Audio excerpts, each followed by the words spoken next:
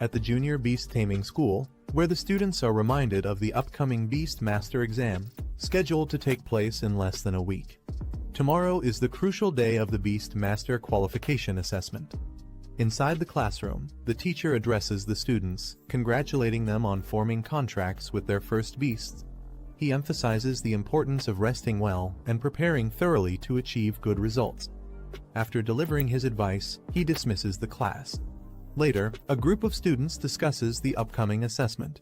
One student expresses his nervousness, while another reassures him, saying their current skills might still allow them to qualify as apprentice Beastmasters. However, the challenges of advancing to the higher Beastmaster Academy remain daunting, and some students don't even dare to dream about it. Meanwhile, a confident boy shares his ambitions. He aims to join the Beastmaster Academy in Ninjeong City.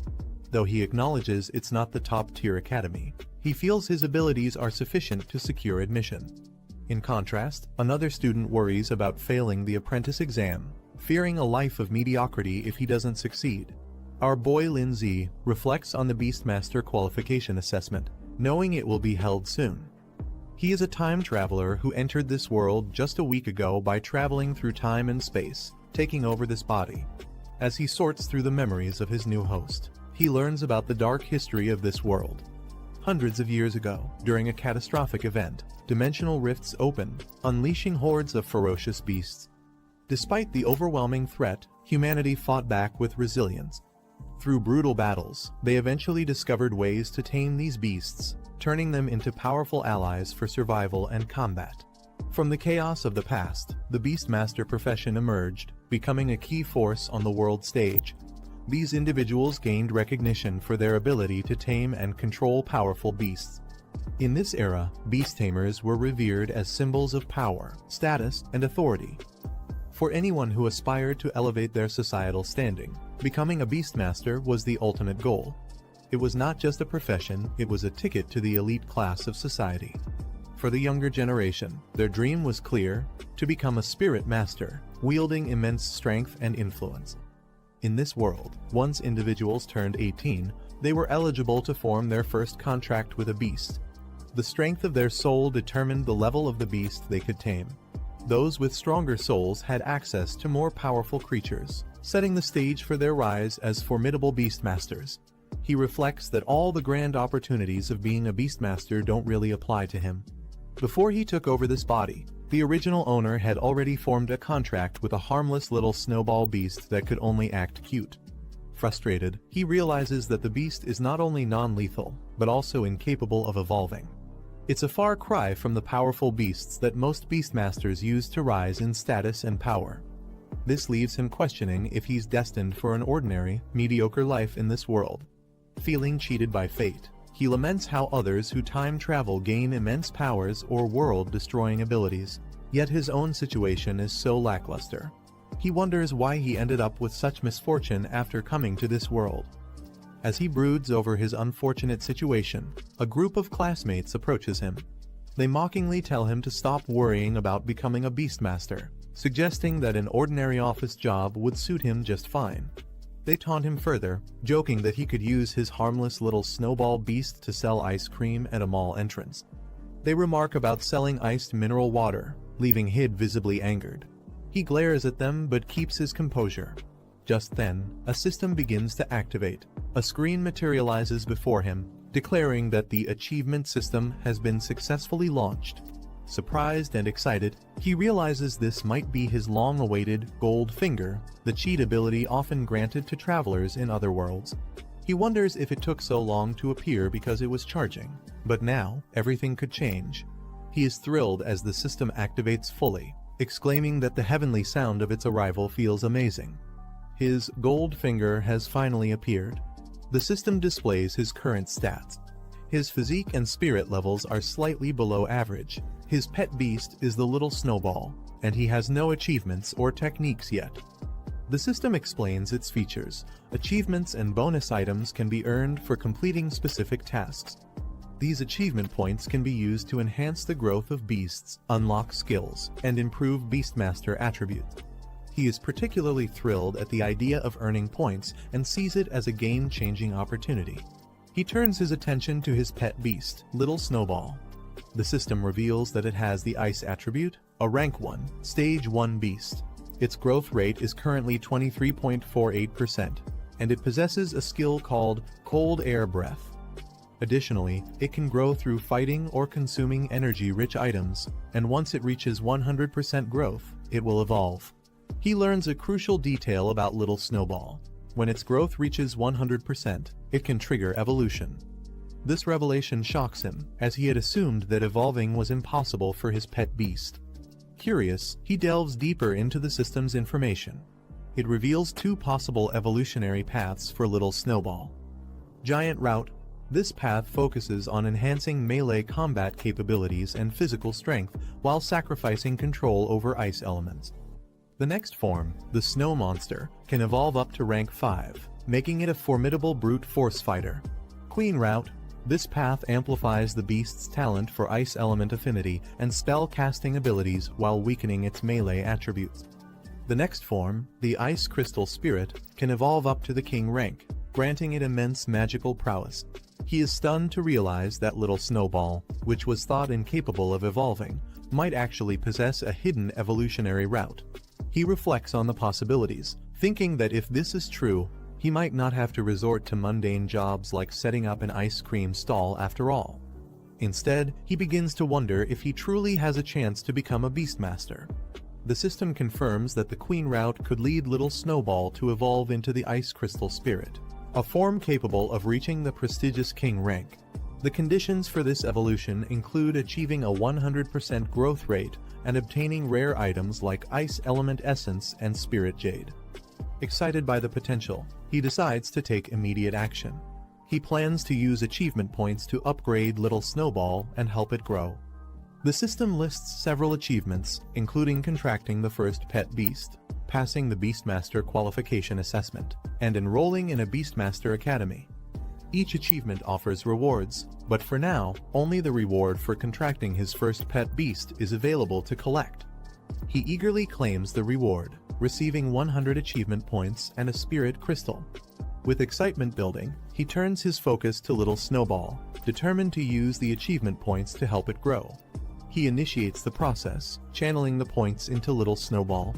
Bright lights engulf the little creature, and the system announces a level up.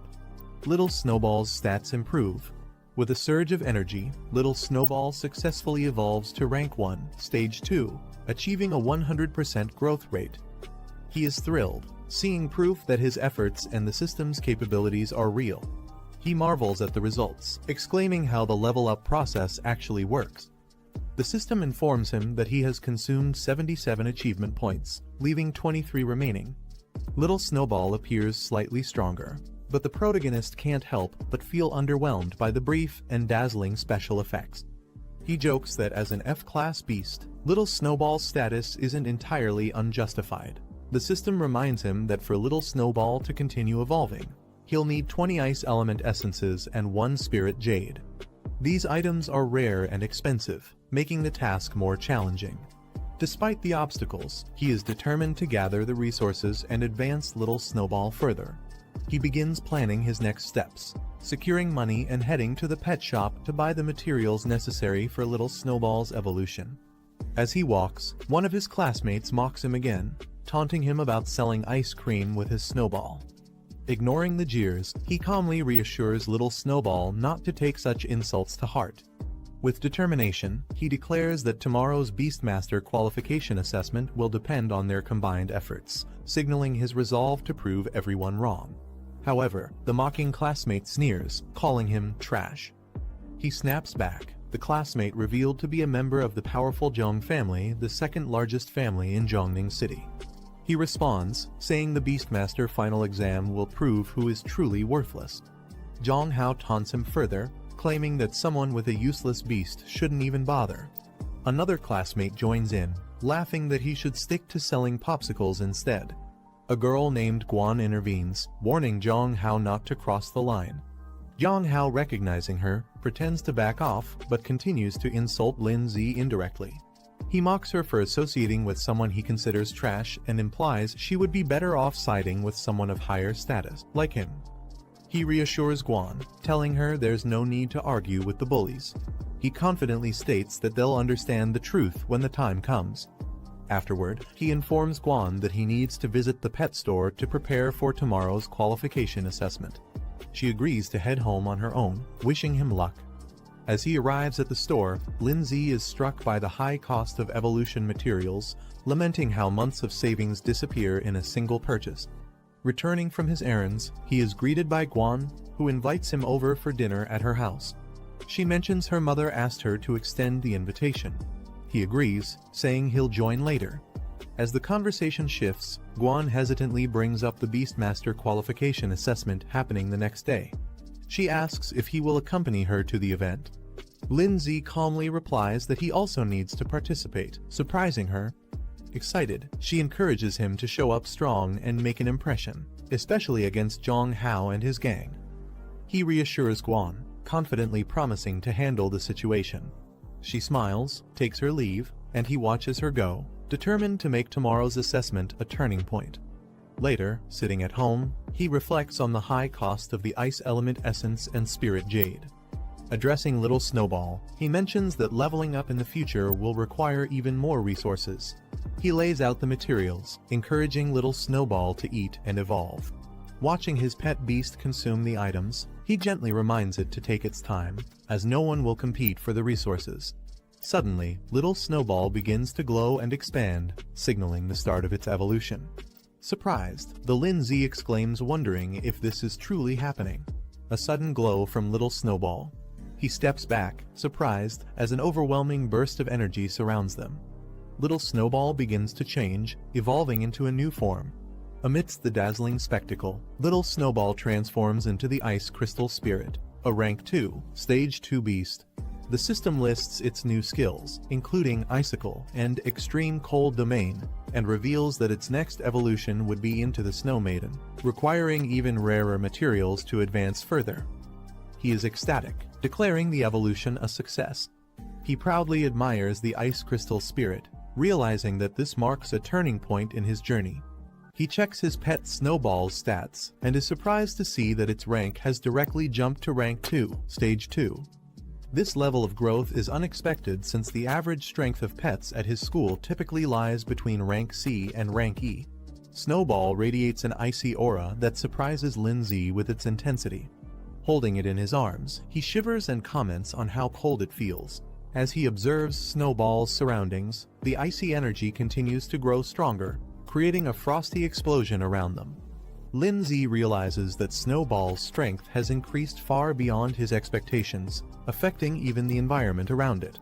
The achievement notification confirms Snowball's evolution, granting Lindsay 100 achievement points and a Strength Crystal Roman 11 as rewards for reaching this milestone. He reflects on the materials he used for Snowball's evolution. He notes that without the system prompt guiding him, no one would have considered feeding such rare resources to a weak pet beast. Confident in his decision, he activates the system to extract his rewards. 2 items materialize in front of him, a glowing spirit crystal and a strength crystal. The spirit crystal enhances spiritual strength, which determines the number and level of pets he can contract. The strength crystal boosts his physical fitness, a crucial attribute for survival. Without hesitation, Lindsay consumes the strength crystal. As he absorbs the strength crystal, a surge of power courses through his body. He feels a transformation beginning to take effect. His physique becomes visibly enhanced, surrounded by a powerful aura of energy. The system panel displays his updated stats.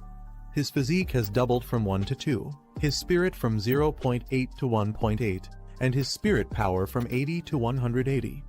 Snowball's rank is confirmed as Ice Crystal Spirit, Rank 2, Stage 2, while his achievement points have risen to 123. Testing his newfound strength, Lindsay punches the air, feeling the cold no longer affect him. Instead, a steady stream of energy flows from within, marking a significant breakthrough in his abilities. He tests his enhanced strength by punching a wall, leaving a deep crack. He reflects on the importance of physical strength, even for those who rely on their pets. In dangerous situations, being physically strong can significantly increase survival chances. Meanwhile, Snowball clings to Lindsay's leg, making adorable noises. Lindsay smiles confidently and decides to take the next step in their evolution. Determined, he boldly declares, "Just go all in," and decides to use all his achievement points. As he channels his energy into Snowball, a radiant light surrounds them both. The system confirms the upgrade Snowball has reached Rank 1, Stage 2, with a 100% growth rate.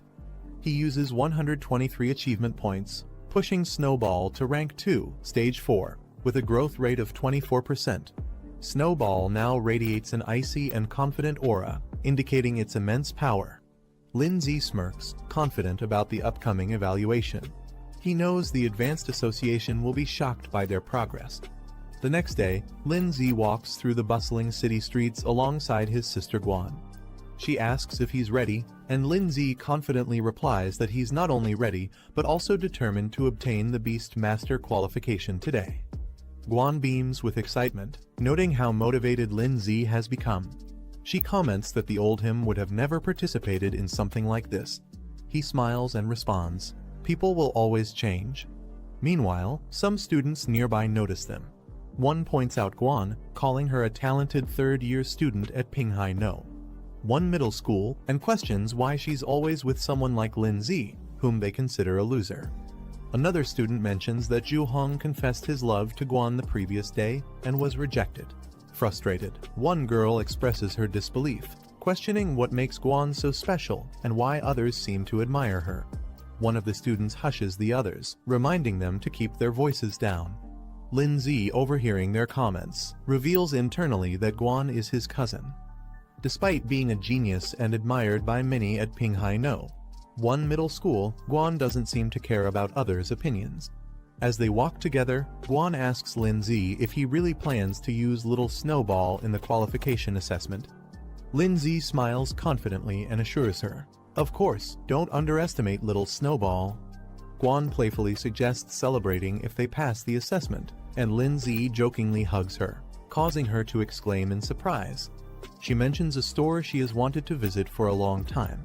Suddenly, they are interrupted by a loud voice calling out to Guan, demanding her to stop. A young girl points at her, accusing her of stealing her boyfriend. Guan, unfazed, calmly asks, "Who are you? Who's your boyfriend?" Guan identifies the girl's so-called boyfriend as Zhu Hong. With disinterested, she recalls that Zhu had confessed his feelings to her, but she rejected him without hesitation. The girl, enraged, accuses Guan of seducing Zhu first, unwilling to believe her explanation. Unwilling to waste time, Lindsay steps forward and gently pulls Guan away, stating, "Let's go, we have more important things to do." Without any further interaction, the two walk away, leaving the others behind. As Lindsay and Guan turn to leave, the muscular man grabs Guan by the shoulder, stopping her in her tracks.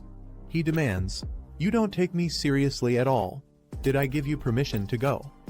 Guan, unbothered by his grip, narrows her eyes and coldly says, "Let go." A menacing aura surrounds her, causing the man to hesitate as fear flashes across his face. Enraged by her defiance, the man raises his arm, preparing for a strike as he attempts to intimidate her. As the man swings his enlarged arm toward Guan, Lindsay calmly steps in, effortlessly grabbing his wrist mid-strike. The unexpected move shocks everyone, including Guan, who watches in silence. The girl protests, yelling at her brother to stop playing around, adding insults about how useless Lindsay is. The man glares at Lindsay and mocks him, questioning if he's trying to play the hero. "Do you really think you can protect her? You should consider your own situation first." Lindsay's expression darkens as he glares at the man. In an instant, he counters the attack, launching the man into the air with a single, precise strike. The impact is so powerful it reverberates through the surroundings.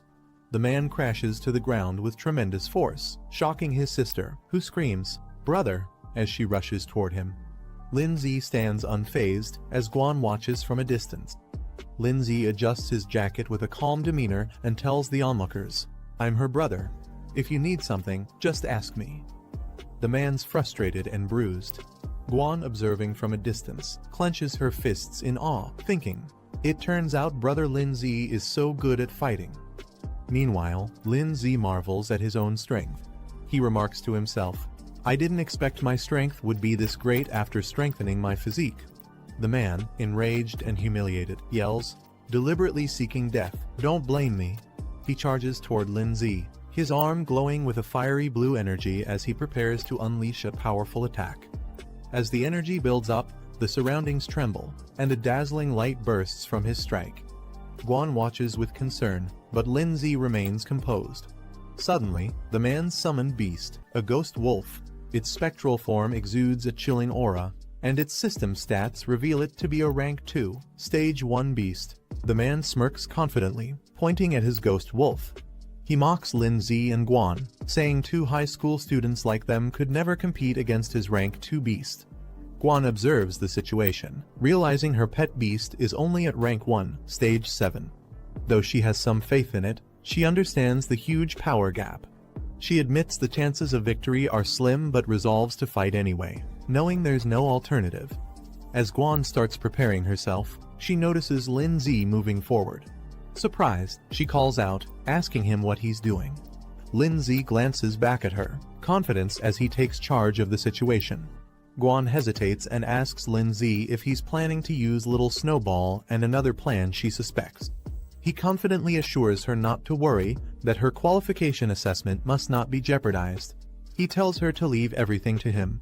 The girl mocks Lindsay, ridiculing him for his so-called qualifications and how someone like him dares to speak so boldly. She urges her brother to take action and teach Lindsay a lesson. The man, unfazed by Lindsay's confidence, orders his ghost wolf to attack. The wolf charges forward with immense power. Lindsay steps forward, his hand glowing with power as he prepares to confront the ghost wolf. The ghost wolf leaps toward him with blinding speed. The wolf's attack connects with a burst of light. Suddenly, Snowball unleashes its ability. The surrounding air transforms into a domain of extreme cold, freezing everything in sight, including the ghost wolf. The girl and man are caught off guard by the sudden appearance of this powerful Snowball. Guan wonders aloud if this powerful entity could truly be Snowball. Lin remarks with a confident smile that Snowball has evolved, leaving Guan still in awe of its new power. The man commands it to strike swiftly. The ice beast surges forward, Snowball's transformation glowing with energy. She evolves into the ice crystal spirit. An icy attack icicle is unleashed, sending sharp, freezing shards toward the man's ghost wolf. The impact shatters the wolf's form into pieces, leaving the man stunned. He stares at the scattered ice fragments in disbelief, muttering, "Impossible," regaining his composure. The man yells at Snowball's master, Lindsay, questioning how a mere high schooler's pet, only at rank 1, stage 9, could instantly defeat his rank 2 pet beast. The man panics, realizing they've underestimated Lindsay's pet beast. He hurriedly tells his sister they need to leave, admitting their miscalculation. Before they can retreat, Lindsay blocks their path, calmly but firmly making it clear they aren't allowed to leave. The man and sister are frozen in fear as Lindsay unleashes a massive icicle attack, covering the ground in ice and leaving them stunned and powerless. The man, now completely overwhelmed, bows his head and apologizes. He admits his mistake and pleads for forgiveness, addressing Lindsay as Big Brother. Lindsay reminds him that his apology is directed at the wrong person. Realizing his error, the man turns to Guan, apologizing sincerely for his behavior. He assures her it won't happen again and vows to teach his subordinate a lesson for causing this mess. The sister watches her brother in disbelief, softly calling out to him, clearly shocked by his sudden regret. The man, frustrated with his sister's hesitation, scolds her and forces her to apologize quickly. As the situation de-escalates, Guan dismisses their apology, telling them to leave immediately. The man quickly agrees and grabs his sister to retreat. Lindsay standing next to Snowball, who now looks stronger and more composed. He gives a slight nod, acknowledging the resolution. The man and sister hurriedly flee the area. Guan excitedly praises Lindsay, amazed at how he defeated a rank 2 ghost wolf. She asks how he managed it and wonders if Snowball, now the ice crystal spirit, can evolve further. Lindsay acknowledges her excitement, but reminds her they have little time and need to hurry to the qualification exam venue. Snowball cheerfully follows as Lindsay strokes her head, radiating confidence. in the Imperial Beast Association building, where a crowd has gathered. Among them, several onlookers marvel at the magnificent Origin Stone, a mysterious artifact central to their training and examinations. At the Imperial Beast Association, Guan and Lin Zi observe the Origin Stone. Guan marvels at its size, while Lin Zi notes that it doesn't seem extraordinary at first glance. As the qualification begins, Lin Zi reflects on the importance of this test. It's the final assessment of the year, and failure would mean losing the chance to become a Beastmaster. Determined, he resolves to succeed. A representative addresses the candidates, explaining the process. Each participant has received a bronze medal, with rankings low, medium, high, and superior indicating their level. These medals are the key to accessing the Origin Stone realm. The representative explains the rules. Candidates must choose the difficulty level of their challenge. Higher difficulties offer greater rewards but come with increased risks. The rewards include enhancements like increased spirit, physique, and pet growth rates, as well as unlocking additional pet slots. The Origin Stone displays the rewards for each level: low, medium, high, and superior, with superior offering the most significant benefits. The crowd reacts with mixed emotions. Some are inspired, dreaming of passing the superior difficulty, while others doubt their chances, knowing the difficulty of even the high level. One participant resolves to clear the lowest level and secure their promotion. Guan turns to Lin Zi, curious about his choice. Lin Zi remains silent, deep in thought, as he considers his decision. The examiner advises the candidates to carefully select their difficulty level, as it will affect their future development.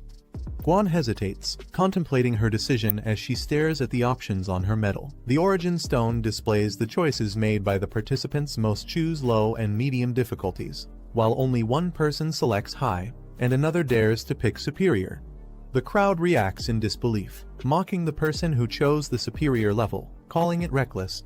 They doubt whether such a person can handle the challenge, laughing at their audacity. The crowd mocks the superior selection, joking that someone might have accidentally pressed it by mistake, calling the decision foolish. Meanwhile, Lin Zi, holding his medal, displays a confident smirk. He is determined, silently declaring that whoever challenges him will fail to apply to the Imperial Beast Academy this year. Guan notices Lin Zi selecting the superior difficulty and is shocked. She expresses her concern, warning him that failure would cost him the chance to apply to the Imperial Beast Academy this year. Lin Zi, however, remains confident, reassuring her with a calm smile that he knows what he's doing and has it under control. Nearby, the crowd starts speculating about the person who chose superior difficulty. They assume it must have been a mistake or that the person is overconfident and foolish. The examiner questions Lin Zi, wondering if he ignored the earlier advice to carefully consider his choice. Lin Zi, holding his medal, confidently states that his decision was made after careful thought. The examiner's demeanor darkens as he skeptically asks if Lin Zi truly believes he can pass the superior difficulty. Lin Zi, unfazed, firmly responds with determination in his eyes, "Of course." The examiner smirks, commenting on Lin Zi's boldness, acknowledging that young people often take risks. He then reiterates that all participants have made their selections. Turning to the group, he officially announces the start of the assessment. The candidates sit in meditation around the Origin Stone as a mystical energy begins to flow, enveloping them in preparation for their trials.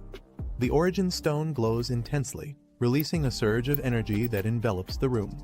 Each participant is surrounded by a sphere of radiant light, signifying the start of their individual trials. The examiner observes the participants on the stone's display, noticing their positions and energies. He specifically takes interest in Lin Zi, remarking that his choice and actions are intriguing. Lin Zi finds himself transported into a massive arena, realizing he has entered the virtual realm of the Origin Stone. The rules of the trial are explained. Any injuries sustained or the death of a pet beast within the virtual realm will not affect reality. This assurance allows participants to give their best without hesitation. Lin Zi smirks confidently, stretches his arms, and prepares to face the challenge head-on, ready to showcase his strength. Lin Zi notices a screen appearing in the virtual realm. The display indicates he has unlocked a system-related achievement. With a confident grin, Lin Zi remarks how convenient it is to access the system here. The screen confirms his reward: 100 achievement points and a spirit crystal. He taps the screen to claim the rewards, stating that the spirit crystal and points will be useful for the trials ahead. After claiming his rewards, Lin Z notices the system displaying an increase in his attributes. His stats have been significantly boosted, along with a notable enhancement in Little Snowball's abilities. Smiling confidently, Lin Z clenches his fist and thinks to himself that his chances of victory have increased dramatically. Just as he's relishing his newfound power, the sound of a large door opening catches his attention. A giant beast entering the arena. Lin Z and Little Snowball prepare themselves for the incoming challenge. A fire beast appears, its body glowing with flames. It's a rank 1 stage 7 pet beast, radiating heat and ready to attack. Lin Z observes it calmly, noting it doesn't match the high difficulty level they were expecting. The fire beast launches a blazing attack, spewing a fiery blast toward Lin Z and Snowball. Unfazed, Lin Z smirks and counters the attack with Snowball's evolved powers. He commands, unleashing ice crystal chains, which instantly freeze the fire's momentum. Snowball charges up its energy, surrounded by icy spikes, and launches a concentrated attack. The explosion of frost collides with the fire beast's flames, creating a massive burst of energy. The aftermath fills the area with frost and mist, and Snowball remains unfazed. It breathes out a chilling wind, freezing everything in its path. The frost spreads further, signaling Snowball's complete dominance over the fight. Lin Z stands confidently beside Snowball, remarking that his ice crystal chains prove to be far more effective than expected. Having cleared the first stage of the challenge, Lin Z and Snowball move forward. The doorway to the next stage opens, signaling that they've passed one of the 5 levels in the trial. In the next area, Lin Z encounters a new opponent, a skeletal bound in cloth, emitting an eerie aura. The being is identified as a rank 1 stage 9 undead creature, its hollow laughter echoing through the chamber. Lin Z smirks confidently, thinking to himself that while a rank 1 stage 9 opponent might be challenging for others, it's nothing more than a simple task for him. The examiner observes Lin Z's progress through the challenge, analyzing the situation on a large map that shows the arena and the ongoing battles. Back in the arena, Lin Z stands victorious with Snowball as the icy battlefield confirms their overwhelming power. The examiner comments smugly, addressing Lin Z. He points out that Lin Z's previous victory was merely due to an elemental advantage, hinting that the real challenges are yet to come.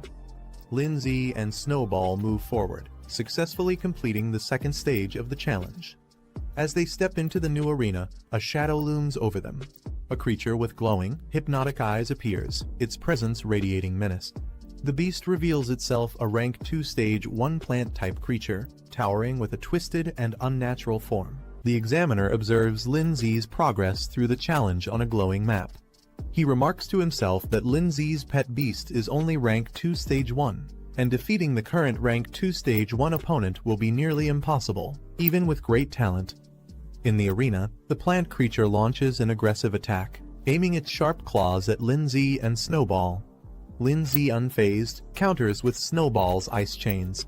However, the plant creature smashes the ground with its powerful limbs, creating a devastating impact that shakes the battlefield.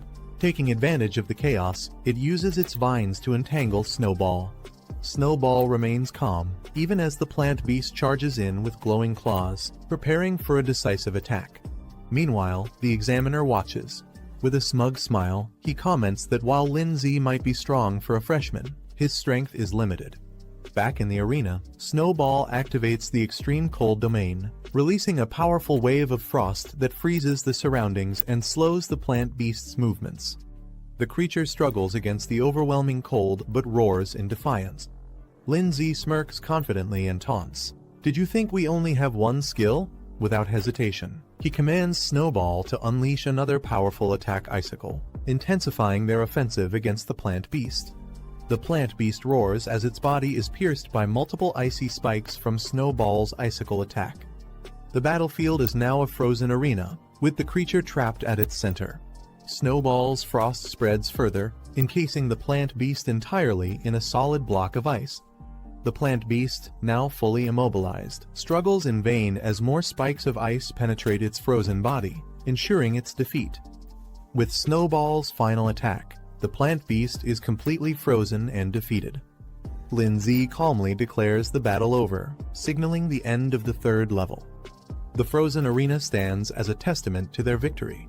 A notification appears confirming that Lindsay has successfully cleared the third level, leaving only 2 levels remaining in the challenge. Elsewhere, participants who failed the earlier stages express their frustration. One complains that he was so close to defeating the pet beast, while another laments his failure to pass this year's challenge, burying his face in his hands. Amid the group of participants, one excitedly celebrates his success, exclaiming that he's now an apprentice beastmaster. He didn't expect the initial challenge to feature a rank 1 stage 6 pet beast, but he managed to overcome it. Meanwhile, others watch in frustration. One participant clenches his fists and mutters his dissatisfaction, lamenting his failure and comparing his performance to those who succeeded. Someone notices the next challenge, a vicious claw beast. The announcement stuns the crowd, who recognize it as a rank 2 pet beast. Murmurs of disbelief ripple through the room as they question why such a high-level beast would appear in the apprenticeship assessment. The 4th level ends with a decisive victory for Lindsay and Snowball. The frozen remains of the opponents stand as proof of their power. Onlookers exclaim in amazement, recognizing Lindsay as the one who challenged the superior difficulty level. With the 4th level cleared, the final stage of the challenge begins. Lindsay confidently remarks that they've reached the last level. In the observation area, participants watch in disbelief, questioning why Lindsay is so powerful. One mentions they know all the top students from the local high schools, but Lindsay's strength seems unmatched and unfamiliar. Meanwhile, Guan happily celebrates her own success, announcing that she's now an apprentice beastmaster. However, her thoughts immediately turn to Lindsay, wondering about his progress and eagerly anticipating his performance in the final stage. The crowd gathers around the monitor, awestruck by Lindsay's performance. Cries of admiration echo through the room as they acknowledge his strength. Guan, watching closely, realizes that Lindsay has cleared the 4th level on superior difficulty. She clenches her fists in excitement, calling it incredible. As the final stage begins, the roar of the beast resonates through the arena. A massive saber-toothed lion emerges. Its sheer size and ferocity shock the onlookers. "It's a rank 2 stage 5 beast," someone exclaims in disbelief. Others remark how impossible it is for a newcomer to defeat such a creature. Guan, though visibly concerned. Lindsay watches calmly as Snowball prepares for battle, commenting that he's finally facing a worthy opponent. Snowball summons another icicle attack, its sharp fragments shooting forward with incredible speed. The enemy's movements are lightning fast, making it difficult for Lindsay to track.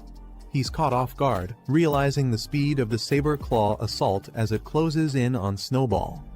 Snowball braces herself against the powerful attack, the clash sending shockwaves through the area as both sides fight for dominance. Snowball takes a direct hit, showing signs of wear as the intense battle continues. The trainer smirks, confident in his pet's advantage. He challenges Lindsay, curious if he has any new tricks left to show, while mocking that this might be the end for him.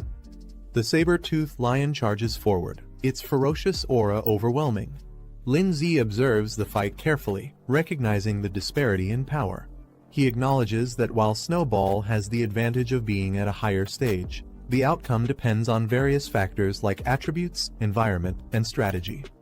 Lindsay notes that Snowball is in a weakened state after consecutive battles, facing such a strong opponent with superior speed and power.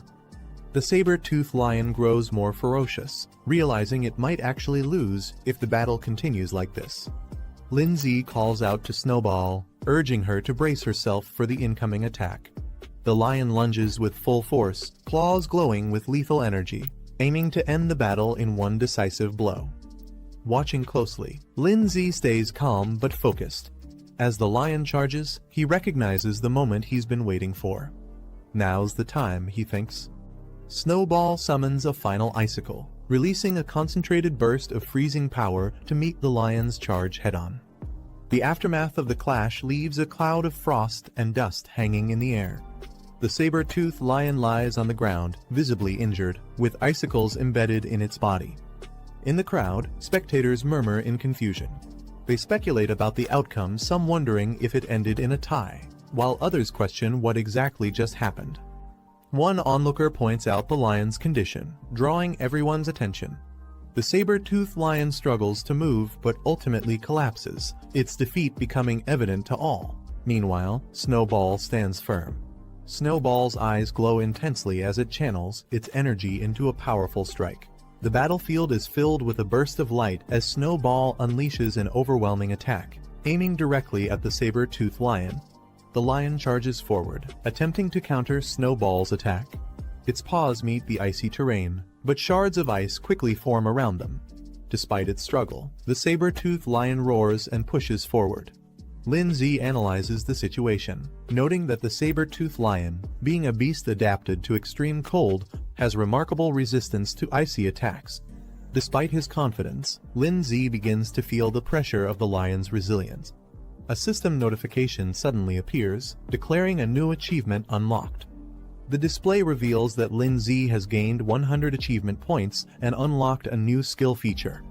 Intrigued, Lindsay wonders aloud about the meaning and potential of this newly unlocked ability, his mind already planning how to leverage it for the battle. Lindsay reviews the system panel displaying 3 new skills: a control-based ice lock, a defensive ice barrier, and an area-based ice spike attack. Each skill requires a specific number of achievement points to unlock, with varying growth potential. Surprised, Lindsay realizes he can equip more skills than expected, noting that most pet beasts are typically limited to just 2 basic abilities. He contemplates the strategic advantages of having multiple options in battle. Weighing his current situation, Lindsay decides that a strong single-target control skill is most necessary. He selects the Extreme Ice Lock ability, using 50 achievement points to unlock it, as the panel confirms his decision. The saber-toothed lion charges at Lindsay and Snowball with intense ferocity, its powerful strike aimed directly at its target. Snowball, standing firm, channels its energy to counter the attack. A dazzling light engulfs the battlefield as Snowball undergoes an upgrade. The system confirms Snowball has advanced to rank 2, level 7, increasing its growth rate to 54%. Onlookers, witnessing the radiant display from afar, react with surprise and curiosity. One exclaims, "What's with that light?" Another realizes, "It's an upgrade." The crowd is baffled by Snowball's sudden upgrade. Some speculate about the resources used, while others argue upgrades should only happen after securing a victory, leaving them suspicious of Lindsay's tactics. Lindsay, unfazed by their doubts, confidently gestures to the saber-toothed lion, inviting it to make its move. As the lion charges with renewed ferocity, Snowball activates the newly acquired Extreme Ice Lock skill. Chains of glowing frost encircle the lion, halting its attack mid-air and leaving it restrained. The saber-toothed lion struggles to break free from the icy chains of the Extreme Ice Lock, roaring in frustration. Lindsay channels his power and uses the Ice Spike ability. Shards of ice form above the lion and crash down with incredible force, piercing through the beast's defenses. The lion lets out a final roar as it succumbs to the relentless assault. The spectators are stunned by the display of power, murmuring questions about the mysterious skill and why it was so effective. The examiner and the crowd are in disbelief, questioning how Lindsay's pet can use 3 different skills, a feat uncommon for beasts of its rank. As the saber-toothed lion struggles to recover, Lindsay observes it calmly, commenting on its thick defenses. Snowball's eyes glow fiercely as it prepares another powerful attack. It channels its icy energy, shards forming around it. With determination, Snowball readies itself, showing it has no intention of letting the lion recover. With Snowball's final attack, the saber-toothed lion is completely subdued, collapsing onto the icy battlefield in defeat. Lindsay stands victorious alongside Snowball, their combined strength leaving the audience in awe. The system announces Lindsay's success, declaring his evaluation as completed at an extraordinary difficulty level. Guan jumps with excitement, cheering for Lindsay and celebrating his hard-earned victory. In the crowd, disbelief spreads. Some accuse Lindsay of bribing the examiner, unable to accept his unexpected win. Others speculate about his methods, still skeptical of his capabilities. The examiner, however, remains composed. He acknowledges Lin Zi's exceptional talent, remarking that while he's seen many young beast tamers, none have impressed him as much as Lin Zi with his silent yet commanding performance. After the battle, Lin Zi's stats receive a significant boost, reflecting his successful completion of the challenge. Snowball's status is displayed, now ranked at level 3, stage 1, with an impressive 84% growth rate and mastery of 3 powerful skills. The examiner, still observing, acknowledges the extraordinary difficulty of the test and how much Lin Zi's capabilities have grown as a result. The performance leaves him and others deeply impressed. The system displays another notification. Lin Zi is now eligible to form a contract with a second beast, marking a major milestone in his journey. Lin Zi reflects on his next step, deciding which beast to form a contract with as his second companion. He considers his options, planning to visit a pet shop to explore the possibilities. The system announces Lin Zi's rewards, 200 achievement points and a spirit stone, acknowledging his successful completion of the trial. The notification also signals the conclusion of the evaluation. As the trial ends, Lin Zi opens his eyes, finding himself back in the real world. A crowd gathers around him, their silence filled with curiosity and astonishment at his extraordinary performance. Lin Zi sits calmly, unaffected by their reactions. Lin Zi finds himself surrounded by curious classmates, bombarding him with questions about how he accomplished such an extraordinary feat.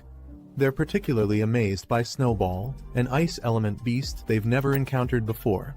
Guan, overcome with joy, rushes to Lin Zi and hugs him tightly, exclaiming how she always believed he would succeed.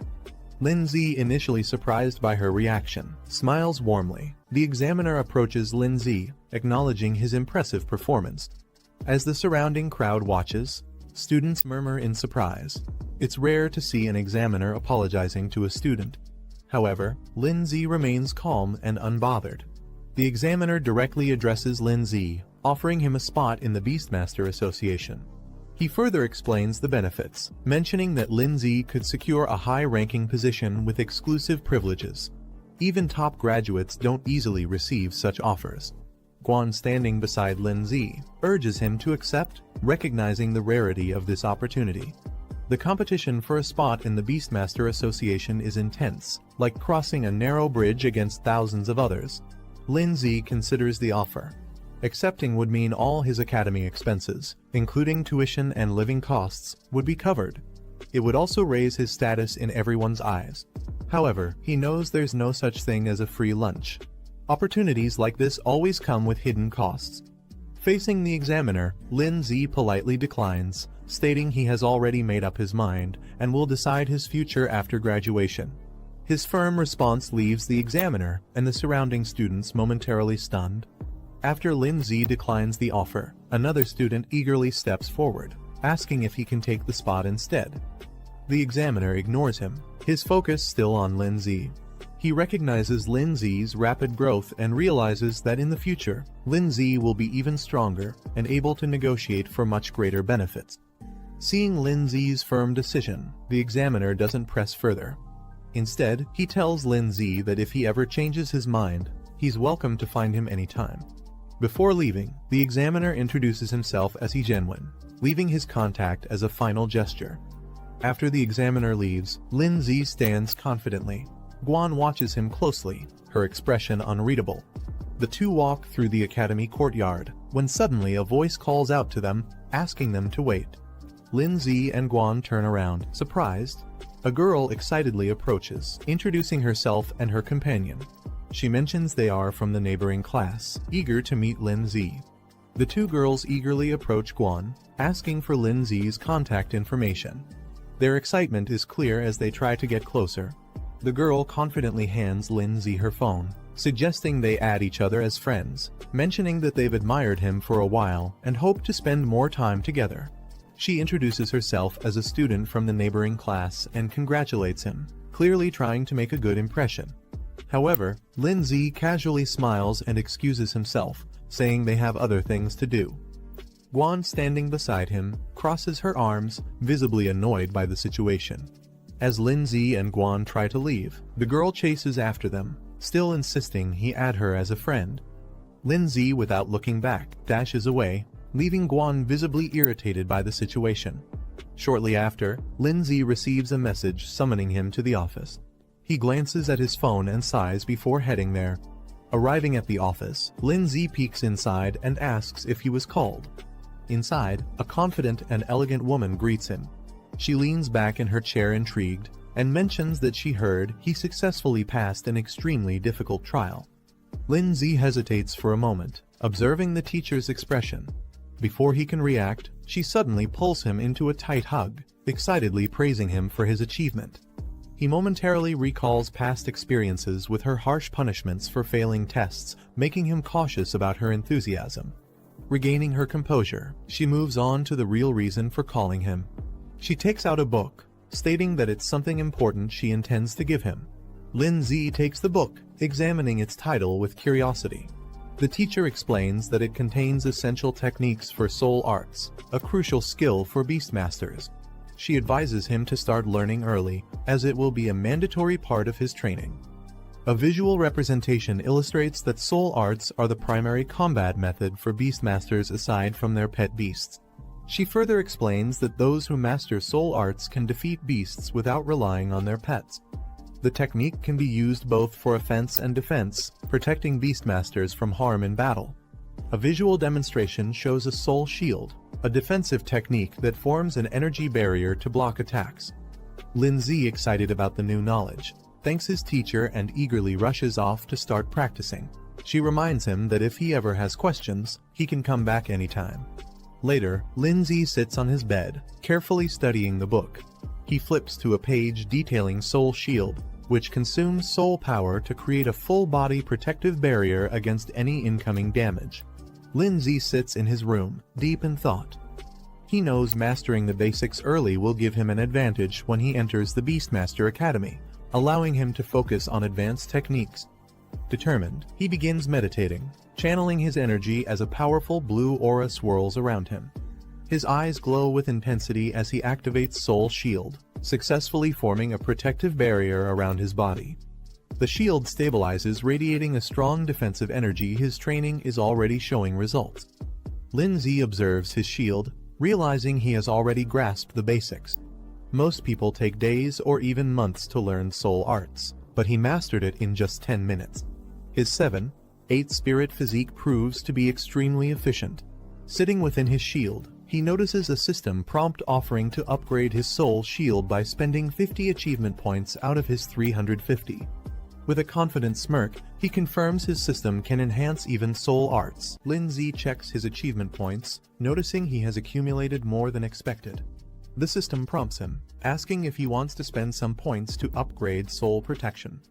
Considering his options, Lindsay decides that survival skills should be upgraded in one go. Without hesitation, he selects the option, using a portion of his points for an instant enhancement. Lindsay activates Soul Protection, advancing it to the 3rd stage. A powerful barrier forms around him, radiating with energy as the upgrade takes effect. Feeling the difference, he notes that the shield is now stronger and much larger than before. He smirks, realizing it could easily cover multiple people at once, a significant boost to his defenses. Lindsay checks his soul power, realizing that activating Soul Protection only consumes a small amount each time. With his current limit, he can use it multiple times without worry. Remembering the Spirit Soul Stone he received from an achievement, he decides it's time to use it, thinking it might further enhance his abilities.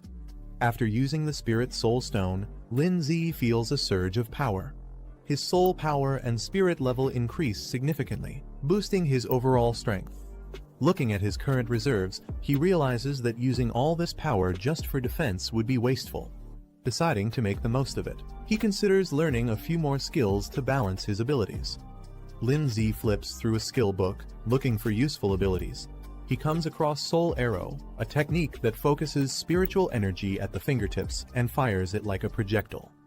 Turning the page, he finds Soul Impact, a close-range attack that condenses energy into a powerful strike. Seeing their potential, he considers learning both skills to expand his combat options. As night falls, the city is quiet, with only a few lights glowing in the distance. Inside, Lindsay closes his eyes, steadying his breath. A faint aura of energy surrounds him as he focuses, processing everything he has learned. Lin Zi's eyes snap open, a sharp golden glow flashing within them. Without hesitation, he launches forward, unleashing Soul Arrow at high speed. The energy projectile shoots out as he moves with precision, testing his control over the technique. Lin Zi fires Soul Arrow, watching as it shoots forward with precision. Though the attack isn't highly destructive, he notes its accuracy is impressive, making it a reliable long-range option. Satisfied with the test, he moves on to the next skill, Soul Impact. Clenching his fist, golden energy gathers around it. Lin Zi gathers energy into his fist, golden flames surging around him as he unleashes Soul Impact. The force explodes forward, sending shockwaves through the room. Testing its power further, he throws a punch, consuming 30 soul power in an instant. The impact is strong, confirming that this close-range attack will be a devastating addition to his arsenal. Lin Zi observes the aftermath of his soul impact, surprised by the sheer damage it caused. The wall in front of him is shattered, proving the technique's destructive potential. A system notification appears, informing him that he has successfully learned 3 soul techniques and has been rewarded with a soul recovery potion, which can instantly restore all his soul power. Lin Zi looks at the shattered wall, satisfied with soul impact's effectiveness. He decides to save his soul recovery potion for a crucial moment, knowing it could be a game-changer in battle. Feeling confident, he spends 100 achievement points to upgrade Soul Arrow and Soul Impact to level 2.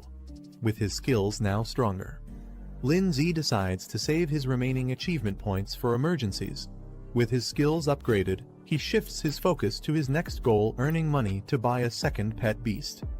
The next day, he heads to the mission center, a place where trainers take on tasks to earn rewards.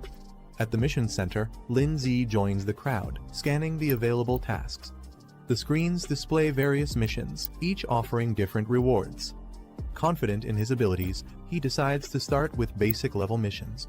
Given his current strength, completing them shouldn't be a problem, and it's a good way to earn money quickly.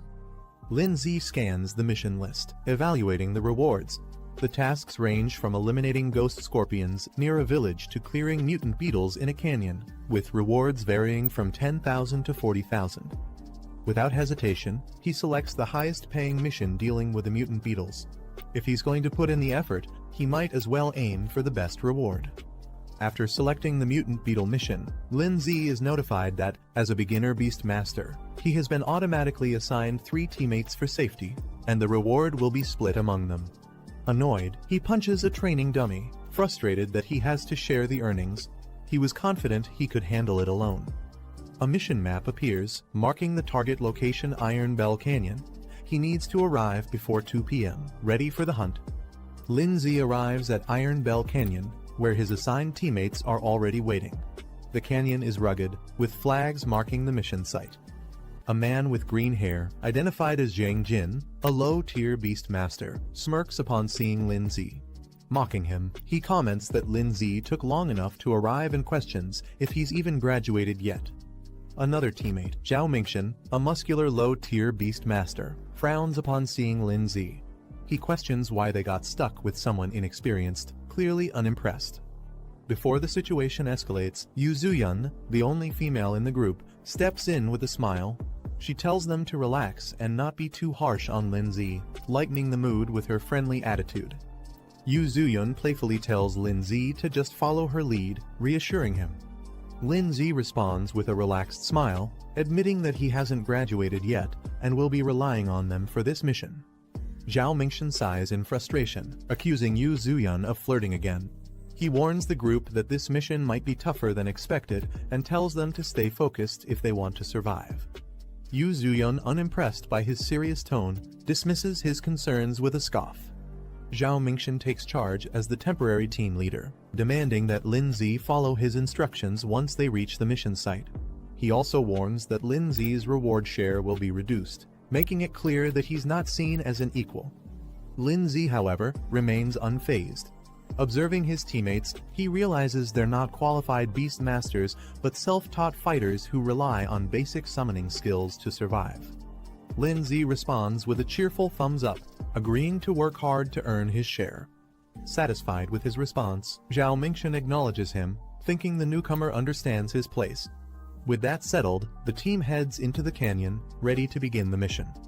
The team moves deeper into the canyon, the terrain becomes rough, and the path ahead is dark and foreboding. As they reach the entrance of a cavern, an eerie glow emanates from within. The sound of skittering echoes from the depths. Suddenly, mutant beetles emerge from the darkness, their glowing eyes piercing through the shadows. Among them, a larger, more menacing beetle appears. As the mutant beetles swarm forward, Zhao Mingxian quickly assesses the situation. He suggests collapsing the cave entrance to trap the insects inside, cutting off their escape route. Wasting no time, he summons his wild rhino, a rank 1 stage 6 beast, to lead the charge. The powerful beast appears, its glowing horns ready to smash through anything in its path. Zhang Jin steps forward, summoning his wind cutter mantis, a rank 1 stage 6 insect-type beast. Not to be outdone, Yu Zuyun summons her terror bee, a rank 1 stage 5 insect-type beast. With a smirk, she playfully reminds Lin Zi to stay behind her, as if protecting him. With their beasts deployed, the battle is about to begin. Lin Zi's group cautiously enters a tunnel, led by Yu Zuyun and Zhang Jin. They remain alert as buzzing echoes through the cavern. Strange insect creatures swarm ahead, signaling danger. Meanwhile, Zhao Mingxian observes from a distance. Without hesitation, he orders an all-out attack. Zhang Jin, responding immediately, summons his wild rhino, a rank 1 stage 6 beast. The massive creature charges forward. Zhang Jin steps forward with a confident smirk, summoning his wind cutter mantis. The green insect dashes forward, its sharp blades glowing as it slices through the swarm of enemies with precision. Zhang Jin commanding her venomous wasps to attack. With a determined look, she directs them into the fray, overwhelming the enemy with a coordinated assault. Yu Zuyun summons her terror bee, which immediately launches a barrage of venomous stingers at the enemy swarm. Meanwhile, Zhang Jin's wind cutter mantis slices through the remaining enemies, its sharp scythes cutting them down effortlessly. The battlefield is soon littered with defeated foes. Zhang Jin smirks confidently and turns to Lin Zi, boasting about how well they work together. Yu Zuyun smirks, brushing off any expectation of a reward. She tells the others to consider this a learning experience instead. Confidently, she instructs them to stay behind her and focus on their own safety. However, before they can relax, the insect swarm starts moving again, crawling back to their feet. Lin Zi observing the fight, he notes that their attacks have barely made an impact, and the real threat has yet to come. Suddenly, a loud screech echoes as another wave of insects emerges, rushing toward them at full force. Yu Zuyun suddenly tenses up. She instinctively questions what it is. Dark energy seeps into the battlefield, and the insect swarm undergoes a terrifying transformation. The ground trembles as a new wave of mutated insects charges toward them. From above, Zhang Jin's wind cutter mantis, Yu Zuyun's terror bee, and Zhang Jin's wild rhino prepare for battle. Zhang Jin's eyes widen as more insects emerge from the tunnel. He quickly realizes something is different, as if they're calling for reinforcements. Lin Zi, watching calmly, questions whether there's an even larger and stronger beetle king lurking deeper inside. Meanwhile, Zhang Jin's wild rhino charges through the swarm, but the mutated insects overwhelm it. One of them sinks its fangs into the beast, drawing blood, showing just how dangerous they've become. The mutated insects overwhelm Zhang Jin's wind cutter mantis and Yu Zuyun's terror bee, pinning them down. Zhao Mingxian yells for his wild rhino to retreat, while Zhang Jin desperately calls back his pet, fearing they'll be killed. Lin Zi explaining that the beetle's previous sound waves have a paralyzing effect. The pets can no longer respond to their commands. Hearing this, Yu Zuyun freezes in shock. She clutches her head, realizing her terror bee is completely vulnerable. Fear sets in as she struggles to think of a way to save it. Zhang Jin, furious, grabs Lin Zi by the collar, demanding why he didn't warn them earlier. His frustration erupts, blaming Lin Zi for just standing by and watching. But Lin Zi calmly pointing out that the real problem isn't their beasts, it's their own survival. Before they can react, the ground trembles as a massive swarm of mutated beetles emerges from the depths. Seeing the sheer number of enemies, Zhao Mingxian quickly makes the call they need to run. Zhao Mingxian, realizing the danger, shouts for everyone to run. Panic fills as he curses the mission, realizing it's far beyond what they expected. Without hesitation, he turns and sprints away, leaving the others behind. The mutated beetles chase after him, their sharp legs cutting through the ground as they close the distance. As he tries to escape, an explosion erupts behind him. The force sends him stumbling forward, and his eyes widen in fear something even more dangerous is coming. Just as the swarm is about to overwhelm them, Lin Zi calmly steps forward. A glowing barrier forms around the group, shielding them from the incoming attack. Zhang Jin watches in disbelief, recognizing it as soul art, a technique only students from the Beast Academy should know. Shocked, he questions how a high schooler like Lin Zi could use it. Lin Zi dismisses his questions. He tells them to stop talking and simply watch from behind him. Zhang Jin watches in shock, unable to process what he's seeing. Lin Zi calmly summons his ice crystal spirit. Both Zhao Mingxian and Yu Zuyan stare in disbelief. They have never seen a beast like this before. While the others are still in awe, Lin Zi analyzes the enemy calmly. The beetles, despite their numbers, are at most rank 1, stage 7, making them manageable. However, without any large-scale attacks, the others stand no chance of fighting back. With a confident smirk, Lin Zi reveals his true strength. Unlike the others, his ice crystal spirit is a rank 3 beast, possessing devastating area-wide attacks. As he raises his hand, his beast activates extreme cold domain. A chilling wave of ice spreads across the battlefield, instantly freezing the entire insect swarm in place. The once overwhelming horde is turned into an icy grave. Lin Zi glances back at the stunned group, casually reminding them that they still have a chance to retrieve their beasts if they're willing to abandon their rewards. Zhao Mingxian, Zhang Jin, and Yu Zuyan hesitate. The reality of their situation is now painfully clear. Zhao Mingxian, now overwhelmed, raises his hands in surrender. He offers all their rewards in exchange for safe passage, pleading to be allowed to retrieve their beasts and leave peacefully. Before a response comes, Zhang Jin steps forward, furious. He can't believe Lin Zi is still pressuring them even after proving his dominance. Mocking Lin Zi, he questions if he really thinks he's some legendary student who passed an impossible trial. Lin Zi's expression remains calm but firm. Without hesitation, he confirms his identity. Watching the exchange, Yu Zuyan processes the situation. Her suspicions were right. Someone like Lin Zi possessing such power didn't make sense for a regular student. Quickly shifting her approach, she urgently asks him to rescue their beasts. Zhang Jin, still furious, refuses to believe Lin Zi's strength. He demands they be released immediately so they can retrieve their beasts. Before he can continue, Zhao Mingxian suddenly strikes him, sending him crashing to the ground. He scolds Zhang Jin for his arrogance, making it clear that Lin Zi's power is undeniable. As Yu Zuyan watches, Zhao Mingxian admits their mistake. They had underestimated Lin Zi, and now there was no doubt about his strength. Meanwhile, the frozen beasts remain trapped in ice, their condition worsening as the chilling energy spreads further. Lin Zi observes the frozen beasts, noting that time is running out before they thaw. He warns the others to retrieve their pets quickly and leave before the creatures fully awaken. Yu Zuyan, concerned, questions what he plans to do. She points out that these beasts aren't truly defeated, just temporarily restrained. Lin Zi stands atop the icy battlefield with Snowball, surveying the frozen creatures. In the darkness below, an ominous presence stirs.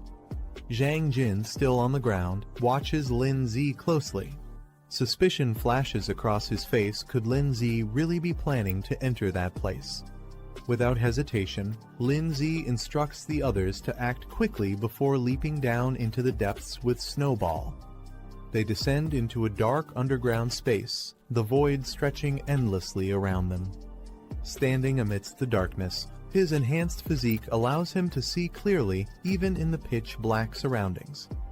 As Lin Zi moves deeper, a swarm of monstrous creatures with glowing eyes emerges from the darkness. Their sheer numbers make the cavern tremble. Without hesitation, Lin Zi activates a spiritual barrier, shielding himself and Snowball as the creatures lunge at them. The beasts charge with terrifying speed, but Lin Z doesn't flinch. He counters instantly, releasing a powerful spiritual impact that sends them crashing to the ground. One by one, the monsters fall under his relentless attacks, but the battle has only begun. A swarm of glowing-eyed creatures rushes toward Lin Z, their sheer numbers overwhelming. He quickly activates an ice barrier, blocking their attacks. However, as more creatures slam into the shield, cracks begin to form. Maintaining the barrier is draining his energy fast. Realizing he needs a different approach, Lin Z recalls his progress. So far there's still something he can use. A new system prompt appears before him, revealing an ice shield and a frost nova ability. These skills could turn the tide of battle. Lin Z checks his remaining achievement points, 150 left.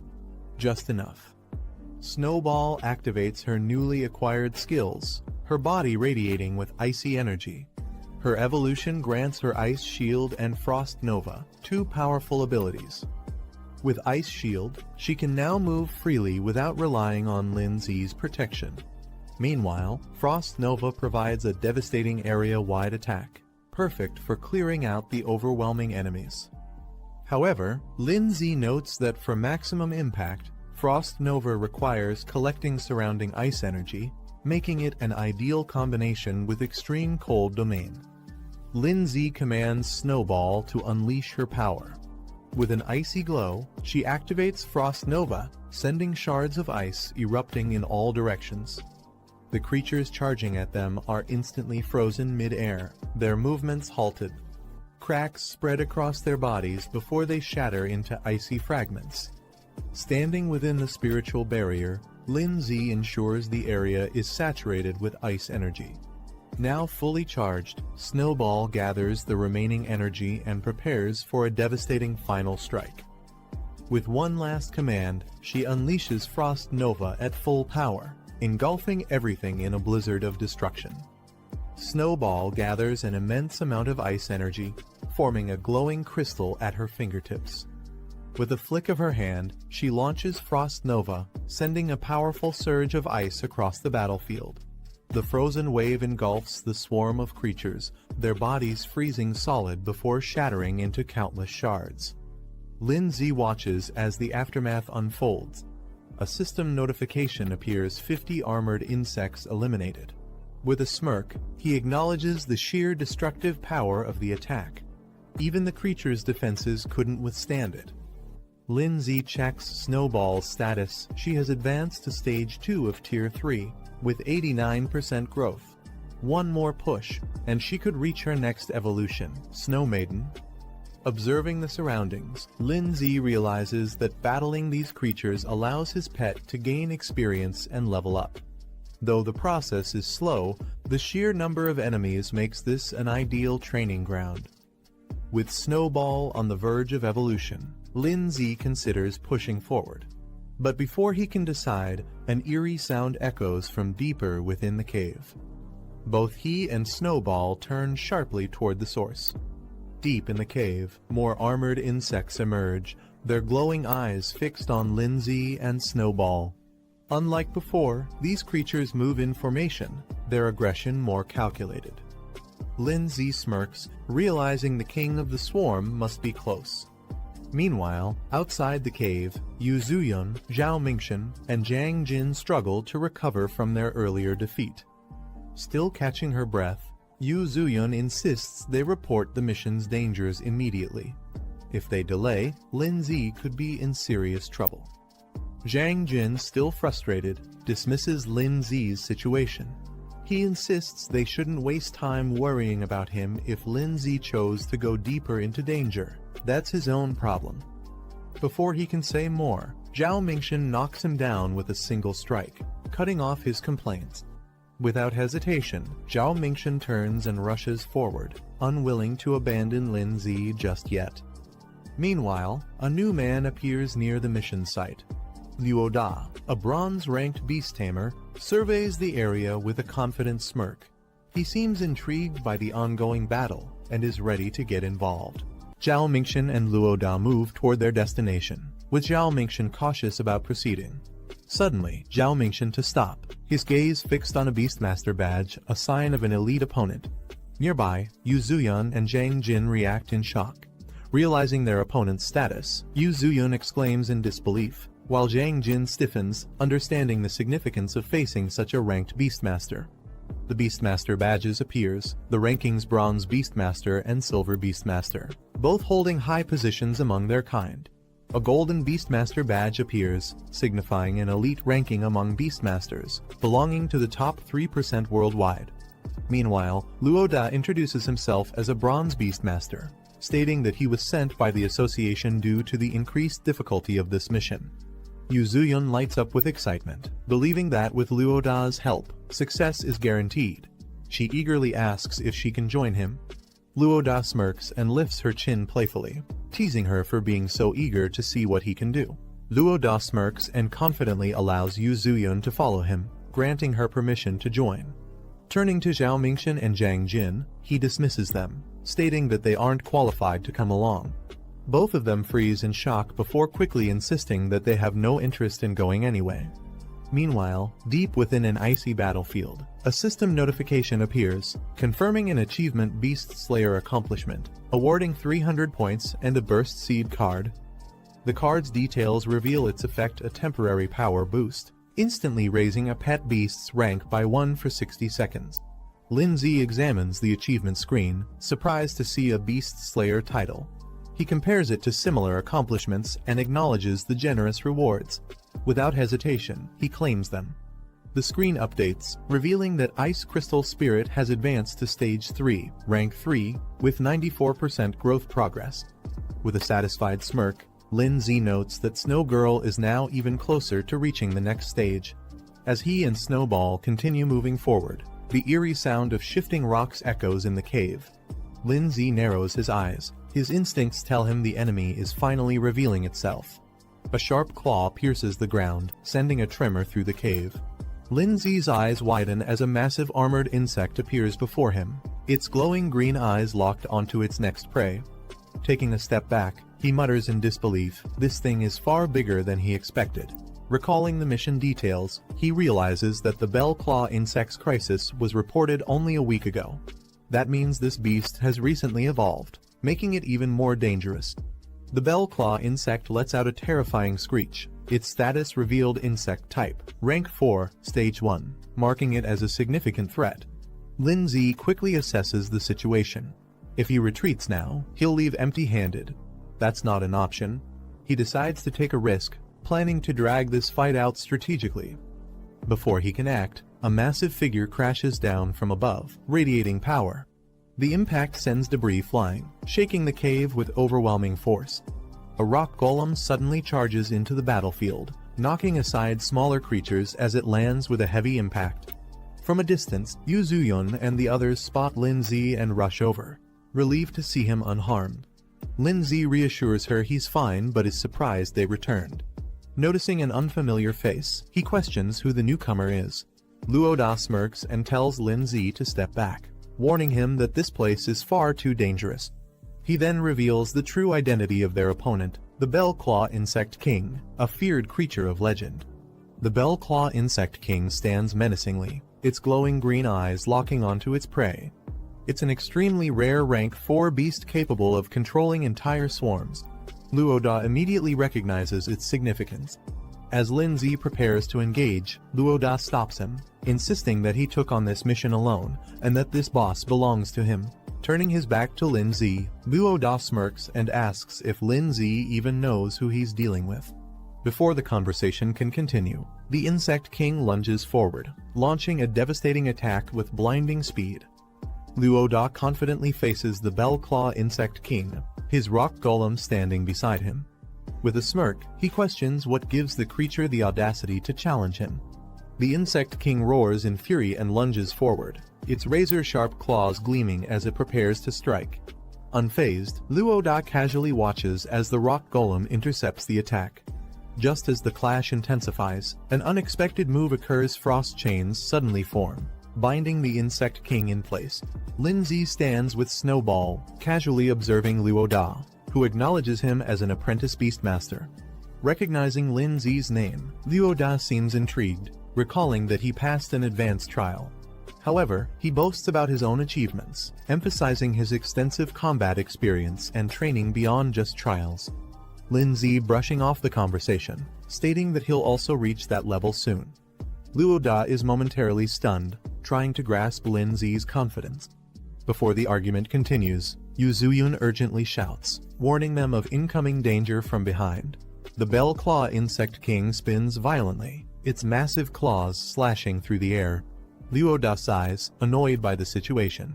He turns to Lindsay, telling him to watch closely. This is the difference between them. Activating his soul art, Luo Da commands his rock golem, causing fragments of stone to float and merge. The golem's power surges, its fists now engulfed in flames, evolving to rank 4, stage 2 for a devastating attack. Lindsay watches in surprise, realizing that Luo Da's soul art grants his beast a powerful enhancement. The rock golem, now strengthened, launches itself into the air, its fiery fists aimed at the Bell Claw Insect King. With a thunderous impact, the golem crashes down, sending flames and shockwaves across the battlefield. As the dust settles, the Bell Claw Insect King is seen struggling on the ground, momentarily weakened by the devastating attack. Luo Da smirks, boasting that mastering a high-level enhancement soul art is not something just anyone can achieve. He turns to Lindsay, emphasizing the gap between their abilities. Before Lindsay can respond, the Bell Claw Insect King's eyes glow red, its body surging with energy. It lets out a deafening roar as its power spikes, unleashing a desperate horn charge assault.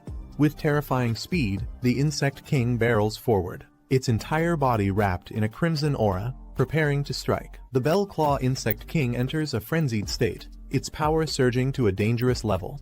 Its distorted form radiates an ominous aura. Luo Da acknowledging the difficulty of facing such a powerful opponent. High above, Lindsay and Snowball launch a combined assault. Icicle Spear and a Spirit Charge strike the raging Insect King with full force. As the dust settles, the impact leaves deep marks on the creature's body. The Bell Claw Insect King charges forward at full speed, its body surging with chaotic energy. Lindsay and Snowball brace themselves as the monstrous beast approaches. Without hesitation, Snowball conjures frost chains, wrapping the creature in layers of ice to restrict its movements. The chains tighten, but the Insect King resists, letting out a piercing screech as its body trembles under the freezing grip.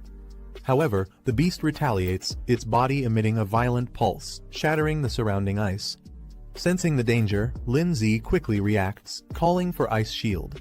A massive ice attack crashes down, sending shards of frozen energy toward the Bell Claw Insect King. Luo Da watches as his beast struggles under the pressure. Realizing the situation is turning against him, he acknowledges how difficult this battle has become. The Bell Claw Insect King, refusing to be defeated, retaliates with a powerful counterattack, launching a fierce strike. However, before it can land a decisive blow, Luo Da's rock beast charges in at full speed. The aftermath of the clash leaves the battlefield in ruins, smoke and debris filling the air. Yu Zuyun, overwhelmed by the intensity of the battle, urges the group to retreat. She panics, insisting they'll all die if they stay any longer. However, Luo Da refuses to back down so easily. Gritting his teeth, he declares that they must at least take down the enemy before thinking of their next move. But before he can act, Lindsay steps forward with determination. He tells the others to leave, he's staying behind to finish the fight. Luo Da looks at Lindsay in disbelief, questioning his sanity. Even after seeing how powerless their strongest beast was against the enemy, Lindsay still wants to fight. He reminds Luo Da that earlier, he claimed their strength gap was due to mastering high-level enhancement techniques. Luo Da scoffs, admitting that's true, but demands to know what Lindsay plans to do about it. Instead of answering, Lindsay silently reaches out and activates a Burst Seed card. A golden aura surrounds Lindsay and Snowball as he activates the enhancement skill, causing their energy to surge. Luo Da stares in shock, realizing that Lindsay also possesses soul enhancement techniques, something he didn't expect. Snowball unleashes a powerful enhanced ice attack, her energy exploding as she prepares for battle. Luo Da and Yu Zuyun are left speechless. Luo Da struggles to comprehend Lin Zi's true strength, while Yu Zuyun watches in disbelief. Lin Zi activates his Burst Seed card, unlocking a temporary boost that pushes his strength to stage 4, level 3. He notes that he only has 1 minute, but with his soul techniques, it should be enough. As the Bell Claw Insect King lunges at him, Lin Zi charges forward alongside Snowball, meeting the attack head-on. With a flick of her hand, Snowball unleashes frozen chains, wrapping the enemy in thick layers of ice. Lin Zi observes the change Snowball's evolution has significantly increased her skill power. However, he knows the effect won't last long and must act quickly. Lin Zi and Snowball unleash a synchronized attack. Golden energy bursts from Lin Zi's fist, while Snowball channels her freezing power. Their combined strike smashes into the Bell Claw Insect King, forcing it back as cracks spread across its armored body. With only seconds left on his Burst Seed card enhancement, Lin Zi delivers a final, decisive blow. His attack lands with explosive force, shattering the enemy's defenses. The Bell Claw Insect King lets out a final screech as it is engulfed in the impact, ice and fire colliding in a devastating explosion. Luo Da watches in shock, realizing Lin Zi is recklessly burning through his life force to sustain his soul power. He shouts for him to stop before it takes a serious toll on his body. Lin Zi checks his status and reassures the others he's only used half of his soul power, so there's no need to worry. Luo Da stares in disbelief. He can't believe Lin Zi still has this much energy left after such an intense fight. Yu Zuyun, equally shocked, begins to reconsider. Maybe Lin Zi truly has the ability to defeat the Bell Claw Insect King.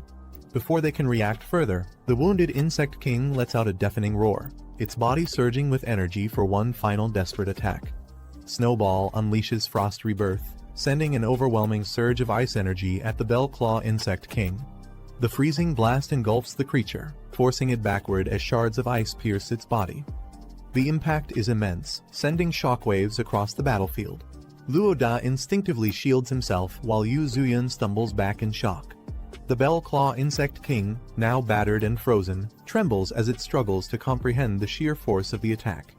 Yu Zuyun watches in shock, struggling to process what she just witnessed.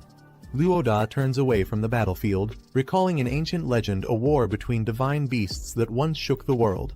He speaks of the 5 elemental beasts, powerful creatures that were said to have vanished after the great battle. The vision of these legendary beings flickers in his mind, their overwhelming presence lingering as if they were never truly gone.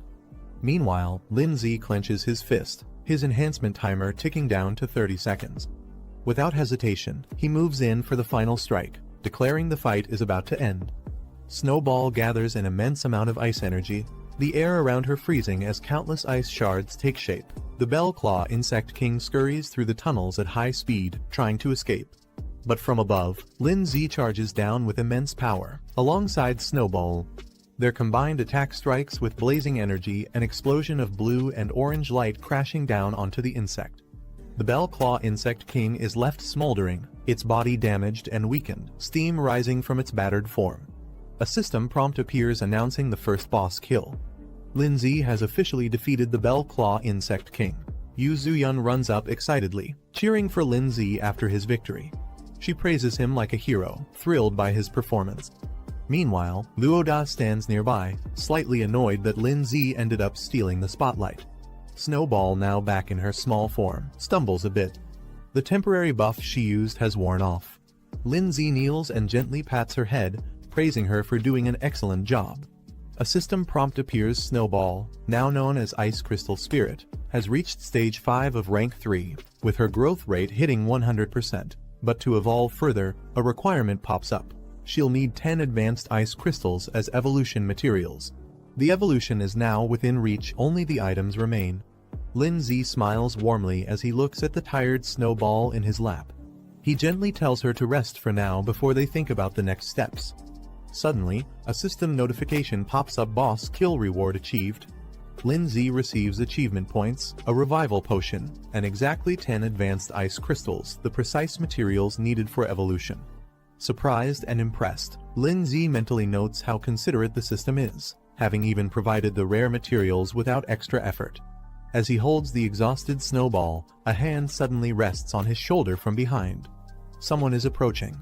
Luoda casually places his hand on Lin Zi's shoulder, asking if they can talk. Lin Zi and Yu Zuyun both look at him, confused. Luoda then points to the fallen Bell Claw Insect King and proposes something unexpected. He wants the credit for the kill. Yu Zuyun immediately jumps up, scolding Luoda for being shameless. She reminds him that it was clearly Lin Zi who defeated the boss. But Luoda, unfazed, raises one finger and confidently offers 100,000 as a trade for the kill credit. Lin Zi reflects quietly, realizing that the outcome of this mission will impact the Beast Tamer Association's evaluation of the man sent here. For Lin Zi, though, what matters most right now is earning money. 10W could buy him a strong new pet. Luoda then approaches him, casually asking if he's interested in making a deal. Lin Zi doesn't respond immediately. He knows if he accepts too fast, Luoda might not offer better terms. Trying to convince him, Luoda explains that 10W is already half a year's savings for him. If Lin Zi accepts the mission reward, he'd only get 5W this way. He actually earns more.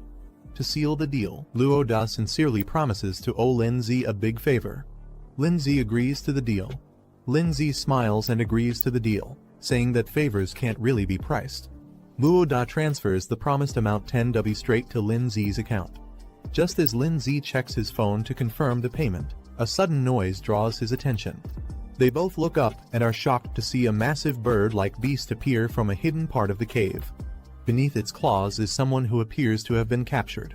As the trainer walks forward, Luoda, Lin Zi, and Yu Zuyun quickly follow behind him. Luoda respectfully calls him Sir He, acknowledging his authority. He carries himself with calm confidence. Yu Zuyun notices the silver badge on his coat and is visibly stunned. She realizes this man is a silver-tier beast tamer, a figure she's only heard about in rumors. Standing before them, the trainer speaks calmly, noting that they've met again, implying he and Lin Zi have crossed paths before. Lin Zi casually greets the trainer with a relaxed wave, showing no sign of nervousness. Luoda, on the other hand, is completely stunned. He never expected that someone like Lin Zi would personally know a silver-rank powerhouse. The trainer walks forward and addresses Luoda by name, recalling their earlier introduction. He glances at the remains of the Bell Claw Insect King and notes that the mission seems to be complete.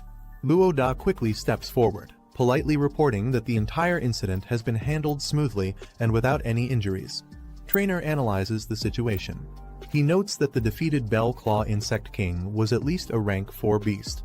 Judging by Lin Zi's pet's level, it should only be rank 2. Even with talent, he assumes Lin Zi must have teamed up with Luoda to bring it down. Then, turning serious, trainer formally apologizes. He explains that due to a misjudgment by the Beast Tamer Association, this mission was wrongly classified as basic when it should have been intermediate. The error put them all at risk. He hopes Lin Zi can forgive the association and assures him that their trust in Beast Tamers matters.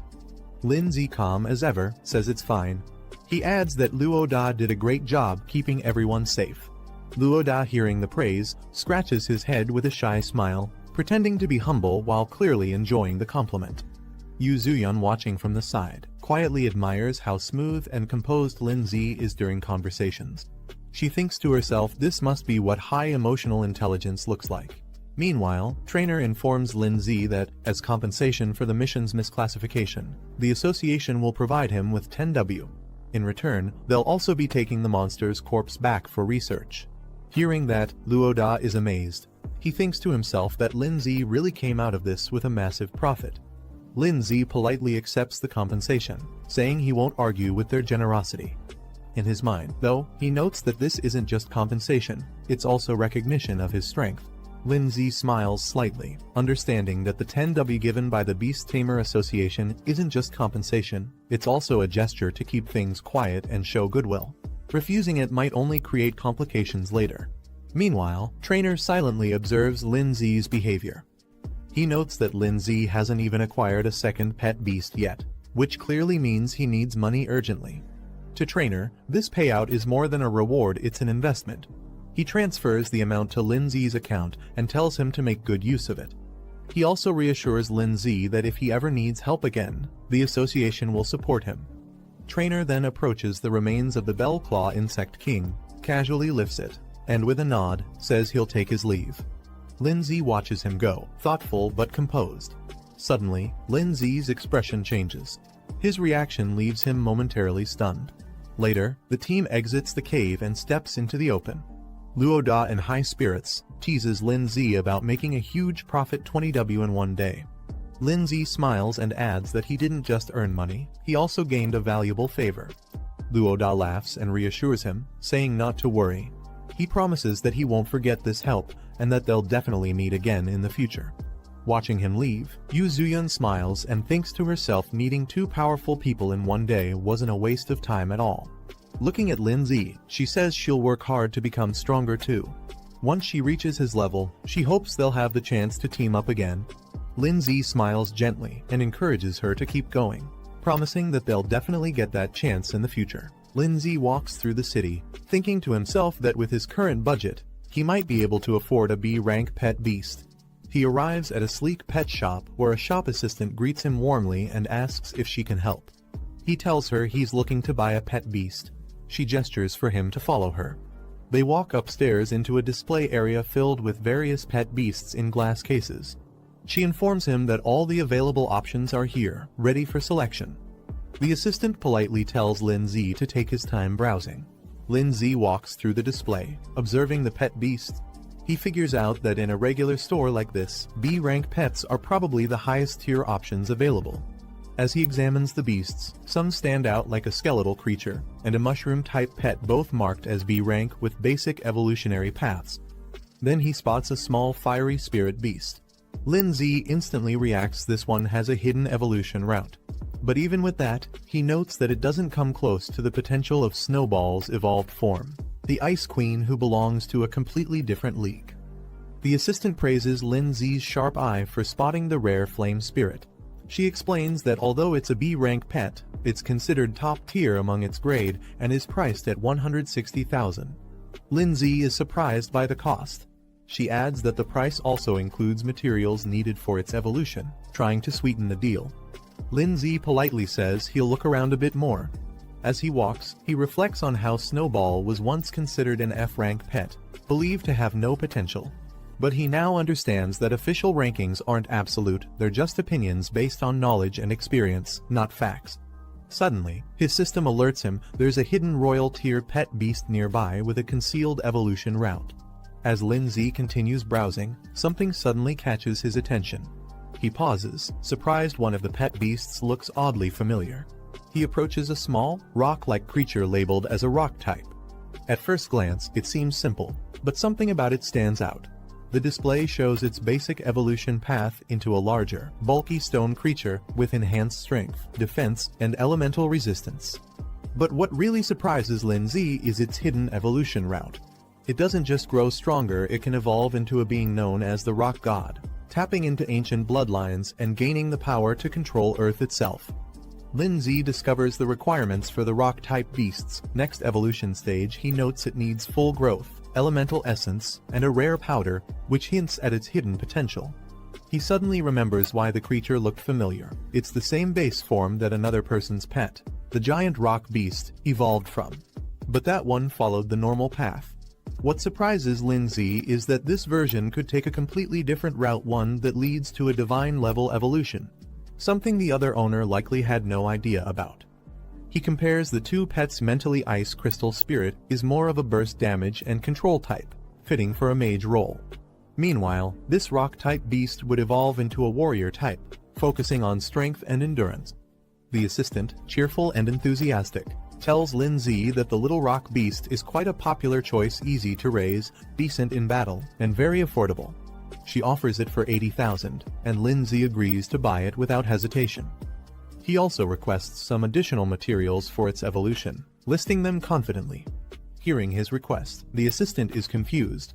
She points out that the rock beast can't evolve using those high-grade materials and questions if he's planning to actually use them on it, especially since they're expensive and meant for more advanced pets. Lin Zi laughs it off, claiming the materials are meant for someone else as a gift, brushing aside her concern. Lin Zi checks his remaining balance, only 20,000 left. He's a bit frustrated that the evolution materials cost more than the pet itself. The assistant completes the transaction and hands him the sealing orb. The little rock beast is sealed inside with a brilliant glow, confirming the contract. As the bond is formed, a notification pops up. Lin Z has successfully signed his second pet beast, and earns plus 300 achievement points for it. That evening, Lin Z prepares for training. He sits cross-legged with the materials laid out in front of him and begins the summoning. The little rock beast appears in a flash of blue energy, its growth rate currently at just 12%. Lin Z checks his available achievement points, 800 total, and realizes he needs to raise the pet's growth to 100% before anything else. He spends 220 points, boosting the rock beast to stage 2 with full growth. A bright light surrounds the creature as it levels up instantly. Lin Z sits comfortably with the rock beast in front of him. Looking at its cute and clumsy appearance, he thinks to himself, no one would expect this little guy to carry a hidden god tier evolution path. He then instructs the rock beast to eat the evolution materials he prepared. The creature immediately reacts, charging forward and gobbling down one of the items. But before it can evolve fully, Lin Z reminds it there's still more to consume, pointing at the second item that remains untouched. Lin Z watches as the rock beast stubbornly shakes its head, refusing to eat the remaining evolution material. Surprised and annoyed, Lin Z scolds it, reminding the creature how expensive those materials were.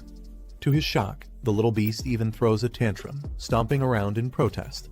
Lin Z is left speechless. "You're actually mad now," he mutters in disbelief. Just then, a summoning light appears. The rock beast pauses, tilting its head in confusion as someone is about to arrive.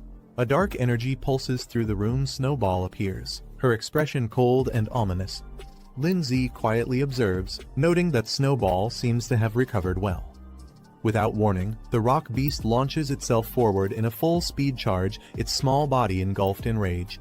The impact as it crashes headfirst into Snowball with a loud burst. After the impact, Snowball stands firm, calmly holding an ice blade in her hand. The rock beast, now on the floor, looks defeated. But instead of staying down, it suddenly bursts into dramatic, exaggerated sobbing, flapping its tiny arms and crying loudly. Lin Z watches the whole thing unfold and rubs his forehead in disbelief. He can't help but sigh at how overly his new pet is. Snowball stands with arms crossed, staring down the trembling rock beast. Her presence alone is enough to make it nervous and retreats slightly in fear. The rock beast, overwhelmed, starts shaking and lets out a puff of smoke, panicking under the pressure. Suddenly, a screen flashes. Snowball's growth rate reaches its peak, signaling a major breakthrough. Just then, Lin Z appears surrounded by a sinister red aura. His presence shifts dramatically, and the atmosphere becomes heavy. The red aura around Lin Z intensifies, bursting out in a violent surge of energy. Moments later, a new rock stands where the energy burst rock beast has evolved into a terrifying armored warrior form. Its entire body is clad in jagged, dark stone, exuding raw strength. A system panel flashes, confirming its evolution. The rock beast has now reached stage 9 of rank 2. It possesses several new skills and even greater potential, requiring 100% growth and rare earth elemental materials for its next divine evolution. Lin Z casually mentions that the evolution of rock beast into this form was something they clearly didn't see coming. The evolved rock beast glares intensely, its red eyes glowing beneath the armored helmet. Lin Z turns in surprise, sensing the sudden danger, but before he can react, the ground erupts beneath him. Rock beast has launched a powerful ground spike attack straight at him. As the spikes rush forward, Snowball reacts instantly, dashing through the air to intercept the attack, aiming to protect Lin Z before the strike lands. Rock beast charges forward with a brutal punch, aiming to crush everything in its path. A massive cloud of frost and mist explodes out as Snowball counters the attack. The sudden defense catches rock beast off guard. Its expression shifts from rage to confusion. Snowball emerges with a solid block of ice, her ice shield firmly raised to block the blow, standing her ground with calm determination. Rock beast glares at Lin Z, frustrated that its attack was blocked. Lin, startled, reacts as the beast's presence overwhelms the room. A system alert appears. Snowball now meets the conditions for evolution. Lin Z steps up with confidence, ready to show who's really in control. He activates the evolution, using 10 high-level ice materials. Bright light surrounds Snowball as the transformation begins. In the next moment, her silhouette shifts, her body surges with power, glowing with icy blue energy. Rock beast tries to brace itself, but it's too late. An icy blast crashes through the room, forcing it on the defensive. A notification appears. Snowball's evolution has succeeded. From the mist, her new form is revealed, no longer the small frost spirit. She now stands tall and elegant as the Snow Lady, surrounded by swirling frost and glowing blue energy. Another system screen outlines her new abilities: upgraded ice blade attacks, improved reflective shields, and a devastating storm that enhances the extreme cold domain, turning it into a full-blown blizzard. As the newly evolved Snow Lady steps forward, Lindsay observes with excitement. Not only has she evolved, but her abilities have upgraded too. Facing her intimidating presence, Rock Beast hesitates, its stance weakens, and for the first time. Suddenly, sharp ice spikes rise up from beneath, catching Rock Beast off guard. Lindsay calmly gives the command, calling out Snow Ladies. Snow Lady unleashes a barrage of sharp icicles from above, raining them down on Rock Beast. Caught off guard, it stares up in shock, unable to react in time. Moments later, Rock Beast is on the ground, completely overwhelmed. Snow Lady stands tall. Lindsay walks over serious. He reminds Rock Beast of their contract. If it's going to stay under his command, obedience is non-negotiable. As he gives a final warning, if Rock Beast continues to act out of line, he won't hesitate to destroy it. Rock Beast trembles as Lindsay steps forward, asking firmly whether it will finally submit. With pressure still looming from the icicles above, Rock Beast quickly bows its head in agreement. But Lindsay doesn't let it off easily. He warns that next time, there won't be any second chances. Under the cold rain of icicles, Rock Beast gulps, completely intimidated. The beast clings tightly to Lindsay's leg like a child begging for forgiveness, while Snow Lady watches silently.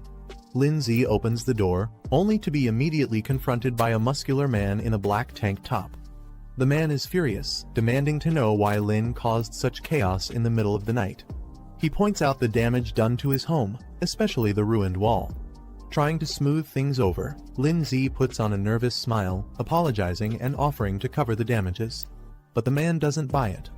He snaps, saying this isn't the first time, and demands compensation not just for repairs, but for his mental stress too. He throws out a number, at least 300,000. Lindsay is stunned at the demand. 300,000. His face twists in disbelief. But the angry neighbor confirms it, insisting Lin must pay up within 3 days. As he starts threatening consequences, Rock Beast silently appears behind him, towering and menacing. The man doesn't realize the danger behind him until Rock Beast slowly raises its fist, glowing with fury. The angry neighbor suddenly freezes. He senses something behind him. Rock Beast's massive arm swings in at full force, stopping just inches away from the man's face as Lindsay calmly orders it to halt. Shaken and sweating, the man stares at the beast in disbelief. He stammers, asking if this terrifying creature is Lindsay's pet. He bows his head and quickly apologizes, trying to play it off as a misunderstanding. Rock Beast glares silently at the neighbor, its glowing red eyes narrowing with threat. Shaking, the angry neighbor quickly backs down, waving his hands nervously. He mutters that there's no need for compensation anymore, it's all a misunderstanding. Lindsay simply smiles. He reassures the man that it's no big deal, as long as they don't fuss over small things. Later that night, Lindsay sleeps peacefully in bed. Snowball, now in her evolved ice crystal spirit form, lies beside him. Nearby, Rock Beast sits on the floor. Morning light shines through the windows, and the city awakens. Inside the room, Snowball is playing a song on her phone. The cheerful, loud music suddenly startles Lindsay, who bolts up in surprise as the lyrics echo through the room. Guan makes a call, reminding Lindsay that today is the entrance exam for Zhongning Beast Tamer Academy. She suspects he's forgotten again. Startled, Lindsay quickly answers and realizes his mistake. Guan urges him to hurry and meet at the school gate. Later, a crowd gathers outside the academy near a bus. As Lindsay arrives, someone in the crowd spots him and calls out. From a distance, Guan waves her hand high and signals to her brother, calling him over with a cheerful smile. Some students stand in front of the academy, annoyed that Lindsay arrived late for something so important. One of them mocks him, saying he clearly overestimates himself. Lindsay walks up calmly, brushing off their comments. Someone nearby defends him, reminding the others that he cleared a high-difficulty trial. Moments later, his teacher, furious, slaps Lindsay for being late again. She accuses him of oversleeping. Lindsay laughs it off, saying he's just been really tired lately and tries to play it cool despite the scolding. The teacher questions Lindsay about whether he's been seriously training his soul arts. She seems strict but concerned. Guan, watching from a distance, notices the interaction and feels a bit confused seeing them talk. The teacher then gathers all the students and begins addressing them formally. She reminds them that they're top students from Pinghai No.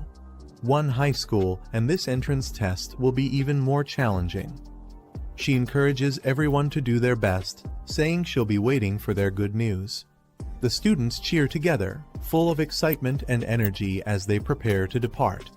The mood is uplifting as everyone raises their hands in encouragement. Back in a quiet moment, the teacher looks at Lindsay with high expectations, silently hoping he can become a shining example for their school. The bus begins its journey through winding mountain roads. Inside, Guan starts a conversation with Lindsay, asking why he hasn't been replying to her messages and what he's been so busy with lately. Lindsay admits he's been swamped with tasks and completely forgot to check in, brushing it off with a laugh as the two sit side by side.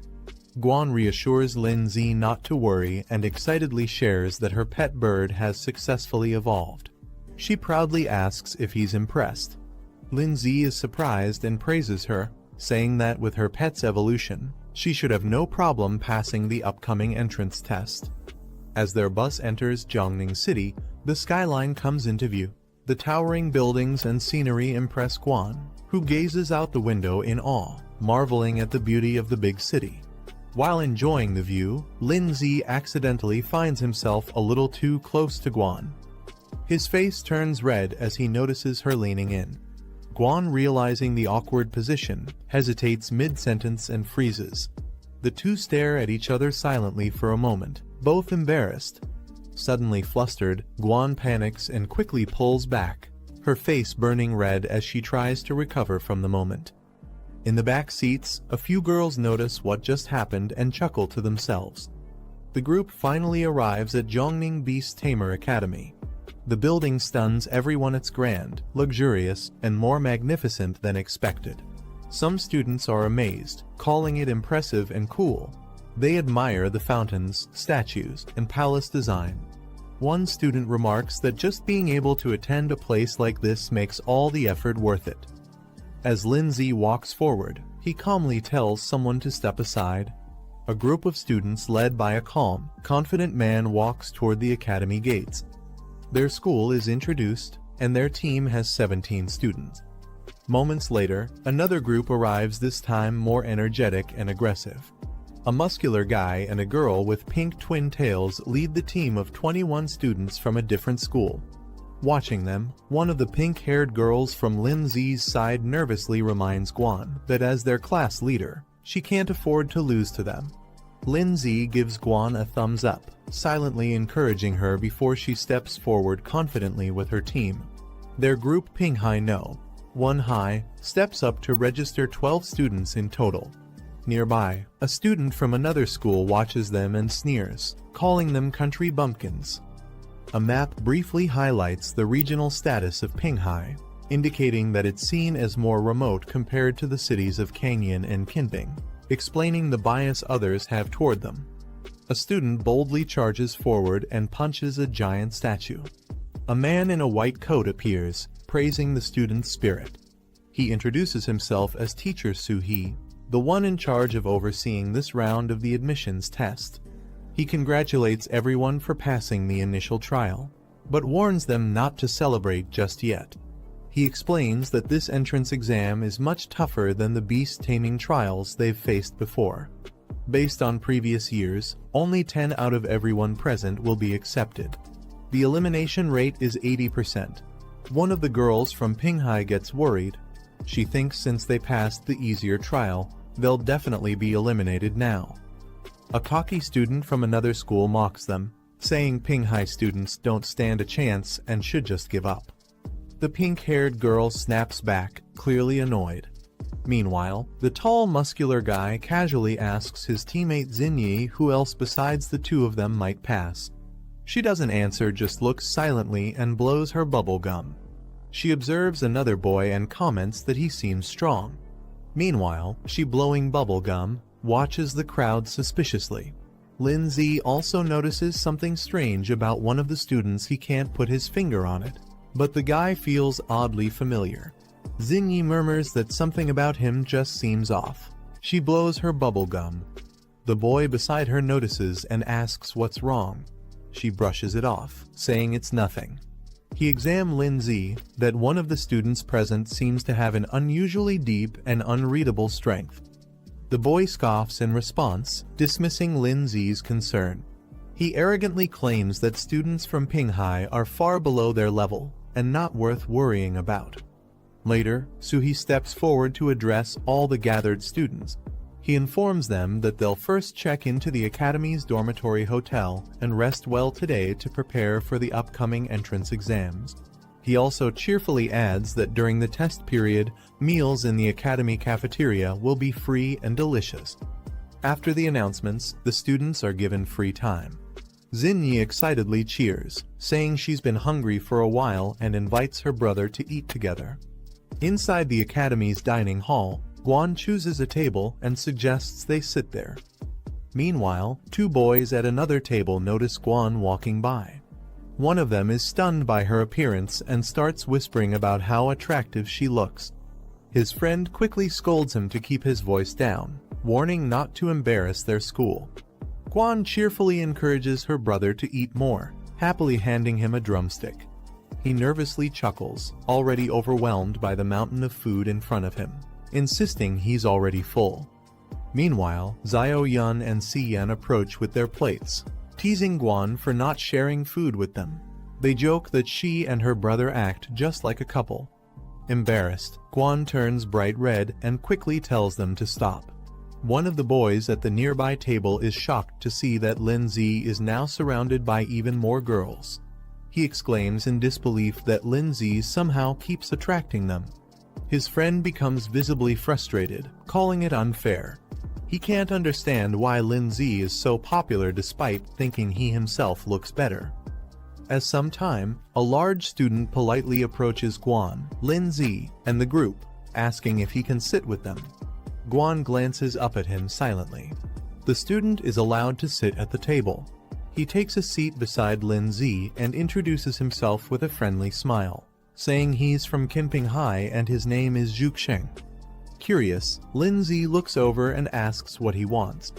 While eating, Zhuxing mentions he heard rumors about a high schooler from Pinghai who managed to clear an extremely difficult level. He wonders aloud if that student came to the academy as well.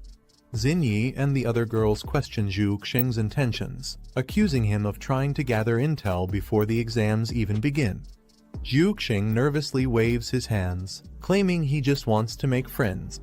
He admits that since he's not particularly outstanding, gaining information is his best shot at having a chance in the upcoming tests. Guan responds bluntly, saying they don't have anything to share and tells him to leave.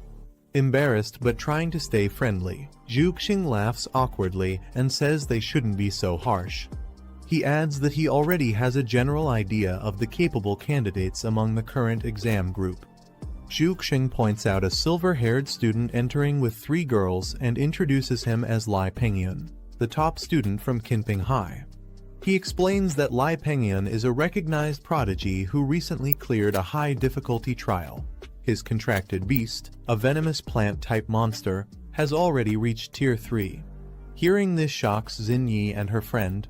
They're stunned that a high schooler could own a Tier 3 pet beast.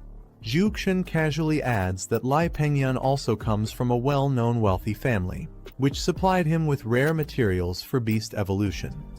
The girls quietly admit there's no way their Tier 1 pets could compare to someone like him. Guan silently reflects on the gap between her own pet beast and the Tier 3 one they just saw, realizing that her bird is still stuck at Tier 2, Stage 7. Meanwhile, Zhuxing points to another girl in the dining hall, Guo Ziningi, the twin-tailed girl. He explains that she's known as a troublemaker from Kongwu City. She only formed her first contract in her senior year, but still managed to pass a high difficulty assessment in just 1 month. Her pet, a steel pattern baby dragon, has already reached Tier 2, Stage 8. The girls at the table are stunned. One questions how a pet could grow that fast in just 6 months, while the other speculates she might have already had it at Stage 7 when they bonded. Lindsay casually explains that if someone has high enough spiritual power, they can directly contract with stronger pet beasts without needing to level up slowly. Hearing this, Xinyi looks curious and confused, not fully understanding what he meant. Then, with a playful expression, she strikes a flashy pose. Lindsay, caught off guard by her sudden cuteness, can only stare blankly. Zhuxin continues, mentioning that there's another top student from Kangwu City named Tan Yong, who is partnered with a rare dual-attribute pet. This revelation shocks Xinyi and her friend, who react in disbelief upon hearing that dual attributes are involved. Guan calmly explains that their teacher once mentioned such rare beasts exist, but are usually found in extremely dangerous regions and are almost impossible to tame. Lindsay, thinking to himself, recalls that the monster called Rock Ghost belongs to both ghost and rock types. He considers how valuable it would be to develop a dual-attribute pet like that. Zhu Xing finishes sharing all the information he knows and then asks the group if they can tell him who the student is that passed the super difficult trial. Xingyi excitedly begins to respond, pointing playfully as if to reveal something important. But before she can say more, Lindsay, still eating, calmly interrupts and says that the person he's asking about isn't here today. They notice someone's absence and quietly comment that the person didn't show up today. Lindsay calmly dismisses Zhu Xing, implying that he's not needed here and their group isn't close to his family. Zhu Xing gives up questioning and politely says he won't press further, then leaves. As he walks away, Zhu Xing thinks to himself that they're clearly hiding something. He suspects one of them might be the person capable of passing the highest level difficulty trial. Zhu Xing walks past a table of 3 other students. One of them eyes Lindsay's group and suggests testing that boy soon. Meanwhile, Xiao Yun questions Lindsay directly, asking why he didn't reveal the truth. She believes it's something he should be proud of. But Lindsay calmly wipes his mouth and replies that it's better to stay low-key. He doesn't want to draw attention too early and isn't fully convinced about the accuracy of the other family's intel. Guan smiles, impressed by Lindsay's cautious thinking. They walk together down the cafeteria aisle after finishing their meal. Guan suggests to Xiao Yun and Si Yan that they should train together that night so they don't fall behind other schools. The 2 girls happily agree. Guan then turns to Lindsay and asks if he wants to come to their room later so all 4 of them can hang out together. Lindsay pauses, but suddenly his mind flashes with 3 in revealing swimsuits, leaving him completely stunned. As Guan walks past a guy with silver hair, he suddenly reaches out to touch her. The guy smugly suggests that he and his friends should come visit the girl's room that night. He leans in with a creepy smile, calling Guan flirtatiously. But before he can finish his thought, Guan unleashes a powerful slap, her eyes glowing red with rage. The guy grabs his hand and shockingly responds that he actually enjoys it, still acting provocatively. His friends burst into laughter mocking, while Xiao Yun and Si Yan watch with concern from behind. But suddenly, a dark and threatening aura surrounds Lindsay. He looks directly at Guy, demanding him to let go. No more warnings. Guan steps in to calm down Lindsay, warning him that causing a fight here will definitely lead to punishment. Despite that, the guy keeps mocking them. He makes crude comments about their school, praising the girls but insulting the boys as weak. Lindsay says nothing, but his expression darkens as his fist slowly rises. In a flash, Lindsay punches the guy straight in the face with a devastating blow. After Lindsay's punch sends the guy flying, his companions rush forward angrily, ready to fight back. But Lindsay stands firm, surrounded by a dark, furious aura.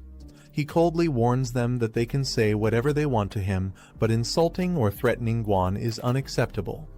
His intense aura freezes the two in place. They watch in shock as their friend lies unconscious behind them. Lindsay, consumed by rage, declares that he won't let the guy off easily after everything he said and did. The guy, now furious, challenges Lindsay to settle things right there with a fight. Just as he's about to attack, someone suddenly grabs his arm to stop him.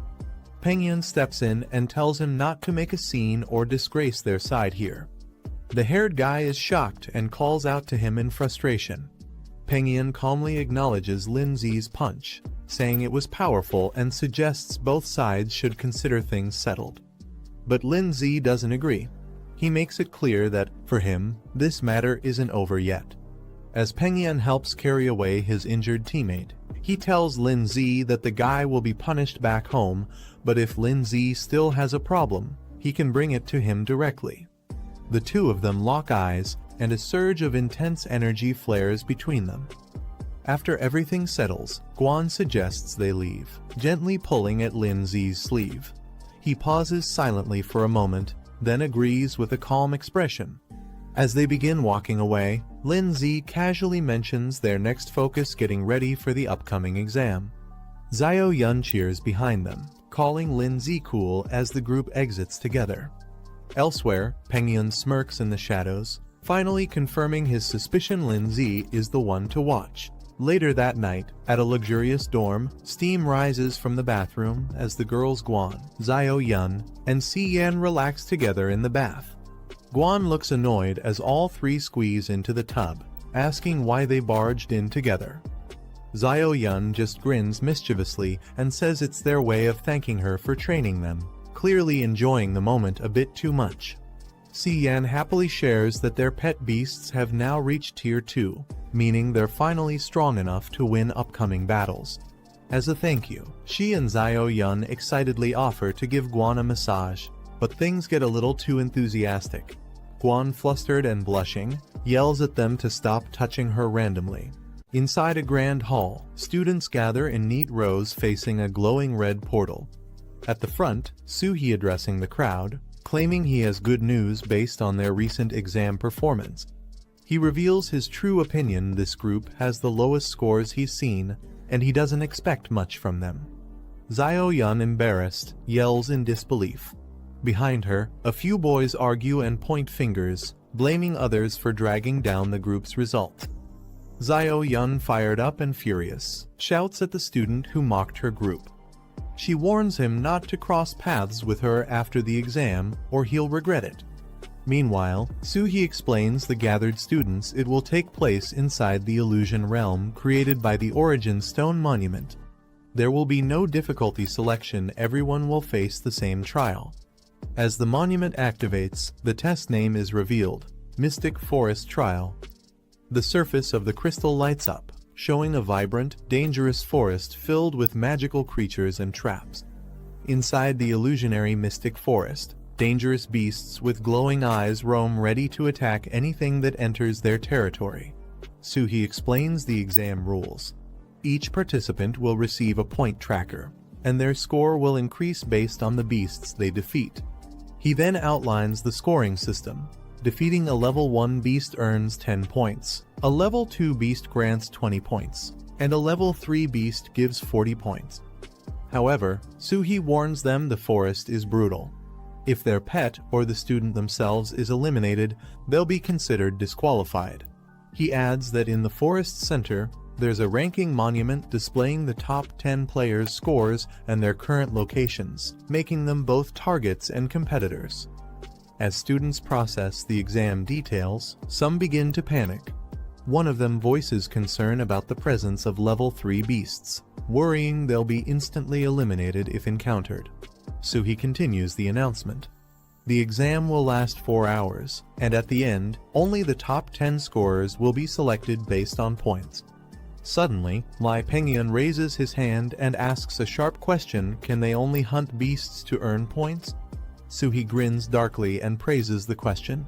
Then, he reveals the twist. Defeating other participants is allowed, and if they do, they'll inherit all of their opponent's points. The students react in outrage. Many can't believe such brutal rules are allowed. Some argue that it encourages betrayal among classmates. One student proposes forming a group to eliminate competitors from other schools to secure a top spot. A boy cracks his knuckles with a smirk, excited by the chance to fight without holding back. Meanwhile, Xinyi, blowing bubble gum, observes the chaos around her calmly and with little interest. Suhee silences the crowd. He tells them the real battlefield is far crueler and gives everyone the option to withdraw now if they're scared. He adds that the top-ranked student will receive the title of freshman leader, along with special privileges after enrollment.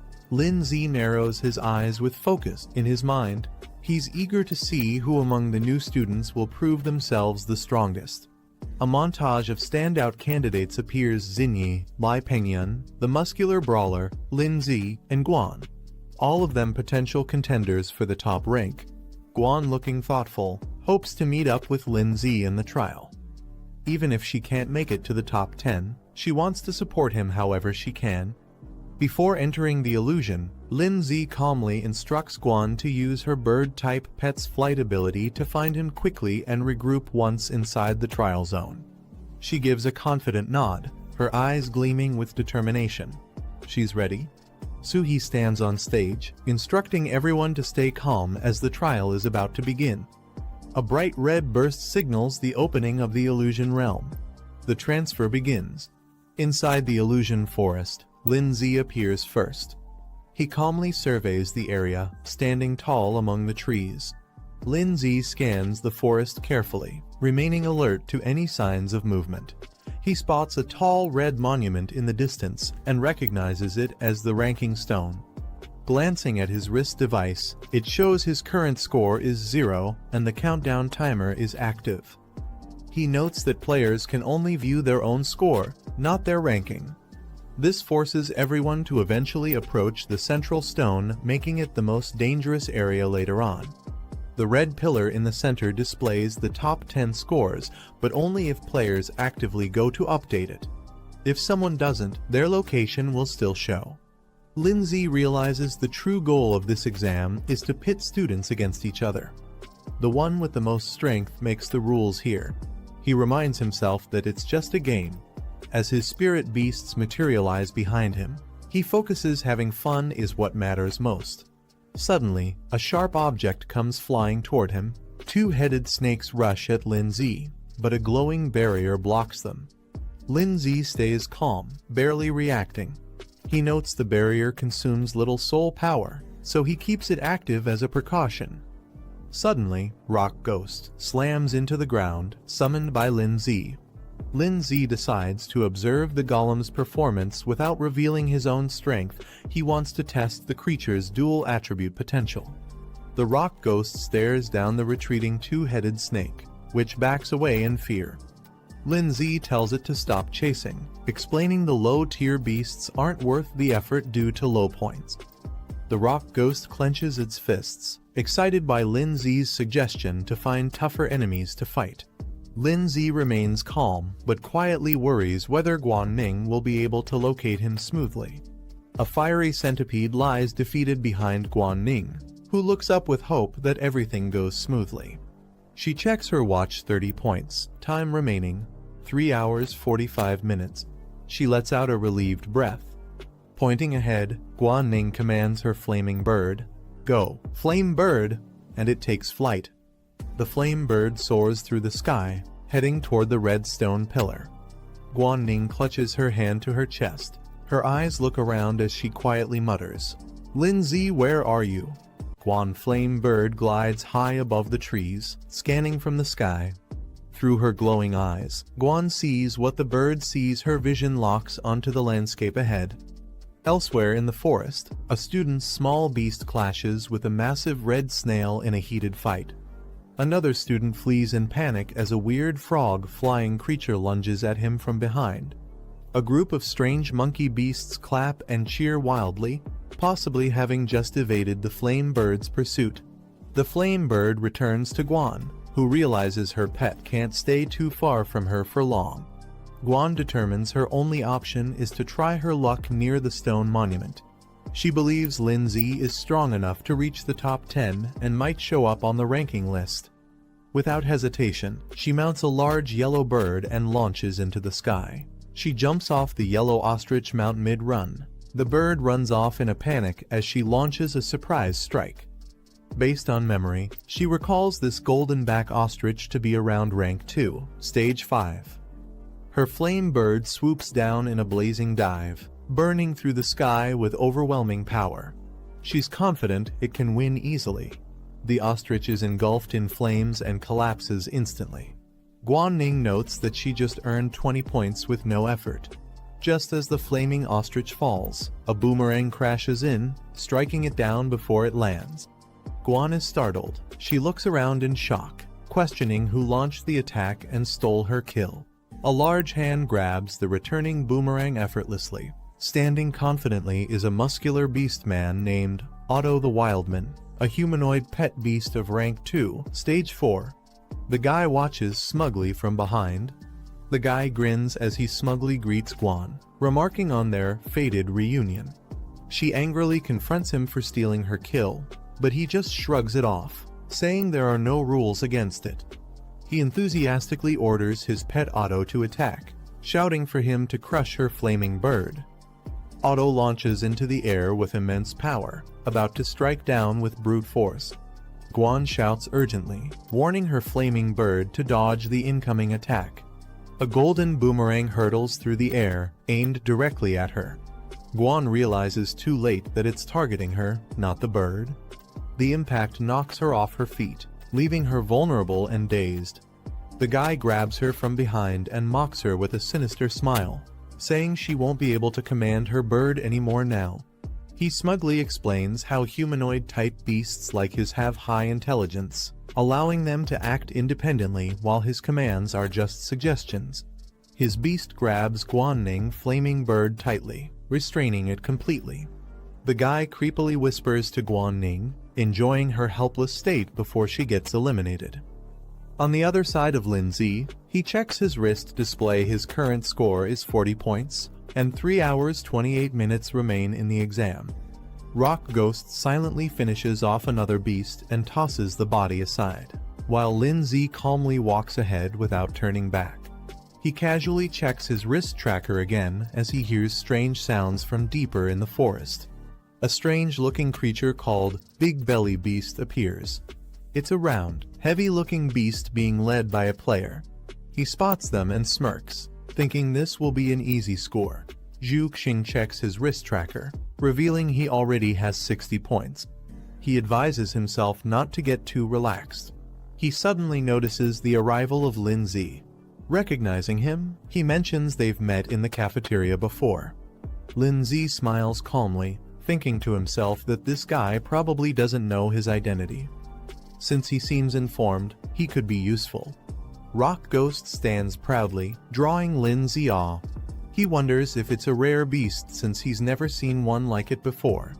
Zhu Xing watches from a distance, assuming Lindsay isn't the same Lindsay who passed the advanced trial. He believes Lin uses an ice-type beast, unlike the golem beside him. Lindsay smiles and humbly claims his beast is nothing special, just a basic D-rank pet that reached level 2. Zhu Xing proudly presents his unusual and rare monster, a mutated beast that has already reached level 2, stage 7. Zhu Xing boasts further, offering to let Lindsay follow him and earn points together. He promises that if Lin listens to him, he'll easily get into the top 10. Lindsay excitedly celebrates, thinking he's finally found a teammate to rely on. However, Zhu Xing secretly grins, thinking Lindsay is a fool. He plans to use Lin's strength and then betray him once he's no longer useful. Guanning reaches out to grab the guy. She flips the guy over her shoulder in a surprise move, slamming him to the ground with a loud thud. The guy, humiliated, curses in frustration after being slammed down. His eyes widen in shock. Guanning, now calm but deadly serious, reminds him that last time her brother held back, this time she won't.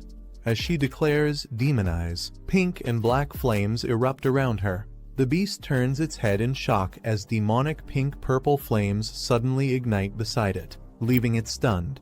From within the flames, a dark-horned bird emerges, eyes glowing and body wrapped in ominous smoke, descending like a demon from the sky. The flame bird swoops down with blazing pink flames. Otto panics as flame bird surrounds him, his face filled with fear. Terrified, Otto turns and runs away, ignoring his master's desperate call to return. Standing on top of Guy, Guoning mocks him, remarking how having a pet with its own will isn't always a good thing. Lying on the ground, the guy smirks and arrogantly makes a final remark, pointing at himself mockingly. He is abruptly silenced by a powerful strike that sends him flying. Guoning stands over his unconscious body and notices her score has increased to 70, confirming she gained points from defeating him. The ranking crystal updates, displaying the top 5 scores. Guoning is now in 4th place with 70 points. The instructor observes the leaderboard and is surprised someone already surpassed 100 points in under an hour, exceeding expectations for this batch of examinees. Pengyun is walking toward the battlefield through the glowing portal. A massive spotted savage tiger beast type stage 3, level 1 towers over Pengyun ready to attack. His pet, poison vine demon plant type stage 3, level 3 appears nearby, indicating a high-level threat zone. The spotted savage tiger suddenly charges forward with ferocity, aiming straight for Pengyun. Poison vine demon eyes glowing as he alert. With a sudden burst, the poison vine demon launches its vines, piercing into the tiger's body and pinning it to the ground. The tiger is forcefully slammed away, overwhelmed by the power of the vine-based monster. The spotted savage tiger tries to resist, its face twisted in rage as vines continue to entangle its mouth. Despite the struggle, the tiger collapses in front of Pengyun. He calmly tells the poison vine demon to stop playing and prepare to hunt the next target. The savage tiger's eye widens in shock.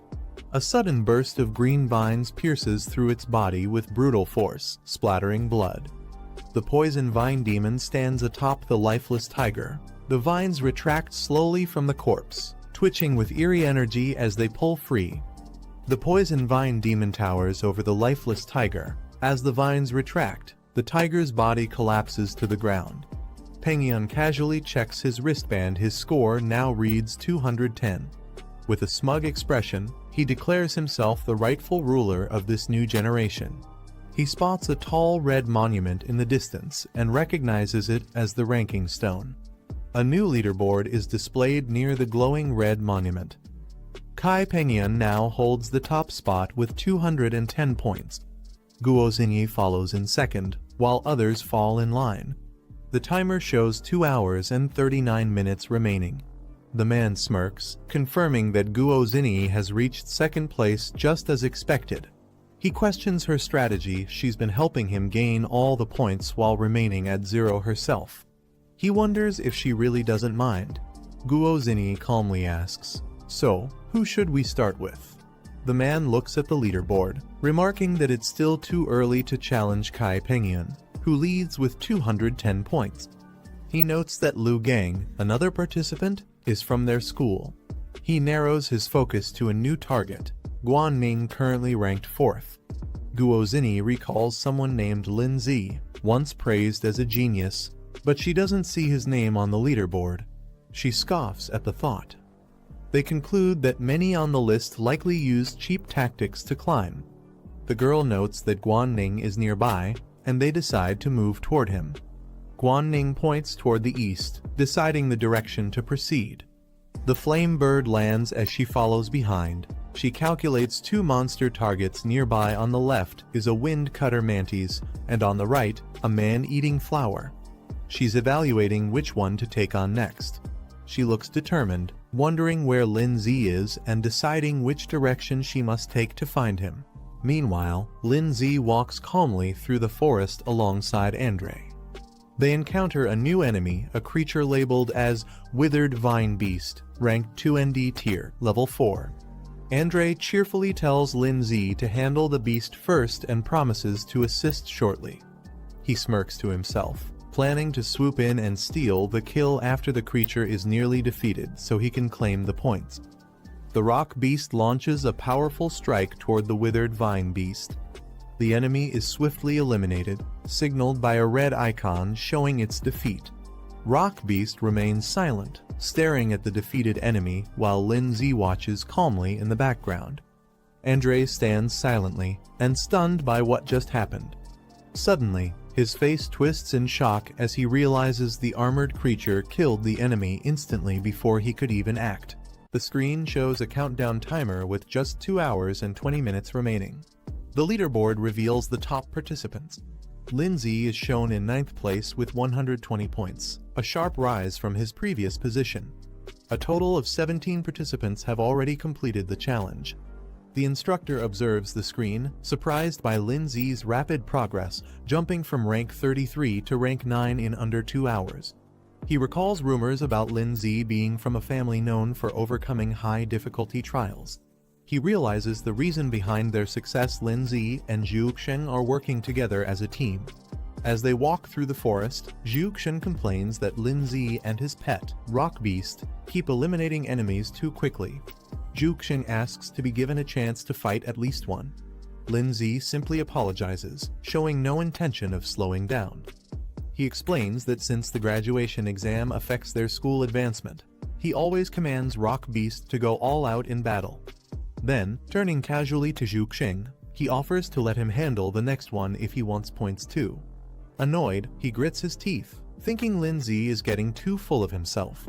He plans to take Lindsay down in the next fight and steal all his points. Suddenly, a warning appears on the screen. A dangerous elite beast has appeared in the area. Lindsay looks at the alert and wonders if defeating a rare ranked beast might offer more points, showing interest in maximizing his score. From the bushes, a golden glow starts to emerge, accompanied by a rustling sound. The group moves closer and discovers a massive golden tree. Lindsay, Zhuxiang, Big Mouth, and Rock Beast all stand in awe at the sight. Zhuxiang exclaims in shock, "It's a golden tree, something extremely rare." He guesses it must be a special bonus reward for those who find it. Without warning, 2 thick golden roots erupt from the ground. Zhuxiang is grabbed and flung into the air, while Lindsay back off, caught off guard. Zhuxiang is wrapped tightly by the golden root, hanging upside down. He shouts in shock as he's dragged toward the tree. The face of the golden tree begins to morph, revealing a fierce expression carved from its bark. The tree reveals its monstrous form with multiple writhing limbs and a skull-like face. A system panel identifies it as a golden ant beast, a plant-type stage 9 elite. Terrified, Zhuxiang recognizes the beast. It's a golden ant beast, a dangerous creature far beyond what they expected. Panicking, he desperately shouts for help from his pet, Big Mouth. But Big Mouth gets captured by another tendril mid-air, rendering it useless. Hanging upside down and completely restrained, Zhuxiang realizes how dire the situation is as silence falls. He's left speechless. He realizes in panic that the golden ant beast isn't just restraining him, it's actively draining his energy.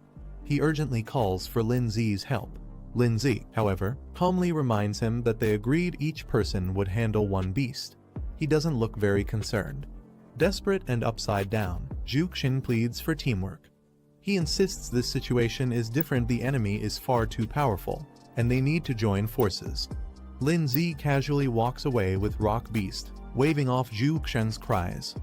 He encourages Zhuxiang, saying he trusts him to find a way to win and promises to leave it to him. Zhuxiang panics as the golden root tightens around him. He desperately begs Lindsay not to leave and pleads for help. Lindsay stops and says he can help but wants to know what's in it for him, showing he's not about to help for free. Frustrated, Zhuxiang curses him internally for trying to negotiate at a time like this. But realizing he has no choice, he offers to share secrets he knows about others. Interested, Lindsay turns to face the golden tree and simply replies, "Talk." He blurts out a major secret he knows about the exclusive soul skills of Lai Pengyan and Guo Zini. He begs Lindsay to save him first.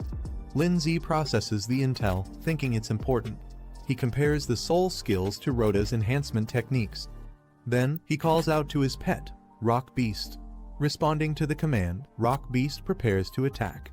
Lindsay instructs it to use its crushing strike and aim for the enemy's abdomen.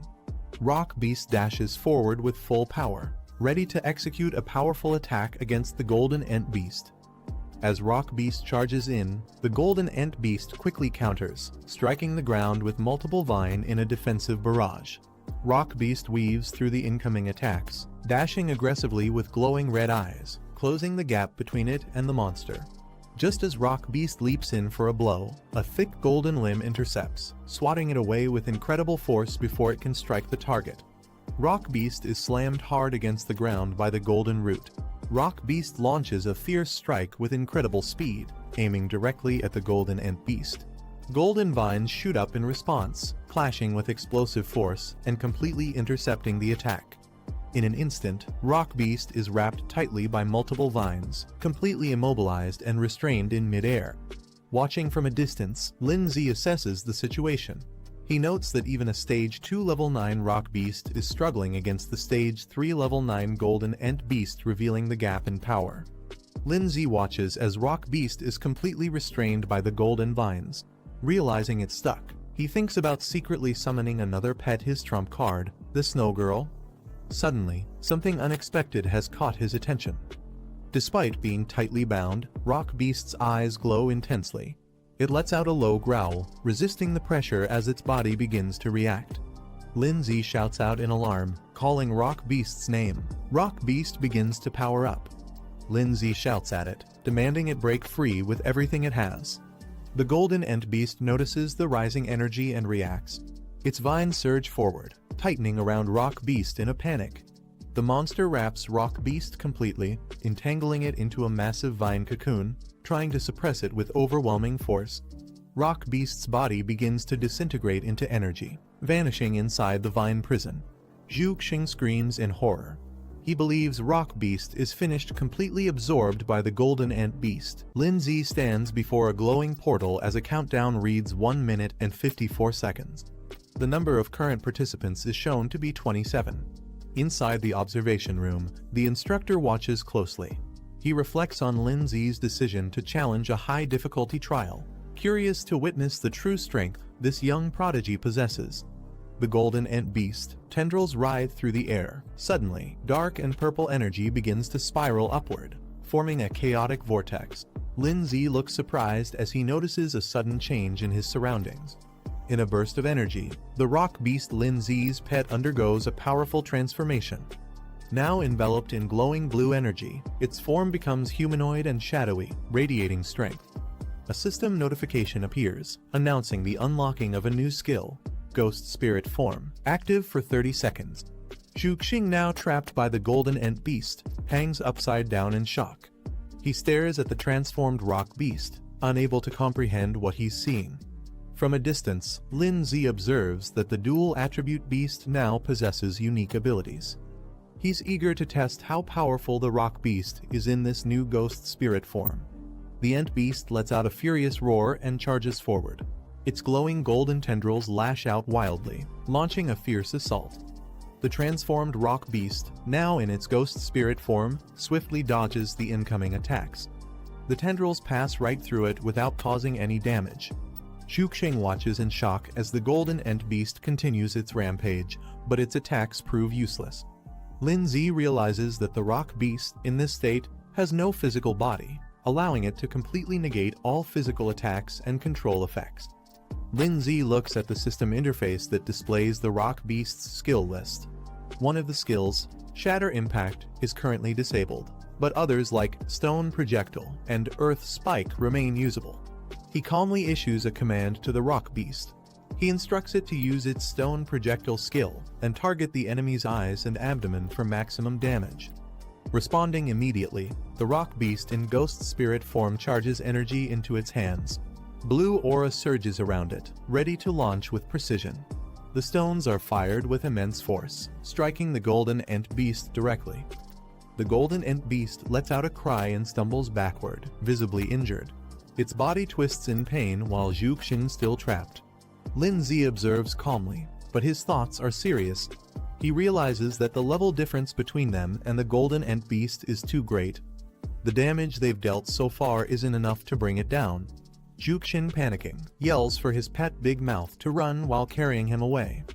Big Mouth bolts forward with surprising speed, dragging Zhu Xing to safety.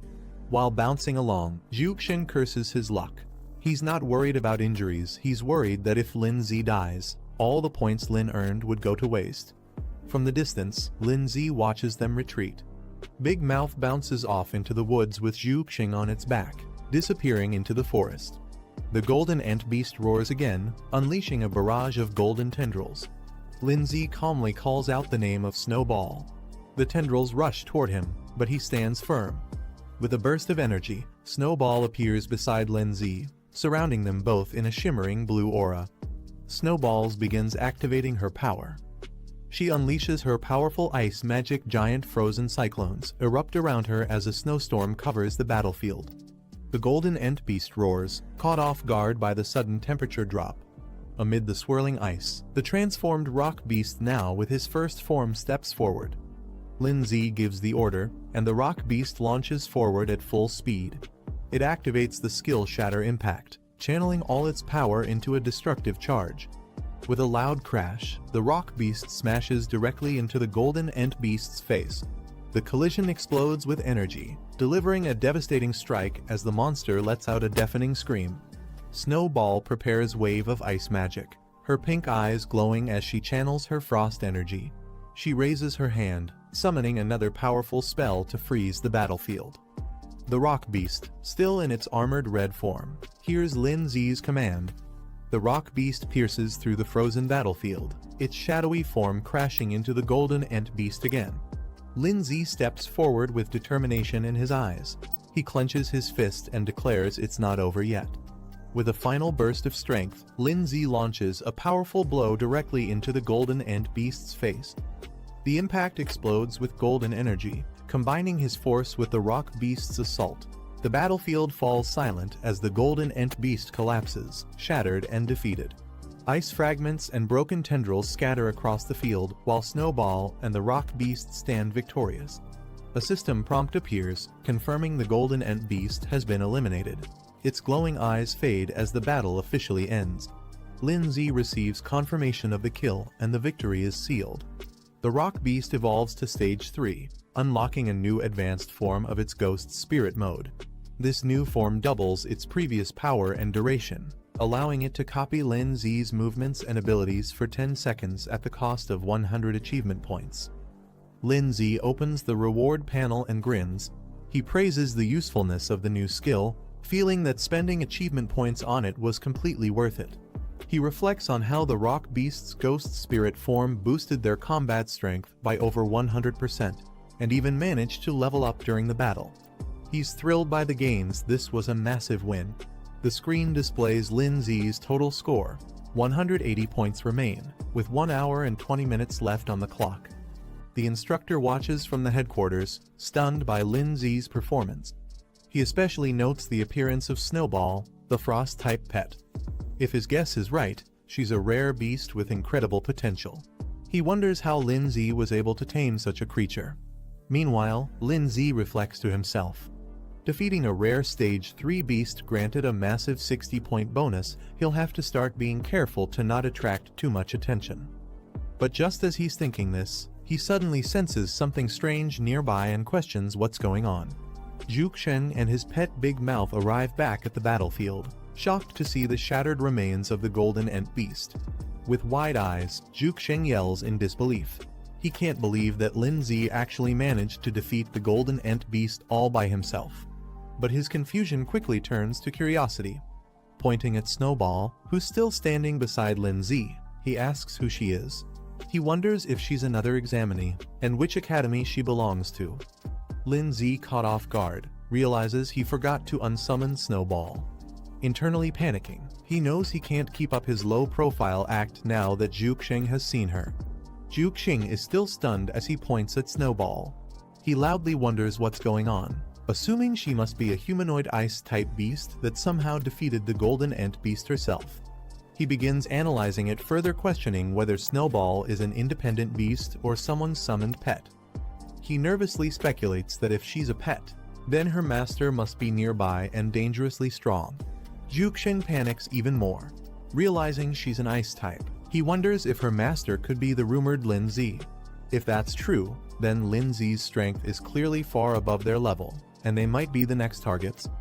Lindsay stands silently, unable to say anything. Watching Zhuxing spiral into his own exaggerated assumptions, he just internally sighs, knowing things are now way off script.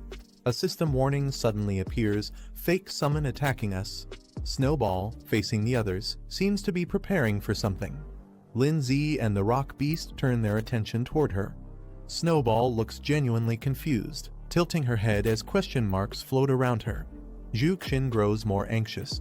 He points at Snowball and nervously tells Lindsay that she's staring directly at them.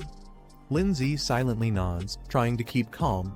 Without warning, Snowball unleashes a flurry of icicles into the air. Massive ice spikes rain down toward their direction. Snowball calmly gathers energy in her hand, casting another wave of ice magic. Zhuxing begins panicking. He thinks if both he and Lindsay die here, it'd be an embarrassing end. He decides it's safer to sacrifice someone else's pet before running. Zhuxing shouts at Big Mouth. The creature looks confused as Zhuxing lunges toward it with the intention of using it as a shield. Zhuxing yells that it's for protection, trying to justify his selfish survival tactic while his pet is left stunned. Snowball calmly announces she's fine and voluntarily returns to her summoning space. The rock beast also appears. A message displays, "You too, return." Zhuxing, still panting from panic, leans against Big Mouth, who looks just as exhausted and confused. Zhuxing wipes his sweat and smirks proudly. Perfect, he thinks. Not only did he survive the crisis, but he also earned points. Zhuxing, drenched in sweat, asks if things are finally safe. He's startled to see Lindsay. Lindsay calmly rises from inside Big Mouth. Protected by a glowing barrier, he casually asks if he can come out now, revealing he's been safe the whole time. Zhuxing panics again, yelling at Big Mouth not to release him yet because the threat might still be behind them. Internally, he's confused. Lindsay should have been digested by now, yet he's perfectly fine. Big Mouth makes a strange sound as it struggles with something. Big Mouth suddenly spits Lindsay out, sending him tumbling onto the grass. Zhuxing watches in shock, trying to understand how Lindsay managed to survive inside his pet. Lindsay calmly adjusts his jacket and casually comments that maybe Big Mouth just had trouble digesting him. Zhuxing quickly changes tone, suggesting that if the monster had kept chasing them, they could have teamed up to defeat it together. Zhuxing forces a smile. Inside, he admits that this guy is actually scarier than he thought. Lindsay confirms that the enemy doesn't seem to be chasing them anymore. He then asks Zhuxing to finally explain what the exclusive soul technique is all about. Zhuxing suggests they head to the stone monument first to check if their team made it into the top 10 rankings. He agrees to explain everything along the way. While walking, Zhuxing explains that exclusive soul techniques are rare skills awakened by only a few exceptionally gifted beast tamers. They're unique and personalized based on one's physique and talent, not something that can be taught or learned from books. Curious, Lindsay then asks what kind of exclusive soul techniques Guozini and Lai Pengyun, two other individuals, possess, wanting to understand how his peers compare. Zhuxing runs excitedly toward the large red stone monument, eager to check the latest rankings. The ranking list lights up. Lai Pengyun 370, Guozini 340, Tang Yang 250, Lu Gang 210, Lindsay 180, and others down to the 10th spot with 100 points. There's less than an hour left in the trial. Zhuxing scans the board and, as expected, doesn't find his name. He sighs in disappointment. But he quickly pumps himself up. There's still time left, and the 10th place only has 100 points. If he can add Lindsay's contribution to his total, he's confident he'll break into the top 10 rankings. Lindsay walks up to the stone pillar with Zhuxing, both staring at the leaderboard. Zhuxing tries to call out to him, attempting to confirm. Zhuxing's eyes widen as he sees Lindsay's wrist glow with red numbers. Lindsay reveals his wrist. His score is clearly shown as 180 points. Zhuxing leaps forward in shock and amazement. He shouts in disbelief, this quiet guy actually has 180 points. He realizes just how underestimated Lindsay truly was. The leaderboard updates, showing Lindsay 180 points in the 5th position. Zhuxing crouches, trembling beside the monument. He stammers, struggling to ask what Lindsay's name is. Lindsay coolly responds, stating his name without hesitation, Lindsay. Zhuxing freaks out completely. Pointing at Lindsay, he yells that Lindsay was pretending to be weak the whole time, while secretly being way ahead of him. Zhuxing finally realizes Lindsay's full strength. He had two pets all along, including the powerful ice-type girl. Zhu curses himself for not recognizing that Lindsay was hiding his true abilities. Lindsay calmly reminds Zhuxing that if it weren't for his help, Zhu would have already been eliminated by the Golden Ant Beast. He demands Zhu to finally share the information he promised. Zhuxing snaps in frustration, yelling that Lindsay will never get what he wants. His face twists with rage as he launches forward, ordering his pet to attack. In a shocking betrayal, Zhu commands Big Mouth to devour Lindsay completely. Lindsay counters instantly. His ice-type pet and rock guardian spring into action. Snowball unleashes her true power. A majestic ice dragon forms in her hand. With a single cast, she freezes Big Mouth solid, shocking Zhuxing, who watches helplessly as his strongest pet turns into a block of crystal. Zhuxing collapses to the ground, trembling. Lindsay, flanked by his powerful pets, towers over him. Lindsay coolly approaches Zhuxing, declaring that although his score isn't high, it's still equivalent to a rare third-rank beast, enough for him to take. Terrified, Zhuxing begs for mercy, yelling that he'll talk, just don't hurt him. But Lindsay changes his mind.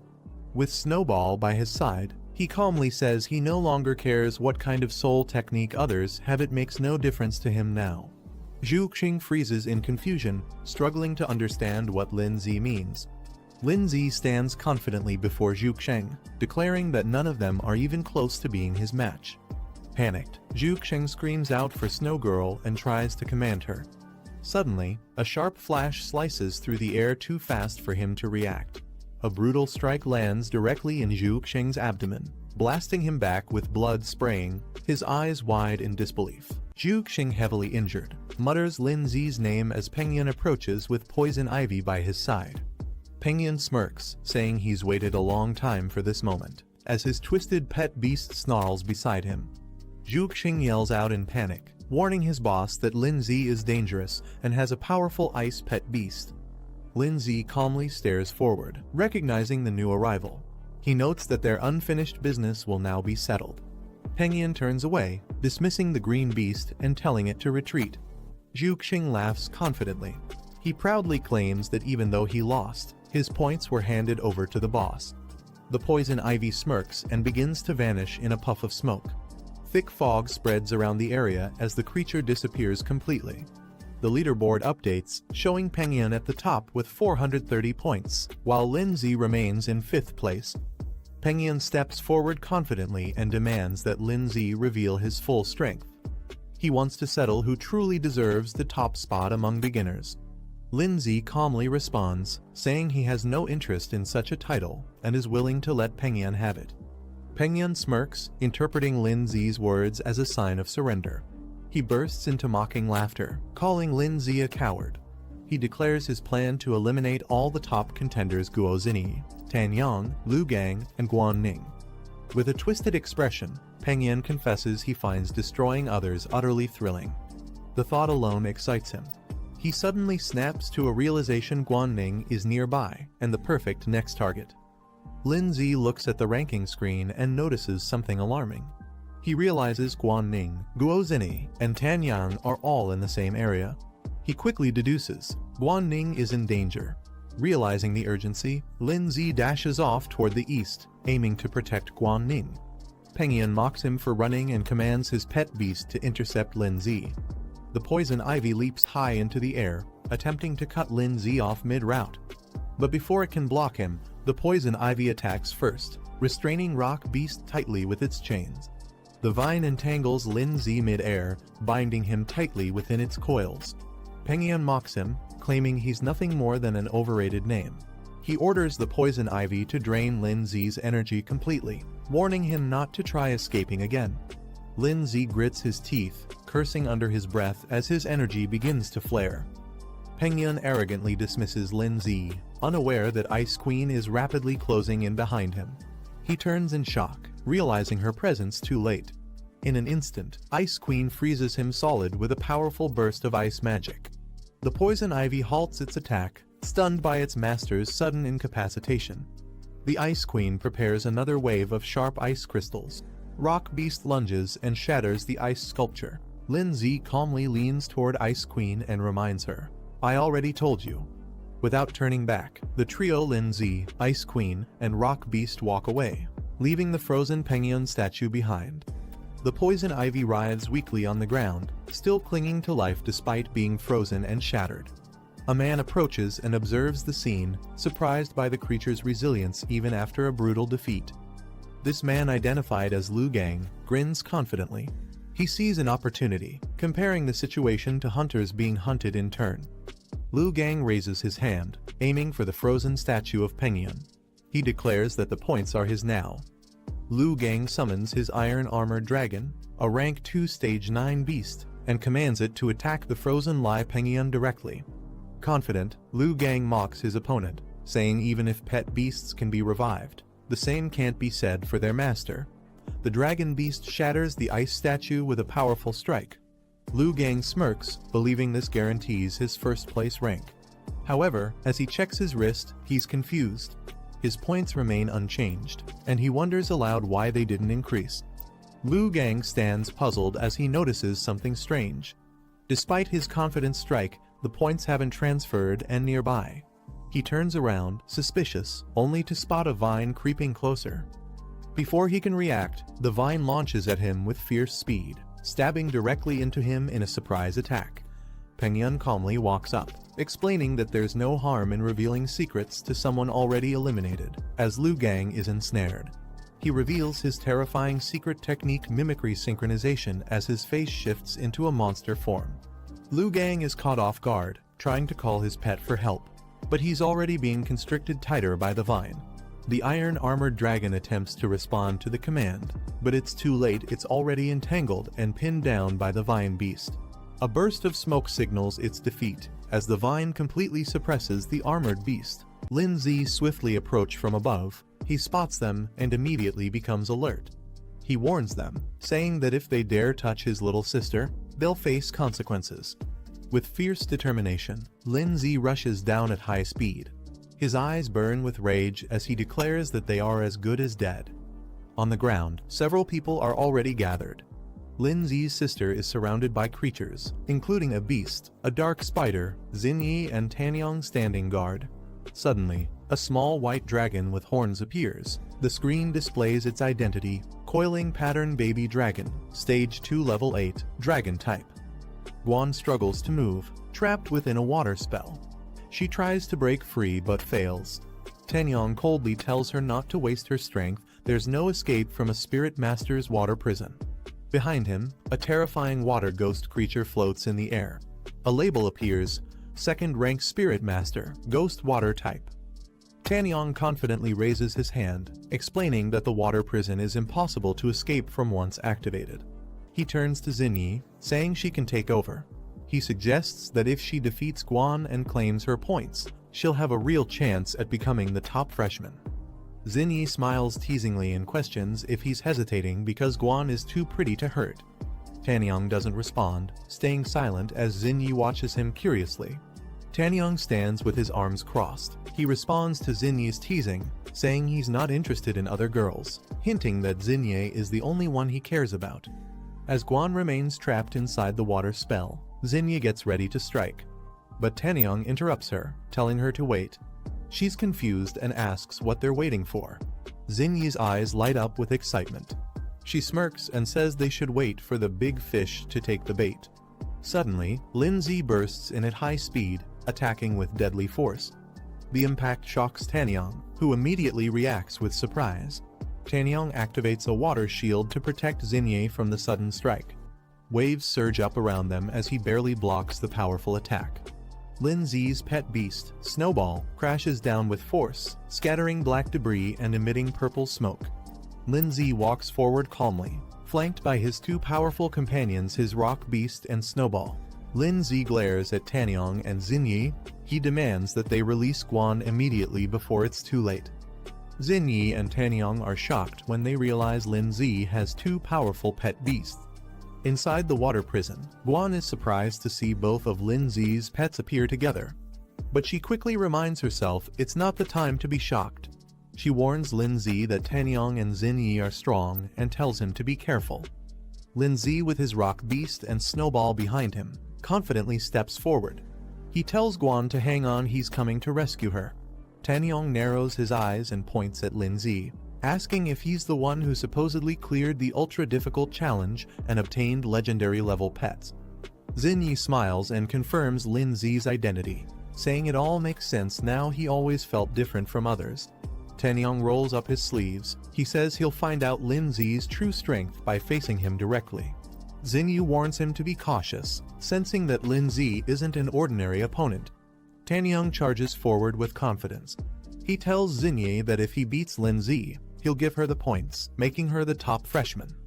If he loses, she's free to take his points instead. As he launches his attack, he commands his ghost spirit to restrain Lin Zi. A burst of energy and blue magic fills the air as Tanyang tries to take control of the battle. Lin Zi channels his power and activates a fierce soul-based technique. With a surge of yellow energy, Lin Zi launches a devastating attack called Tidal Force Impact, breaking through the enemy's defense with explosive force. Tanyang watches in disbelief, sweating as he realizes how overwhelming Lin Zi's soul technique is. He didn't expect this level of strength. Before he can react, Lin Zi's rock beast suddenly lunges forward, landing a direct punch on Tanyang, catching him completely off guard. Tanyang retaliates by summoning a giant water pillar from the ground, launching Lin Zi's rock beast into the air with a powerful blast. Before the beast can recover, it's trapped mid-air in a swirling ball of water, completely immobilized by Tanyang's technique. Pointing upward, Tanyang commands to catch one beast first, focusing their efforts on restraining Lin Zi's companions one by one. Lin Zi calmly watches and activates another ability, Ghost Spirit Mode. Lin Zi's ghost form activates and leaps into the air, breaking through the water trap effortlessly. His body pulses with dark energy as he descends with speed and power.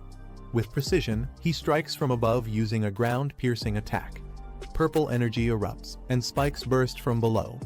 Dark aura spreads around his spirit beast, which morphs into a shadowy figure and unleashes a powerful ghost skill, devastating the area with waves of cursed energy. Tanyang grins wildly and reveals that his spirit beast is also ghost type. Confidently, he declares that he too is immune to physical attacks, laughing as if the tables have turned. Xin Yi suddenly shouts a warning, telling Tanyang to watch out behind him. Tanyang turns too late, he's struck hard and sent flying into the air by a powerful blow. He glances back in shock and sees the ghostly spirit standing in a fierce battle stance. A label appears, Ghost Spirit Clone. It's revealed that Lin Zi had used a decoy to ambush Tanyang from behind. Lin Zi calmly watches as his ghost clone lands a solid blow, sending Tanyang crashing to the ground. He remarks that unfortunately, Tanyang isn't immune to physical damage. Tanyang grits his teeth, stunned by the sudden attack. In desperation, he yells to activate a sealing spell, Necro Spirit Seal, hoping to suppress Lin Zi's ghost power before things spiral further out of control. A powerful surge of energy erupts from his hand as the sealing technique activates, aiming straight toward Lin Zi's clone with explosive force. Tanyang activates a powerful sealing technique, aiming to suppress Lin Zi's ghost beast. The spell wraps the creature in glowing chains, pinning it down with magical energy. Lin Zi realizes the ghost form may be vulnerable to Tanyang's necromancer abilities. He calmly tells his beast to revert to normal form to avoid getting countered.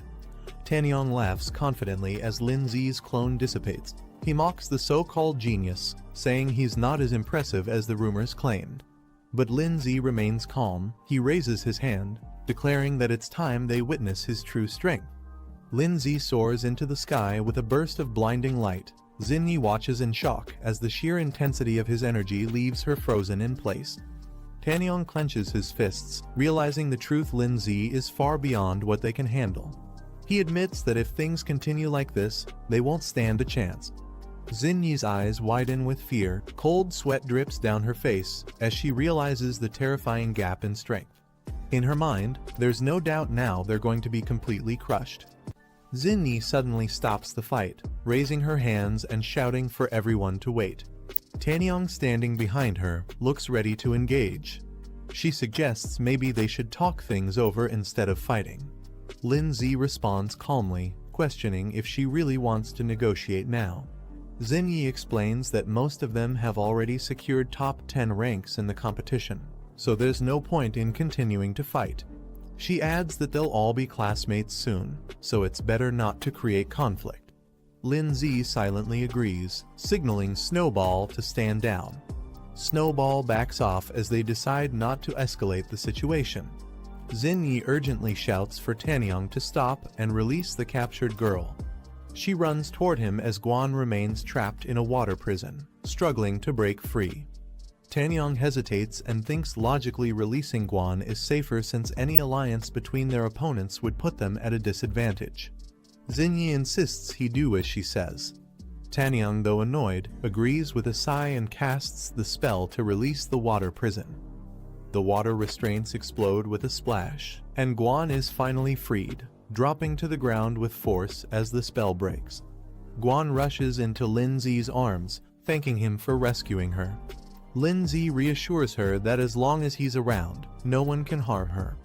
Lindsay then turns serious. He tells the others that although they were able to save his sister, their performance wasn't impressive enough to satisfy him. Furious, Tanyong's eyes glow red with rage. He yells that he won't forgive Lindsay and charges to fight, while shouting at Xinyi to get to safety. Xinyi suddenly raises her hand, surprising everyone. She confidently claims that she has a solution. Lindsay looks at her with confusion, unsure what she means. With determination, Xinyi announces that she can use her perception ability to help awaken someone's unique soul skill. Standing with Lindsay, Snowball, and Guan, he admits that her proposal isn't bad, it might just work. Tanyong angrily calls out to Xinyi, trying to stop her. He insists there's no need to help Lindsay, calling him an annoying brat. Shocked, Tanyong watches as Xinyi silently ignores him and walks forward with determination. He begins to suspect that Xinyi may truly care about Lindsay. With power surging around her, Xinyi stands confidently, shouting Lindsay's name as she prepares to activate her special ability. Suddenly, a voice interrupts and a hand is raised. Another person steps in, apologizing for being late and says they want to join in too. Pengyun appears in the distance with a powerful aura, surprising everyone. One of the students shouts in disbelief, realizing Pengyun is still alive. With a confident smirk, Pengyun says he's glad everyone is gathered here, it saves him the trouble of hunting them down one by one. Tanyong grits his teeth and clenches his fist in frustration. He didn't expect another strong enemy to show up, calling the situation truly annoying. Meanwhile, Xinyi suggests a strategy to Lindsay and the others. If they join forces, they might be able to defeat Pengyun and take the number 1 spot. Lindsay senses the atmosphere. Things are getting chaotic, and he realizes that the situation is no longer under control. A countdown timer appears, only 10 seconds left. From a control room, the instructor observes the students through a crystal projection. He notes that he'd like to retain these promising freshmen, but if they really start fighting, valuable talent could be lost. He turns to the group behind him and instructs them to act. He's only giving them 10 minutes to calm the students down and restore order. Tanyong questions Xinyi, surprised that she would genuinely want to help Lindsay. He suggests using Pengyun to suppress Lindsay instead and take advantage of the situation together. Xinyi apologizes and firmly declares that she truly wants to help Lindsay. Lindsay and Guan watch silently in the background. Tanyong is stunned. His mind spirals into shock, misinterpreting her actions as her falling in love with Lindsay. Furious and heartbroken, Tanyong screams in rage and vows to defeat both of them with his own hands. Pengyun, excited and ready for battle, invites everyone to attack him at once. But suddenly, a powerful voice commands him to stop. Everyone is stunned as they're told the competition is over. They've all been accepted. However, a special challenge has been arranged just for them. A glowing portal appears, and one by one, figures begin stepping through it. A group of elite second-year students emerges. The instructor explains that these are the academy's top-ranked students, and the new recruits must fight them. Winning grants glory. Losing means their names will be erased from the records. Guan protesting that the matchup is unfair. As freshmen, they haven't even settled into the first year, yet how could they possibly win against experienced second years? Tanyong and the others agree. They've already been through multiple battles and their spirit beasts are exhausted, making it hard to continue.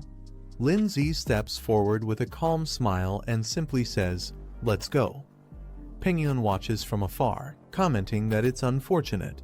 But since they couldn't eliminate the new students, they'll now be schoolmates and there will be plenty of chances to compete again in the future. An angry second-year student yells at the group, demanding they first pass the upperclassmen's test before celebrating. Xingyi turns to Lindsay with a hopeful smile and asks if they can now consider themselves allies. She looks at him with admiration, while Lindsay responds with a confident but unreadable glance.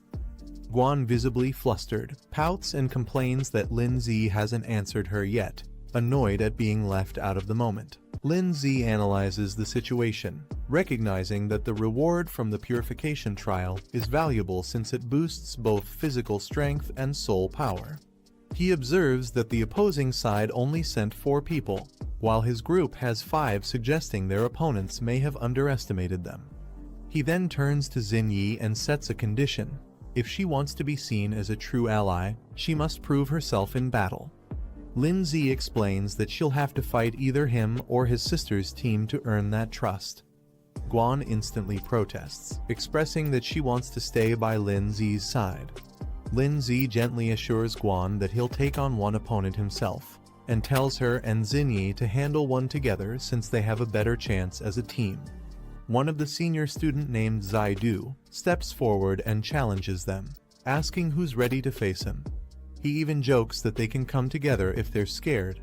Tanyong boldly volunteers, determined to prove his strength and protect Xingyi's dignity. Zaidu smirks at his courage and summons his powerful insect-type beast, a third stage slicing mantis. He warns that courage alone won't be enough to win. Pengyun chuckles sinisterly and announces he won't hold back, especially just because his opponent is a girl. A girl calmly summons her beast, a powerful thunder lion glowing with blue lightning. With a twisted smile, the girl taunts Pengyun, daring them to go all out and not to hold anything back against her. Lindsay evaluates the remaining group members. He notes that among the 2 girls, one of them appears relatively weaker and may need more support in the battle ahead. A flashy second-year student named Wu Yushin steps forward, striking a dramatic pose and teasing Lindsay. He jokes about their hairstyles and suggests they have a showdown. Lindsay responds casually, accepting the challenge with a confident, "All right." He politely tells the senior student to go easy on him, though his smile suggests he's more than ready for the challenge. Nearby, a blue-haired second-year girl comments that this batch of freshman girls looks cute and harmless, drawing attention from Guan and Xingyi. However, she declares she hates cute girls more than anything and refuses to hold back in the fight. Her name is Huey. Xingyi and Guan are both caught off guard by her intense energy. A powerful aura swirls around them. In the examination hall, many students slump in frustration after the results are announced. One blonde student sighs while another calls it unfortunate they didn't make the cut. A girl tearfully tells her friend Zioyan that they've definitely been eliminated. She's devastated, while Zioyan tries to comfort her. Zioyan agrees it's unlikely they'll pass, noting that the competition was filled with geniuses. Unless a miracle happens, they don't stand a chance. A boy who also failed is overwhelmed, clutching his head and shouting in despair. After going through the whole ordeal, he still got cut at the end. A silver-haired boy rubs his head, still feeling pain and frustration from the exam. He mutters about how sore he is. One of the instructor places a hand on another's shoulder. A boy named Gao Wangxiang steps forward and says he'll take over the next group of examinees. Another instructor recognizes him and greets him with respect. The instructor complains, saying Gao arrived too quickly to steal students he worked hard to select. Gao defends himself, stating that the current testing methods are too extreme and may cost them good talent. He mentions he still has 10 available spots open for admission. Gao Wangxiang smiles confidently, saying it's only fair to search for hidden talent from the group of students who didn't make it. There could still be some gold among them. The other instructor agrees to let him take charge and leaves the arrangement to Gao. Gao turns to the disappointed students and announces exciting news. Although they didn't make it into the top 10, he still has 10 open spots. Anyone who passes his test can still be accepted. The room erupts with joy. The previously rejected students are shocked and thrilled, excited by this unexpected second chance. Two girls excitedly hold hands, overjoyed that a miracle actually happened. One of them says they must try their best this time. Making it into the top 20 should be possible. The student clenches his fists, vowing that he won't miss this second chance. On the battlefield, Tanyong watches in shock as a massive tornado attack forms. He realizes the sheer gap in strength and yells that this is clearly a battle of overwhelming levels. A fighter taunts with a smug expression, calling him a loser and claiming victory. Bright blue energy blasts erupt violently. The girl standing beside a large beast acknowledges the opponent's stamina, but says the fight is over. Pengyun with glowing eyes glares forward with fury. The girl calmly questions if her opponent can no longer hear. A red demon warrior mocks the idea of genius and declares that true strength is what rules this academy. Huey scolds the younger girl, saying instead of wasting time on petty fights, she should focus on training and self-improvement. Inside the school, the instructors debate their methods. One criticizes the harsh elimination process, while the other defends it, believing only pressure reveals true talent. Gao chuckles confidently as he addresses his colleague. A powerful icy beast is unleashed, drawing attention as one instructor notes that someone has resisted the earlier strategy. A majestic creature called the Glacial Warhorse forms from ice, towering over a stunned Wu Yushin. Shocked and wide-eyed, Wu Yushin screams in disbelief, unable to accept what he's witnessing. Lin Zi looks on as the icy beast towers before Wu Yushin. He calmly addresses the headmaster. Snowball appears beside him, confirming surrender on their behalf. Instructor laughed loudly, saying this time they've truly struck gold. He admits that they've seen many geniuses before, but this one stands out completely. They observe the boy and feel as if they're seeing the younger versions of the legendary union's top 8 beast tamers. The boy's performance reminds them of those elites in their youth. As they continue watching the energy projection, instructor comments that it's truly astonishing. Both instructors are captivated by the boy's overwhelming power. Gao Wangxiang speculates that even the union's top 8 might not have had such terrifying power at his age. He confirms the boy's name is Lin Zi and insists they must get him assigned to their class. Instructor jokingly tells Gao Wangxiang not to steal students like this, reminding him that student placement should follow official rules. Gao Wangxiang just laughs casually in response. Wu Yushin sits defeated, admitting his loss. The system confirms his defeat and marks the match as concluded. Guan jumps in excitement, cheering that her brother actually won. She's thrilled and praises Hogwanhwa amazing it is. Xin Yi didn't expect Lin Zi to be this powerful, it completely caught her off guard. Tanyong slams his fists into the ground in frustration, yelling that there's still a gap, he's still not strong enough. He vows to turn his pain into motivation and tells them to wait for his comeback. Spectators question whether Wu Yushin went easy on purpose, shocked that a newcomer like Lin Zi actually defeated a second-year student. Someone even refuses to believe it. Zaidu shouts not to underestimate them just because Lin Zi used tricks to win the last match. They ask if he's ready to continue. Lin Zi smirks calmly and responds, "Oh, all 3 of you want to come at once." As Lin Zi commands his pet to attack, the Mantis Beast charges forward with speed. The Mantis clashes directly with Rock Beast. The Mantis gains the upper hand, landing a direct hit that overwhelms Rock Beast. Watching from the observation room, instructor comments that it's enough they admit that the enemy was no match at all. Gao Wangxiang adds that continuing would only humiliate the second-year students and turn Lin Zi into a target of resentment. The other agrees.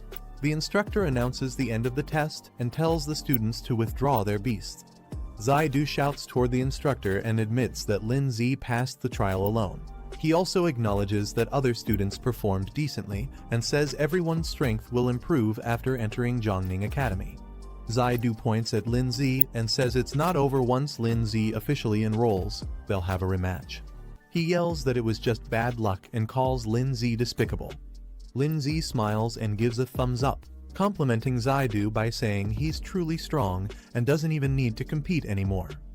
Enraged, Zaidu yells at Lin Zi to just wait. He calls him a punk and declares that he'll remember this moment.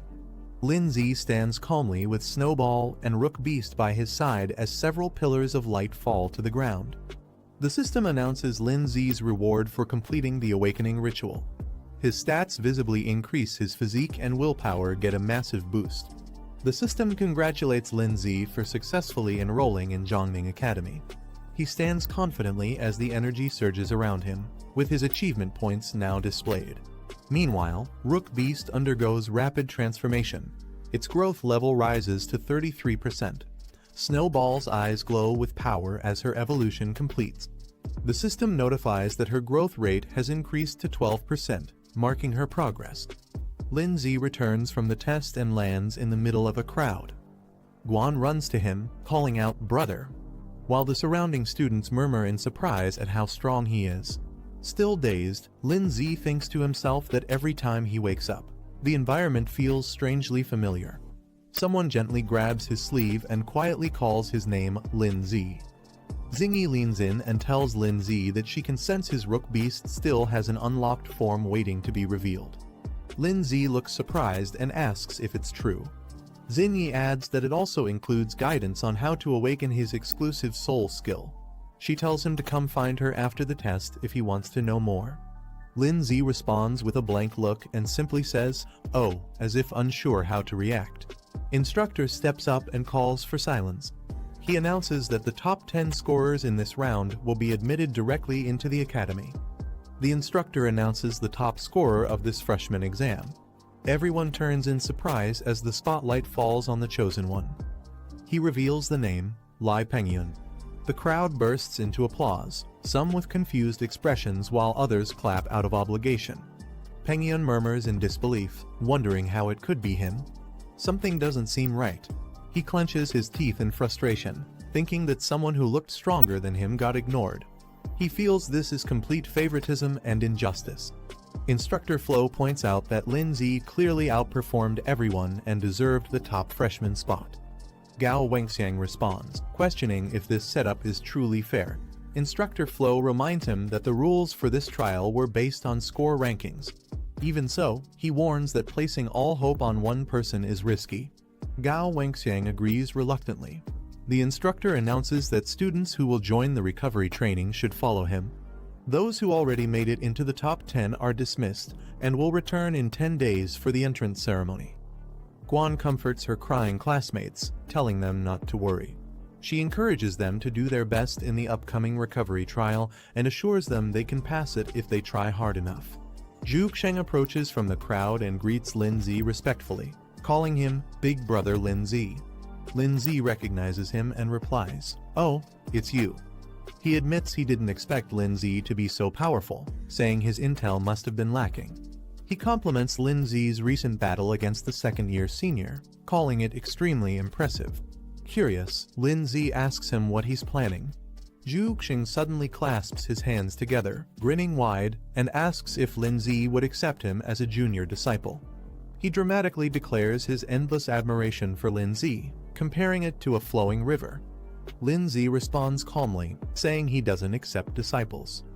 He adds that Zhu Xing doesn't even qualify for admission yet, questioning how he could be his junior. Determined, Zhu Xing dashes off, shouting that he'll definitely pass and begging Lin Zi to wait for him.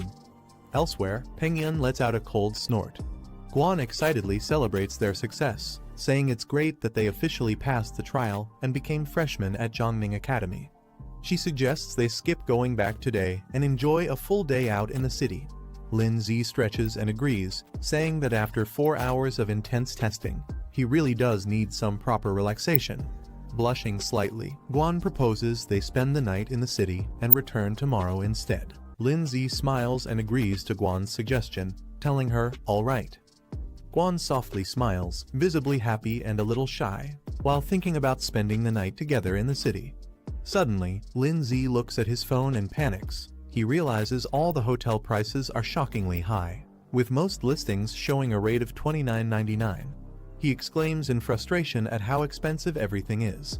He stares at his phone in shock, remembering that he had already spent all his money last time to upgrade his stone monster. His remaining balance is now only 300. Guan notices his strange reaction and suggests they go eat something first. Lindsay nervously agrees. As the sun sets, they arrive at a luxurious restaurant with a fancy sign welcoming new students for a special dinner. Lindsay looks around in disbelief, wondering how a place like this even exists. It's filled with summoned beasts and students all dining together peacefully. Guan smiles warmly and says she had been looking forward to eating at this restaurant for a long time. She suggests they summon their beasts since they've fought hard and deserve a good meal too. He hesitates slightly but agrees, replying with a simple okay, while sweating a bit. Soon, all their pets are seated with them at the table: Snowball, Rock Beast, and others ready to eat alongside their masters in the spacious, elegant hall. Snowball comments in surprise that the last time she saw Snowball, she looked like a little girl, and now she's evolved so quickly. She also adds that the transformation is beautiful and asks how Lindsay managed it. Lindsay replies that it might be because his bond with his beast is stronger than usual. He internally thinks that it's actually a complicated system thing he'll explain later when he gets a chance. For now, something else takes priority. Guan cheerfully calls him amazing and says he must teach her later. Then she shifts to the menu and suggests they start ordering food. But when Lindsay looks at the menu, he's shocked to see the outrageous prices: dishes costing 6,000, 10,000, even 18,000. Lindsay sweats nervously, staring at the menu and mumbling that there are just way too many zeros in the prices. Meanwhile, Rock Beast happily taps the table with forks, excited for food. Snowball gently pats the Fire Beast, who blushes with a heart above his head. The waitress politely asks what they'd like to order. Without hesitation, Guan excitedly points at several items on the menu, saying, "This one, this one, this one, and this one too." Lindsay is left stunned in silence. 5 minutes later, a full table of sparkling, luxurious dishes is served. Everything they ordered arrives beautifully plated. Everyone stares in awe at the food, shouting "Wow!" in unison, while Lindsay lets out a defeated sigh. The group dives in happily, with Rock Beast even patting its belly in satisfaction after finishing. Lindsay nervously sweats, glancing toward Guan and thinking to himself, "What should I do? Do I run from the bill?" The waitress politely informs him the total cost is 37,000 yuan and asks how he would like to pay. Guan smiles and offers to handle it, saying she's secretly saved up quite a bit of personal money. Relieved, Lindsay breathes out and thinks, "I'm saved." As the waitress looks on in surprise. Outside, as they walk under the night sky, Guan happily stretches her arms and says the city looks beautiful at night. She cheerfully says she's excited to study in the city with her brother in the future. Lindsay thinks to himself that he urgently needs to make money, realizing it might be too late to rely on commission missions alone. As they walk together, they hear loud cheering and laughter coming from a nearby building. The glowing sign reads "Death Arena," and the crowd inside shouts in excitement, calling it awesome. The audience cheers as a muscular blue monster defeats its opponent with overwhelming power. It's introduced as the Four-Armed Beast, a Stage 3 Tier 1 monster. The monster roars confidently while the crowd praises its strength, calling it unstoppable. The host asks if there are any challengers. He announces that anyone who defeats the monster will win the full prize pool. He adds that joining the match only costs 300 yuan, and the winner could earn up to 50,000 yuan. Lindsay thinks to himself that this might be the perfect way to make money. He prepares to summon his creature, as energy bursts from his hand. Rock Beast explains the rules: no magic, no spiritual arts, only raw physical combat. If a pet dies or kills another, the arena holds no responsibility. Guan asks if he wants to watch the match, then questions whether he's planning to enter the fight himself. Lin Zi smirks confidently and says since they're offering money, he won't be polite about taking it. Lin Zi observes that the enemy monster is at 3rd rank stage 1, while his own rock ghost is at 2nd rank stage 9, so he decides it's best to upgrade it first. He places his hand on Rock Ghost's chest, initiating the upgrade with a glow of energy. The upgrade completes as Rock Ghost evolves to 3rd rank stage 2, consuming 780 achievement points and leaving 400. He reflects that the higher the level, the more achievement points are needed for upgrades. Xinyi is shocked and asks if Rock Ghost just leveled up, wondering how he did it. He casually replies that maybe Rock Ghost leveled up because he ate well, then leads them toward the arena. Xinyi cheers with confidence, saying she believes he can definitely win the match. He gives a confident smile.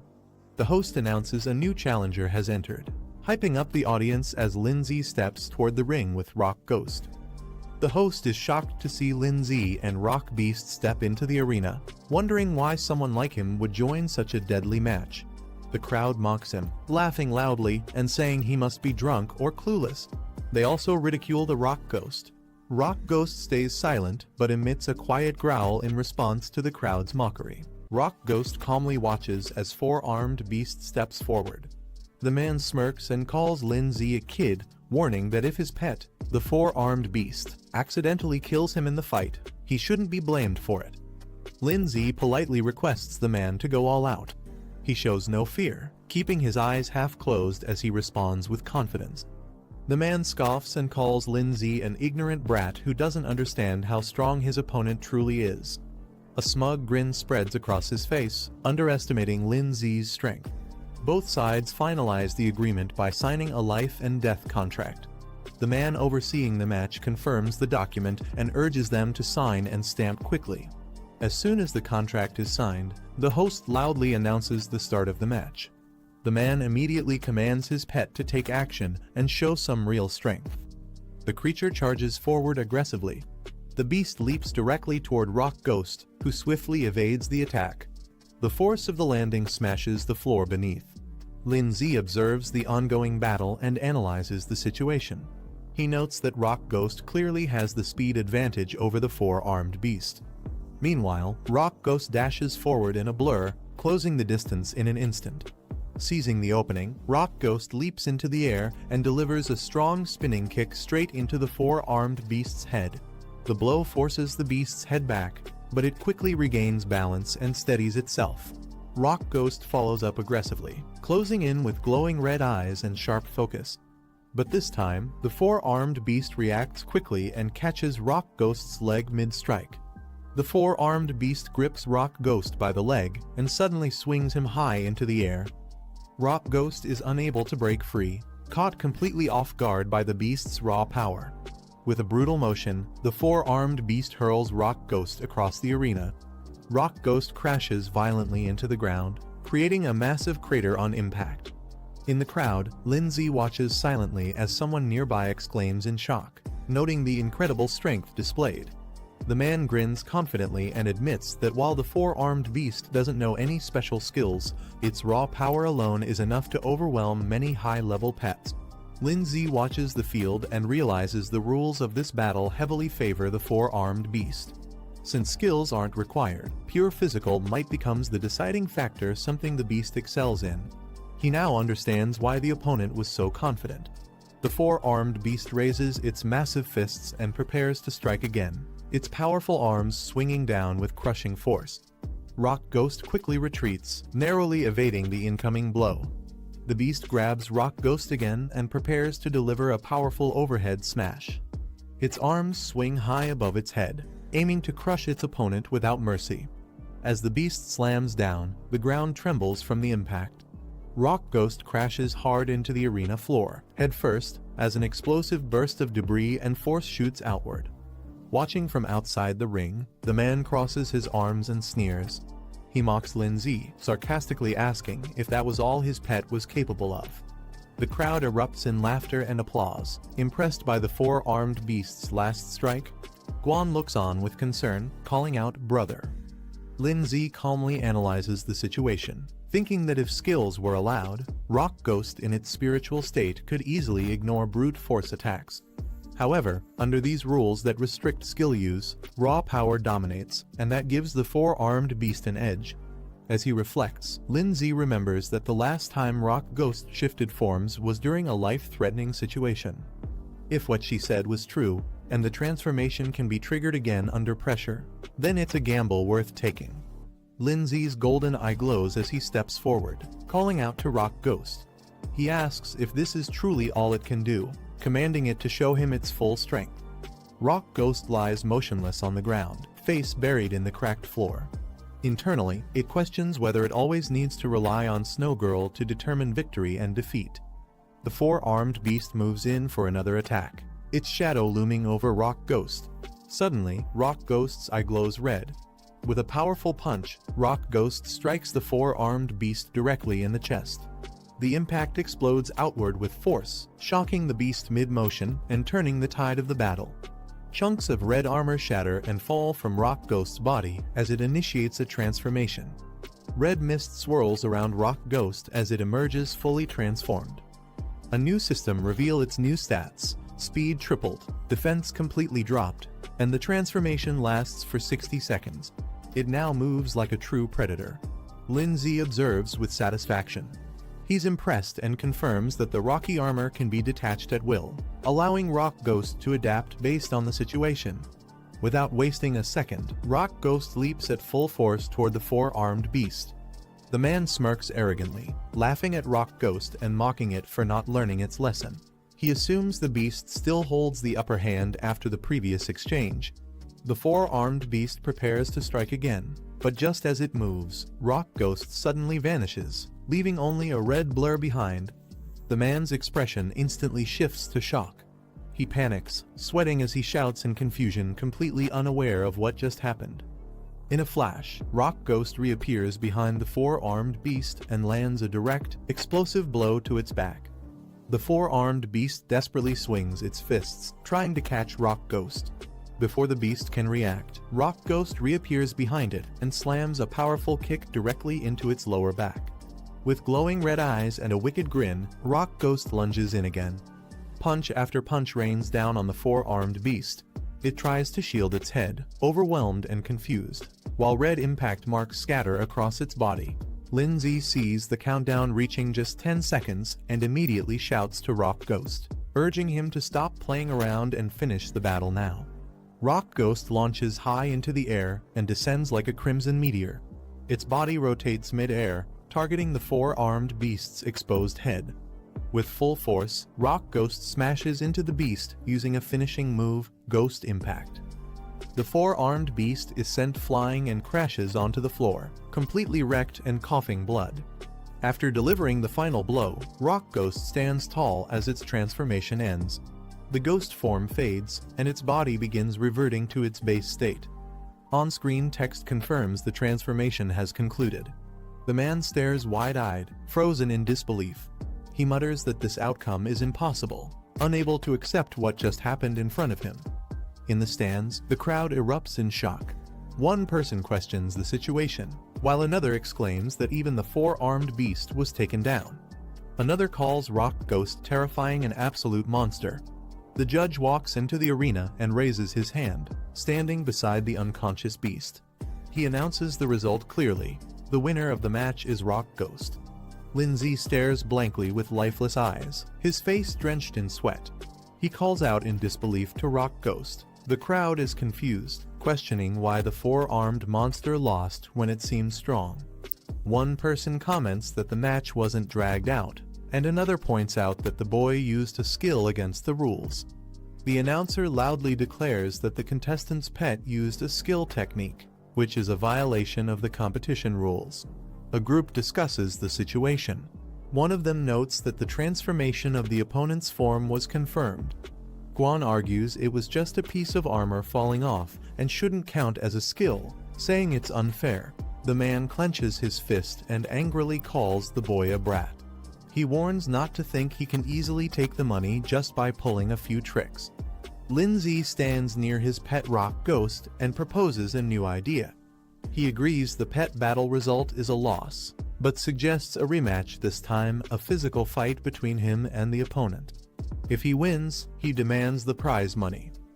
The man smirks darkly, surprised, and asks if Lin Zi really wants to fight him directly. The announcer, shocked, exclaims that Lin Zi is challenging him to a real-life duel. He announces Lin Zi's identity: former professional freestyle fighting champion, Chenggu. The crowd erupts in excitement, cheering for the fight. They demand to see a bloody showdown. The fighter grins at Lin Zi and says this match will be more entertaining than a pet battle. Both prepare to fight in the arena, facing each other. Rock Ghost lowers its head silently. Lin Zi tells Rock Ghost that it has already won. He gently taps its shoulder and says it's his turn now. Rock Ghost, startled by Lin Zi's words, reacts with wide eyes. The announcer speaks into the mic while the man nods with confidence. He praises Lin Zi, saying he's the first in history to dare challenge Chenggu directly, and admires his courage and resilience. With excitement, the announcer shouts that if Lin Zi manages to defeat Chenggu, he can still take the prize money and leave freely. The crowd cheers as Chenggu prepares to fight. Guan watches from behind the ropes. Lin Zi glances back and nods calmly. Chenggu powers up with a fierce grin, lunges toward Lin Zi, and shouts for him to come at him. He says they should enjoy the fight to the fullest. Outside at night, lights glow across the city skyline. Xinyi asking if she might be developing feelings for the boy. As Tanyong and Xinyi walk along the sidewalk, she firmly says she only sees him as a brother. Tanyong responds with frustration, questioning what makes him worse than that brat, and reminds her she barely knows him. Tanyong continues, saying he just doesn't want to see her get hurt. Xinyi folds her arms and replies sharply that she'll decide her own matters. She tells him to go back and rest early. Tanyong stands quietly behind her. Tanyong looks back and quietly says Xinyi's name while watching her from a distance near a building. While walking alone through a back alley, Tanyong clenches his fists and declares that he will surpass Lin Zi someday. He tells him to just wait. Suddenly, Tanyong hears a faint cry for help and turns his head, surprised. A girl, trembling and cornered by a dark, shadowy creature, desperately asks who will save her. Her white beast companion lies unconscious on the ground. A system identifies the monster as Fire Flame System, Stage 1, Rank 2. Tanyong charges in and delivers a powerful kick to the shadow monster, shouting for it to get lost. The shadowy beast is sent flying backward from the impact. Tanyong holds the girl in his arms and asks if she's alright. He scolds the monster, questioning where such a beast even came from. While cradling the girl, he looks up and notices someone standing on a rooftop under the moonlight. He mutters, wondering what kind of monster this world even holds. A hooded man descends rapidly from above, landing hard in front of Tanyong, the girl, and the defeated monster. Tanyong steps forward, demanding to know who the hooded man is and if that beast was his pet. The man questions the meaning of monsters and suggests that if beasts used by humans are considered good, then those that act independently are evil. He asks who made that definition. Tanyong stays cautious and asks what exactly the man is trying to say. The man explains that some beasts are born free and powerful, and only become aggressive after being hunted or manipulated by humans. Their nature is misunderstood due to isolation and fear. Tanyong cuts him off and prepares to attack. He declares that if the hooded man is the one who controlled the beast to harm humans, he won't allow him to continue. He summons a weapon mid-air while charging forward. The man stares calmly and asks if Tanyong is the one named Tanyong. Tanyong is surprised. The man asks if Tanyong knows his name, then mockingly suggests he surrender so he can be taken to the Beast Defense Association for punishment. The shadow monster watches silently with glowing red eyes. The man lowers his arm and calmly orders the beast to retreat. The monster immediately obeys and vanishes. He then steps forward and touches the red-horned wolf's forehead, releasing a glowing energy into its body. The white beast convulses violently as the energy spreads through it, triggering a powerful reaction and causing the creature to cry out in pain. A glowing red orb pulses with energy as the beast's transformation intensifies. The wolf suddenly rises with overwhelming power, surprising everyone present. The man admits he originally intended to seek them out, but since Tanyang showed up on his own, it saves him the effort. He now plans to test Tanyang's usefulness. Tanyang watches the beast cautiously as it radiates with uncontrollable power. The beast finishes its transformation, now towering with overwhelming energy. Its eyes glow fiercely as it snarls at the figures ahead. Tanyang and the summoned shadow stare up in shock, bracing for the clash. The announcer telling another to teach the boy a lesson. Another orders Barebone to show him his strength. Xinyi stands behind them, watching. Xinyi looks ahead with a surprised expression. Linzi turns around abruptly after noticing something. Xinyi cupped her hands and shouted loudly for Linzi, telling him to go for it. Standing beside her, Guan also cheered him on, her fists clenched as she leaned forward with anticipation. Both kept their eyes fixed on the fight. Shenggu stepped into the spotlight, his muscular body exuding power. With pride, he spoke of his past victories, winning the Freestyle Wrestling Championship in Jeonan City in 3241, then defeating Thunder Dragon in the Cherry Blossom Cup in 3243. He continued explaining how he went on to secure the Liaoning Freestyle Wrestling Championship for 3 consecutive years. His title, Steel Muscle Machine, was a testament to his strength and dominance in the ring.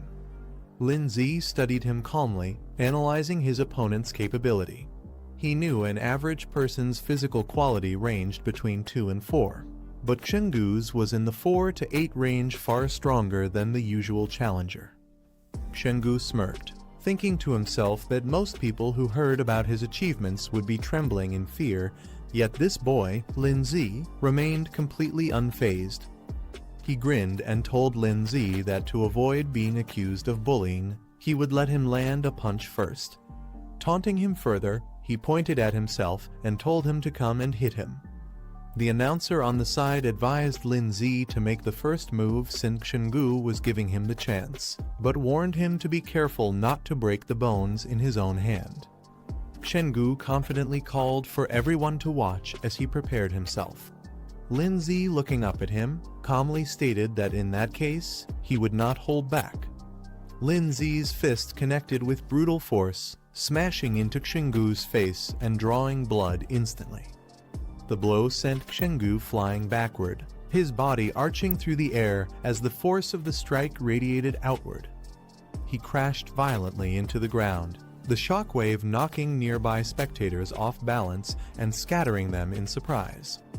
Lying on the floor with a swollen, reddened cheek, Shenggu's eyes went wide in shock, unable to comprehend what had just happened. The announcer stood frozen for a moment before shouting in shock, demanding to know what had just happened. He exclaimed in disbelief that Shenggu had been defeated with a single punch.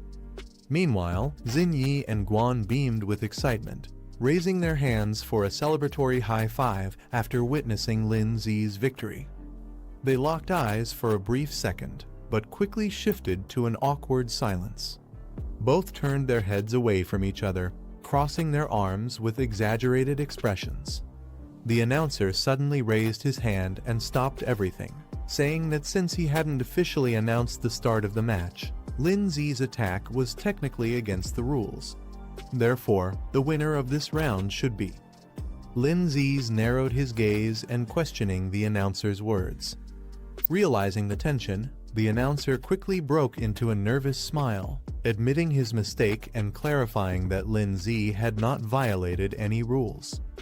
With a loud and clear declaration, he announced Linzi as the winner, the crowd's attention drawn to Linzi standing confidently.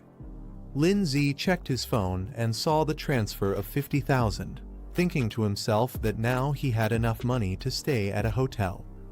From a distance, Guan called out to her brother, and Xinyi cheerfully shouted Linzi's name. Linzi turned toward them and asked what was going on. Xinyi approached him with a smile, praising his performance and saying she hadn't expected him to actually defeat Shenggu. Guan, however, spoke more reservedly, saying that it seemed they weren't very familiar with him yet. Xinyi reminded Guan not to forget that they had already formed a team, and with a playful smile, she pointed out that this meant they were teammates. She added that since they would also be classmates in the future, it was better to reintroduce themselves properly. Xinyi then introduced herself as Guo Xinyi and politely asked for his guidance going forward. Guan puffed her cheeks in annoyance, clearly not pleased with the situation.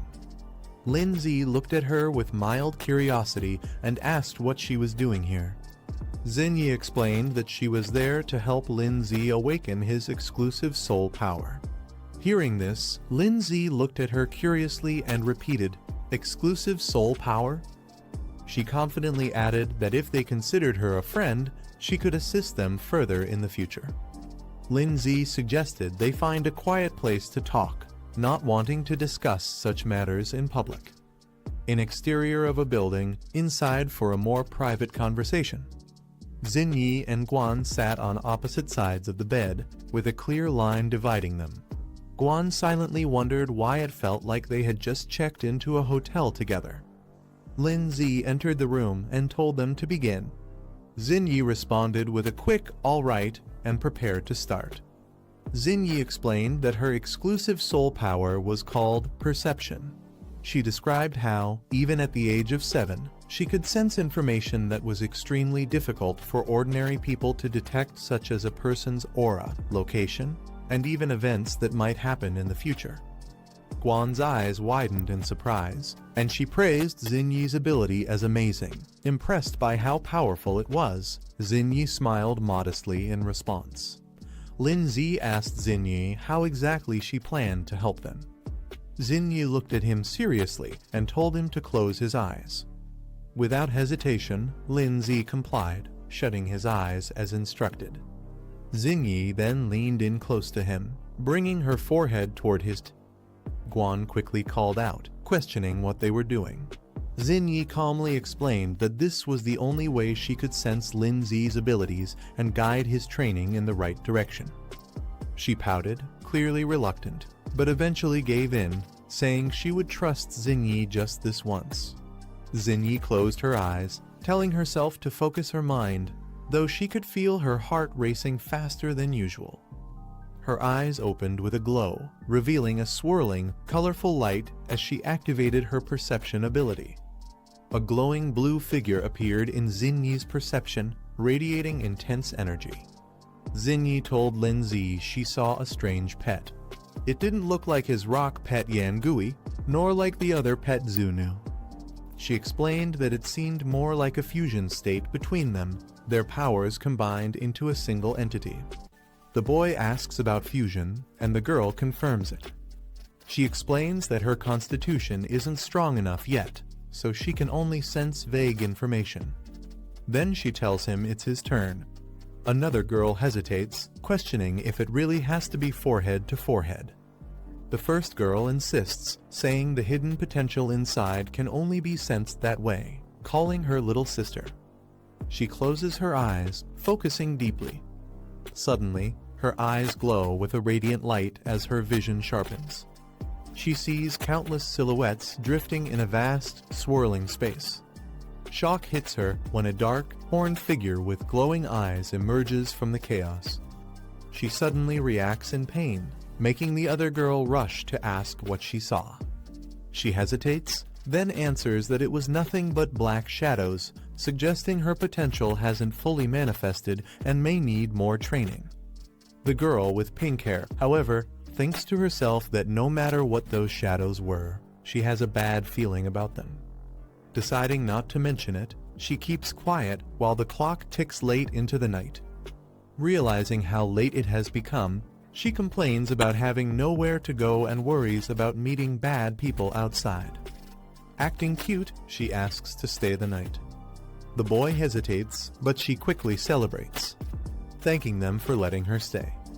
That night, the three of them end up sharing the same bed. The two girls lie on either side, pretending to sleep, while the boy stays stiff and uneasy. One girl secretly peeks at him, making him break into a nervous, awkward smile. The boy reflects on fusion, realizing it's time for Rock Ghost and Snow Maiden to truly get along. He thinks about activating their exclusive soul technique as soon as possible. 10 days later, the Academy holds its entrance ceremony, and excitement fills the halls as students rush to see the newly posted class placements. During the announcement of class placements, Lin Z searches for his name and finds himself in Class 1. His friend excitedly points out that they'll be in the same class again, and they both celebrate.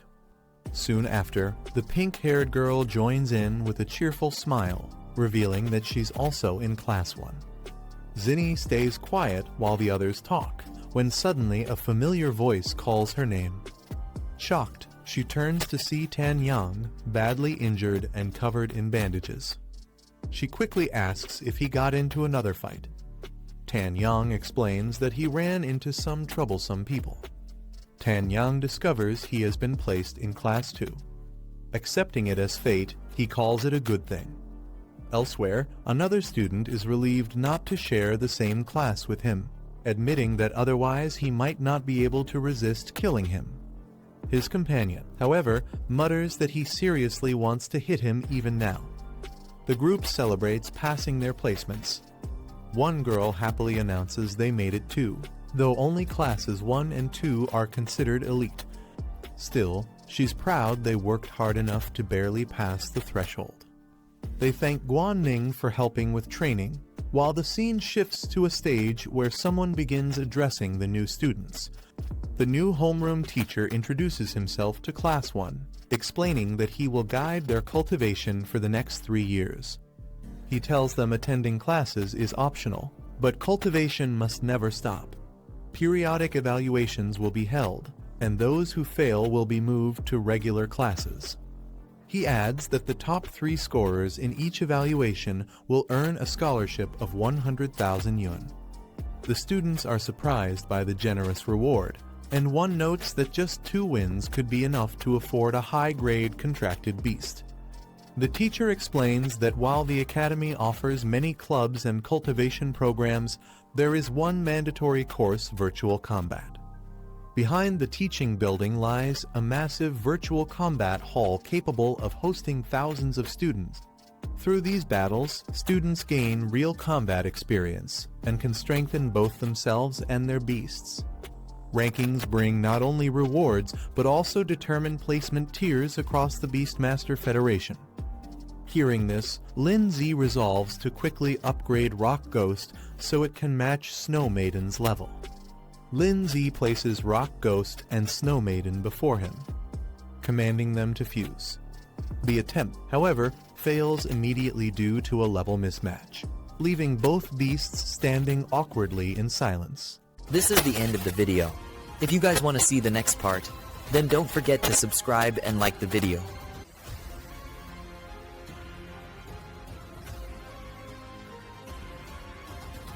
The classroom bell rings, signaling the end of the lecture.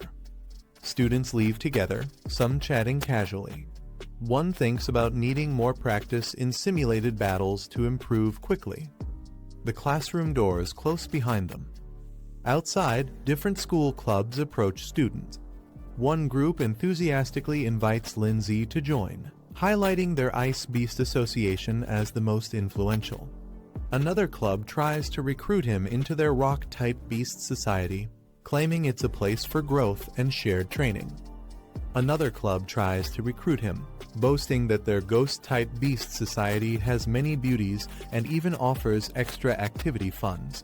He politely declines, saying he isn't planning to join any club for now. Suddenly, the crowd stirs. Members of the prestigious Gaoshan Society arrive, drawing attention from everyone. Curious, he asks who they are. He learns that Gaoshan Society ranks among the top 5 in the academy, filled with elite members. Leading them is a second-year officer, once ranked in the top 3 of entrance scores, making his presence alone overwhelming. The tall leader of the Gaoshan Society, Luo Han, steps forward and directly asks if he is Lin Z. His subordinate quickly confirms, pointing him out without hesitation. Watching from the side, others realize the trouble. One recalls that the thug from before was actually a Gaoshan Society member. Lindsay remains calm and composed, admitting his identity and asking what they want from him. Liu Han offers Lindsay a chance to join the Gaoshan Society, saying it would settle past grudges. He emphasizes that not just anyone gets invited. Lindsay calmly declines, thanking them but making it clear he isn't interested in joining any club, not even theirs. He reasons that joining societies is a distraction and won't help him improve. Shock spreads through the crowd. No one expected him to refuse such a rare opportunity. One furious member shouts at Lindsay, warning him not to be arrogant. He declares that rejecting them means treating the Gaoshan Society as an enemy. Lindsay brushes off the threat, walking away as if it doesn't matter. Rage flashes in one of the Gaoshan members' eyes, unable to accept such disregard. A pink-haired girl watches with interest, impressed by Lindsay's composure and boldness. His companion quietly wonders if rejecting them might cause more problems. Lindsay, however, thinks joining a club would only bring unnecessary trouble, challenging them to prove otherwise through strength. The vast hall fills with students, each preparing for the upcoming trial. Looking around, one notes how many participants have gathered. Lindsay takes his position, calmly sitting as the platform activates, signaling the start. A girl clenches her fists with determination, vowing to keep up with Lindsay's pace no matter what. Lindsay closes his eyes, centering himself before the trial begins. He opens them with sharp focus, determination flashing within. The scene shifts into a vast, glowing virtual space where the simulation is about to start. His personal stats appear, showing a low rank of 570-620. Observing the sheer number of participants, he notes how crowded the virtual battlefield is. Lindsay sets a clear goal for himself, reaching the top 10,000 in the rankings as he starts the matching process. The system activates, transporting him into the virtual battlefield. He suddenly finds himself standing on a grassy plain, noticing an opponent already waiting. Calmly assessing the situation, he realizes the simulation has switched to a grassland arena. On the grassy battlefield, Lindsay surveys his surroundings while his opponent watches him closely. The man smirks, asking if this is Lindsay's first time in a virtual duel and whether he's just a student. Lindsay gives a simple nod in response. The man's grin widens, revealing a sinister smile as if he's already confident in victory. The man smirks, saying each year brings in fresh newcomers, and today's match is his lucky chance. Confidently, he prepares to take the win. With a flash of light, he summons his beast. A massive steel tusked boar appears, its roar shaking the ground. Laughing with excitement, he declares the battle will be thrilling, eager to crush his opponent. Lindsay notes that his opponent's beast is only at the second stage, which explains why the system matched it against a newcomer like him. Calmly, he prepares to respond. The steel-tusked boar charges forward with heavy steps, its strength on full display. A shadowy red-eyed figure watches silently, its presence hinting at something ominous. The man laughs confidently, boasting that Lindsay will soon understand the gap created by years of experience. The battle begins as Lindsay's puppet moves swiftly, striking down the charging steel-tusked boar with ease. The beast collapses instantly, unable to withstand the blow. Its defeat is marked, signaling the end of the fight. The opponent is left in utter shock, his face twisted in disbelief as he realizes his beast was defeated in a single strike. The pink-haired fighter lands a crushing blow, knocking his opponent to the ground with overwhelming force. The system marks the defeated enemy as a humanoid type, first stage, second rank. His beast companion lunges forward, striking down a wild cat monster. The system confirms the victory, noting it as a 6th rank wild beast. The battles continue. Another monstrous puppet charges, but he defeats it instantly. The system announces it as a 9th rank enemy, confirming another knockout. His points rise steadily with each fight. 2 days later, his progress becomes clear. His rock-type summon evolves to the 7th stage, while his snow girl reaches the 4th tier. The system rewards him with additional achievement points for breaking into the top 100,000 rankings. He pauses to reflect. The constant high-level battles over the last 2 days have boosted his growth rapidly. Deciding to rest, he concludes today's training and leaves the area behind. Meanwhile, news of his rise spreads quickly. Many are surprised, calling him a newcomer with explosive potential. Others question his background, and some already view him as a dangerous target that must be eliminated. His sudden climb puts him under the spotlight across the rankings. The boy speaks with his companion, casually asking about the timing of his arrival. She looks surprised by his sudden appearance. A white-haired man steps in, recognizing him instantly and addressing him with confidence. Another character comments that he seems to be the freshman representative, pointing out his late arrival. They remind him not to underestimate the challenges ahead. In a chibai form, the boy is asked if he has already withdrawn from studies, highlighting doubts about his persistence. The white-haired man raises 3 fingers, proudly declaring that he reached the top 150,000 ranking in just 3 days, showcasing his rapid progress. The girl is left shocked, staring wide-eyed at the revelation. She holds her device tightly, unable to believe what she just heard. The girl checks her device and is surprised to see that her brother has already broken into the top 100,000 rankings. Another character reacts in complete shock, unable to believe the sudden rise in rank. A boy explains that his own ranking has been stuck around the 180,000 mark, no matter how much effort he puts in. He wonders aloud if contracting another beast might help and asks for advice. Another boy interrupts with curiosity, asking when he will qualify to contract his second beast. The girl reminds him that he was the only one in their class who chose the highest difficulty path, hinting that this may be why his growth is slower. He laughs it off, acknowledging her words but dismissing it as just a joke, showing his carefree attitude despite the situation. While walking together, the girl asks if he has decided on his second beast contract. He replies that he hasn't, explaining that growth rate, compatibility, and synergy with his current beast all need to be considered. He reassures her not to worry, smiling as he says he'll help her with beast selection when the time comes. She happily clings to him, suggesting that they should go together to the beast market over the weekend. He looks back calmly, quietly agreeing to her idea. Later that evening, they return to the academy. Other students watch from a distance, noticing how close the two appear. One student comments on their relationship, while he casually brushes it off, mentioning training and focusing on progress instead of appearances. They continue talking about spending more time together studying, eating, and training side by side. Another girl watches them closely, clearly curious, and questions what their relationship truly is. The boy brushes it off, saying he'll head back to rest if there's nothing important.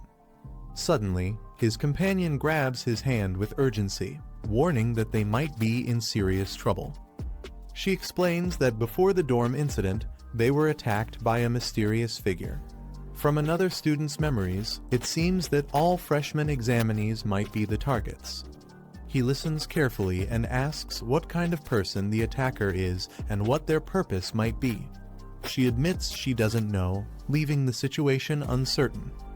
The girl warns him to be cautious, explaining that the mysterious enemy they faced is strong and wields a rare ability that can forcibly turn beasts into corrupted forms. He thanks her for the concern and walks away, leaving her behind. She watches his back, deep in thought, uneasy about the connection between the enemy's strange power and his future. The scene shifts to the Academy Tower the next day, signaling the beginning of a new challenge. He sits in meditation, focusing on his next goal, breaking into the top 10,000 rankings. His ice element summon appears beside him, radiating power as the system updates his score to 1002, just one step away from his target.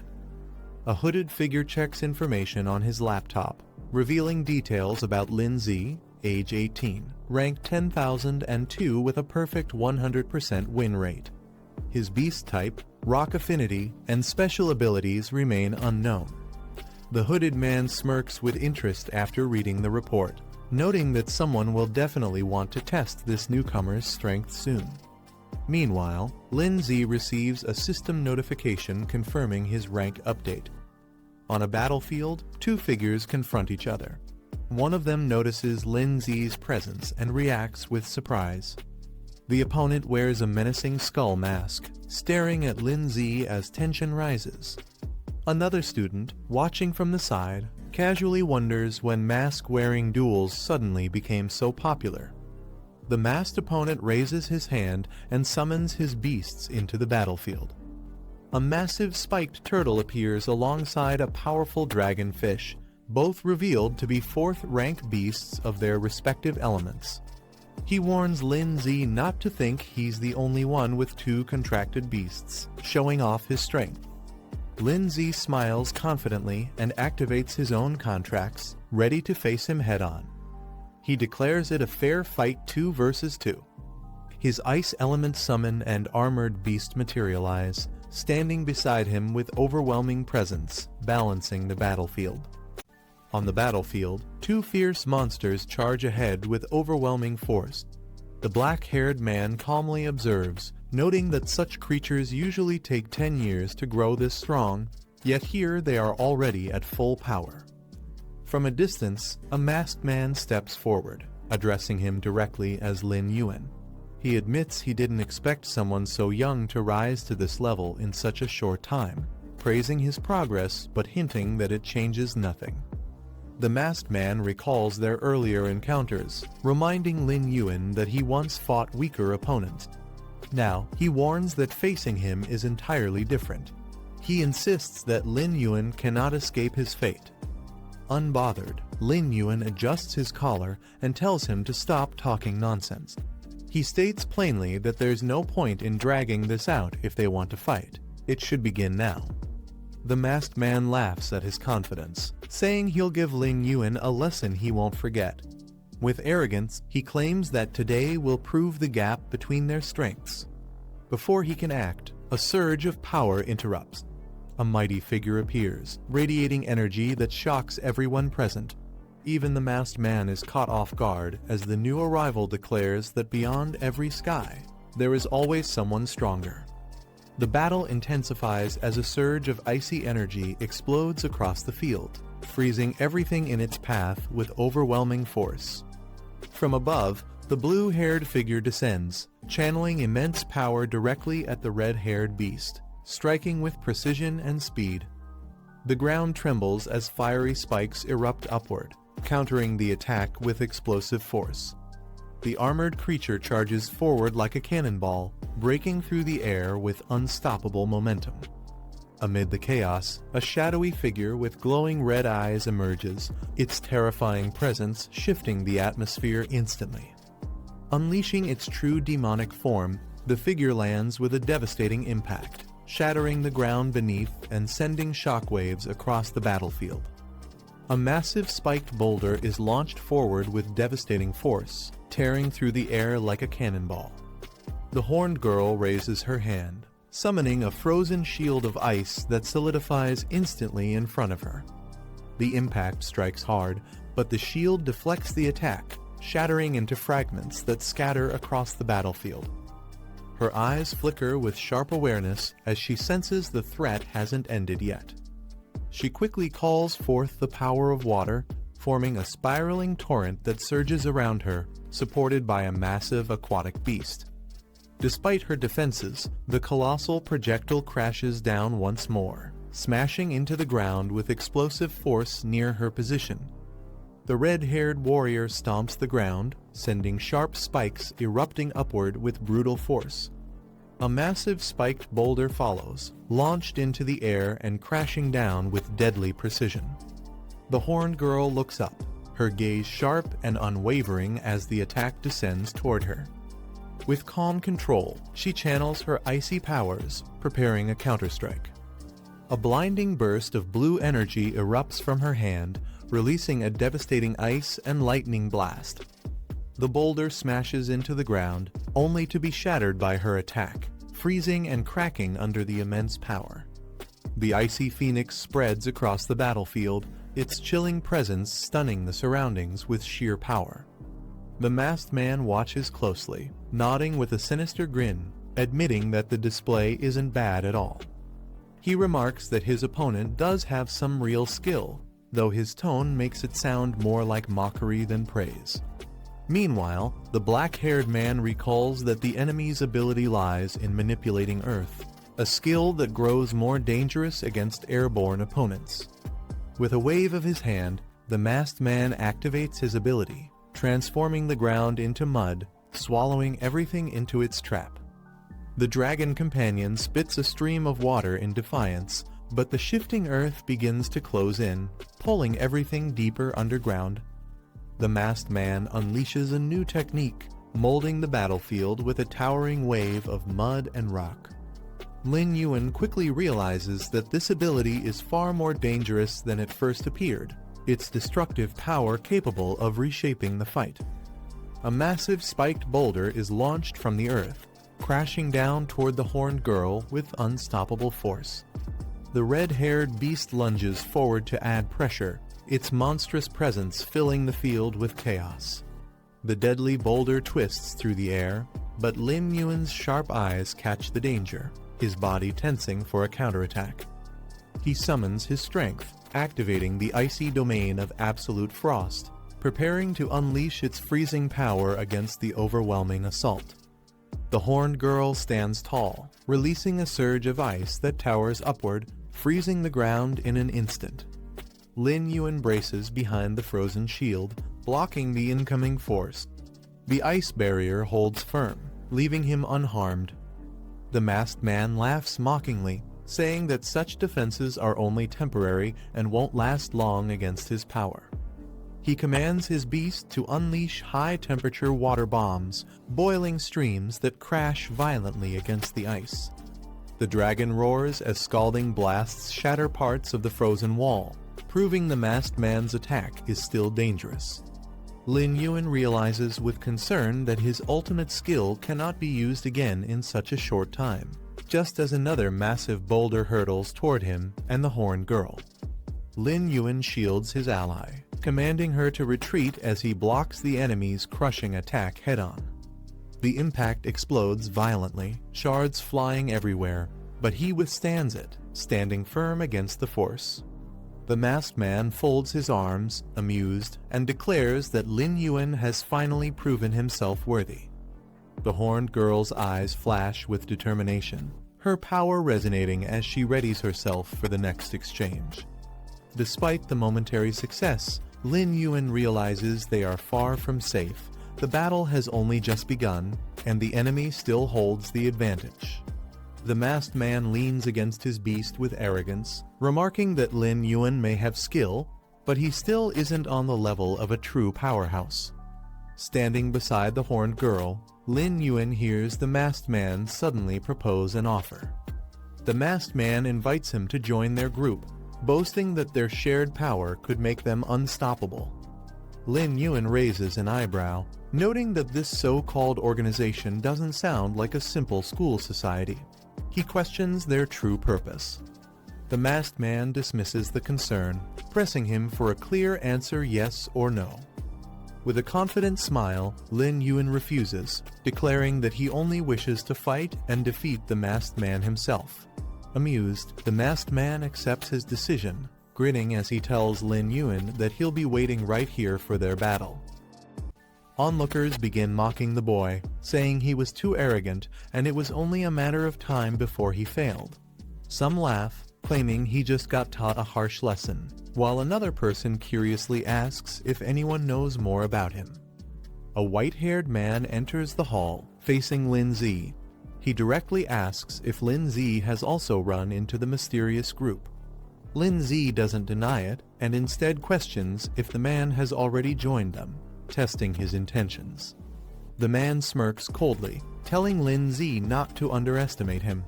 He declares that anyone who dares act arrogantly in front of him will be forced to pay a heavy price. His words carry both confidence and hostility, making his stance clear.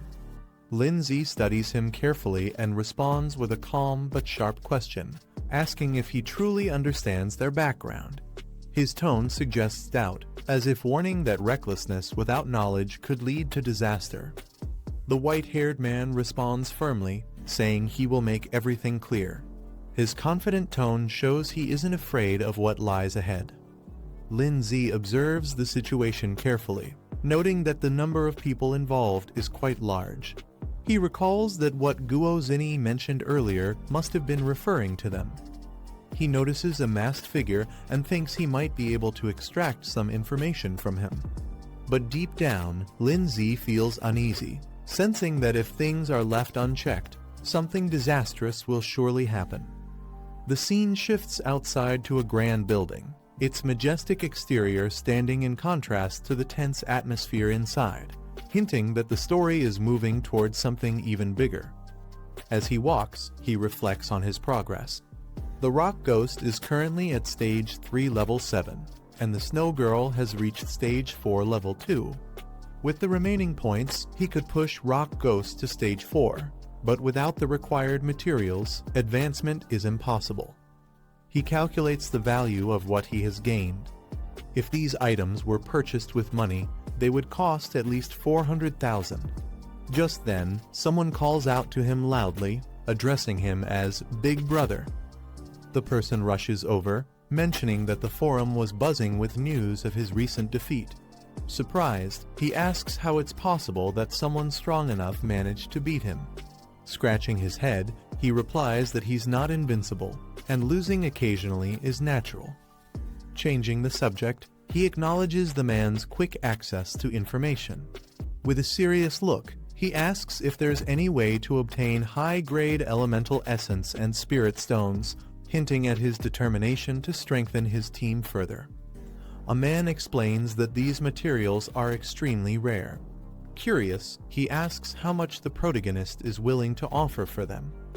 The required list is revealed 30 portions of high-grade earth elements and 3 spirit stones.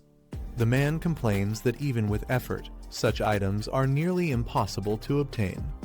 Suddenly, he brightens up and suggests another option. He claims to know of a place where these materials might be found and offers to personally take him there. Hearing this, the protagonist smiles faintly and agrees without hesitation, telling him to lead the way. The two arrive at Spirit Crystal Mountain. The rocky terrain stretches endlessly as the man explains this is their current destination. He elaborates that before the ancient war, countless dimensional rifts appeared around the world. These rifts connect to other realms, and it's said that many contracted beasts actually originated from those worlds. Years ago, the Tamer Association and major academies secured safe entrances to several rifts, allowing steady resource extraction. However, many rifts remain undeveloped. Some explorers who ventured too deep in search of rare resources never returned, falling victim to the dangers hidden within. Looking at the glowing rift ahead, the protagonist calmly asks if entering this secret realm will truly yield the rare materials he needs, testing the man's confidence in his claim. The man proudly explains that only experienced tamers manage to bring back resources from such places. He adds that the information he has now wasn't easy to obtain and came at a great cost. He reveals that this secret realm is known to contain valuable resources, including high-grade earth elements and spirit stones, exactly what the protagonist is searching for. Excited by the possibility, the protagonist praises his efforts and agrees to go in and take a look, showing eagerness to confirm the truth. Together, they stand at the edge of the glowing rift, its energy crackling in front of them as they prepare to step into the unknown. The protagonist steps forward with a calm smile, telling his companion it's time to move. His determined tone leaves no room for hesitation. The man nervously warns him to think carefully. If they encounter danger inside, they may never come back alive. His fear is clear, but the protagonist remains unfazed. Looking at the glowing rift, the protagonist states that obtaining the two rare materials is worth any risk. He adds that if his companion is too afraid, he can turn back now. The man clenches his fists and shouts that he won't back down. Gathering his courage, he insists that all the effort spent gathering information was for this very moment, and he refuses to be left behind. The man clenches his fists with excitement, convinced that with the protagonist leading them, they'll surely obtain valuable treasures. He shouts that this could be their chance to strike it rich, while the protagonist simply responds with a calm "good." Without hesitation, the two leap into the glowing rift together, their figures vanishing into the blinding light. On the other side, they land inside a vast cavern. The atmosphere is heavy and cold, and the man stumbles forward, struggling to regain his balance while the protagonist calmly surveys the surroundings. Suddenly, glowing crystals illuminate the cavern walls. The man freezes in shock, eyes widening as he realizes what lies before them, barely able to form words.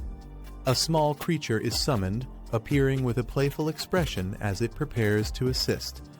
It quickly grabs hold of a glowing crystal, showing its usefulness in gathering resources. The man explains that these are low-grade crystals, mainly used to upgrade lower-ranked rock-type beasts. While they aren't very valuable, the fact that such items normally bought with money can be obtained freely inside the secret realm is still surprising.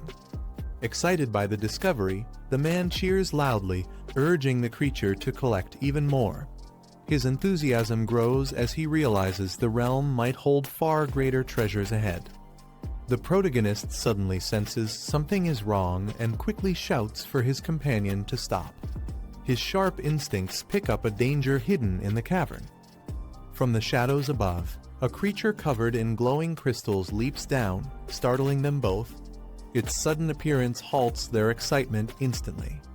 The beast reveals itself. It's a crystal-eyed tiger, a rock-type creature at Stage 2, Level 4. Its intimidating gaze makes it clear this place is far from safe. The protagonist realizes the truth. The crystals they were after are actually part of the beast's body. The so-called evolution materials are fragments taken from other monsters themselves. Calmly, he tells his companion that since it's only Stage 2 Level 4, they should be able to handle it. The man confidently introduces his pet, a large, pink creature, boasting that it shouldn't be underestimated. The beast immediately lunges forward, attacking the enemy with force. He proudly explains his plan once the creature swallows its target. All they need to do is wait until it digests the materials inside, making victory easy. However, the battle proves more difficult than expected. The pink creature slams into the crystal beast, but struggles, unable to overpower it as easily as the man had hoped. Panting, the man realizes the problem. His creature indicates that the enemy's body is too hard to consume, leaving it at a disadvantage against such a solid opponent. The protagonist notices something unusual. His companion seems able to understand the language of beasts, an ability that surprises him. The crystal-eyed tiger lets out a loud roar, its voice echoing through the cavern as its body glows with power. The protagonist remains calm despite the noise, while his companion and the pink creature stay alert, realizing the situation might escalate further. Suddenly, multiple glowing creatures emerge from the darkness, surrounding them on all sides. The ambush makes it clear that this battle has only just begun. The black-haired boy warns that his monster isn't fit for group battles. His companion quickly orders him to fall back. A fierce blizzard is unleashed, filling the icy cave with destructive force. The red-haired beast smashes through the frozen shards, charging ahead with brute strength. Meanwhile, the man with the headband picks up glowing crystals, thrilled that they've finally struck fortune. The headband man excitedly tries to collect crystals, but the pink creature takes them away to store. He complains, saying everything is gone. Shocked, he he argues that these crystals are still valuable, even if they aren't worth much individually, since there are so many of them. The black-haired boy explains that the creature's space is limited, so there's no need to keep low-grade materials. He reassures that deeper inside, there will be better treasures waiting. Realizing it makes sense, the man finally agrees. The group then continues moving deeper into the cave. Glowing beetles crawl along the cave walls as the group advances deeper. The black-haired boy observes that high-grade elements and spirit crystals won't be found on these small creatures. They continue forward and soon reach a vast chamber filled with shining crystals. The group halts in surprise, stunned by the overwhelming sight before them. The man is startled, questioning what just appeared. A massive worm-like monster bursts from the ground, shocking everyone. The black-haired boy leaps forward, aiming to strike the creature's head. The red-haired beast clashes with the monster, its sharp claws meeting the worm's attack head-on. The group identifies the enemy as a rock serpent, a Stage 3, Rank 4 beast. Its hit-and-run tactics make defense difficult. The black-haired boy instructs them to be ready and strike the moment it exposes its head. The headband man angrily orders his monster to be released for battle. Determined, he charges forward alongside his monster, ready to fight head-on.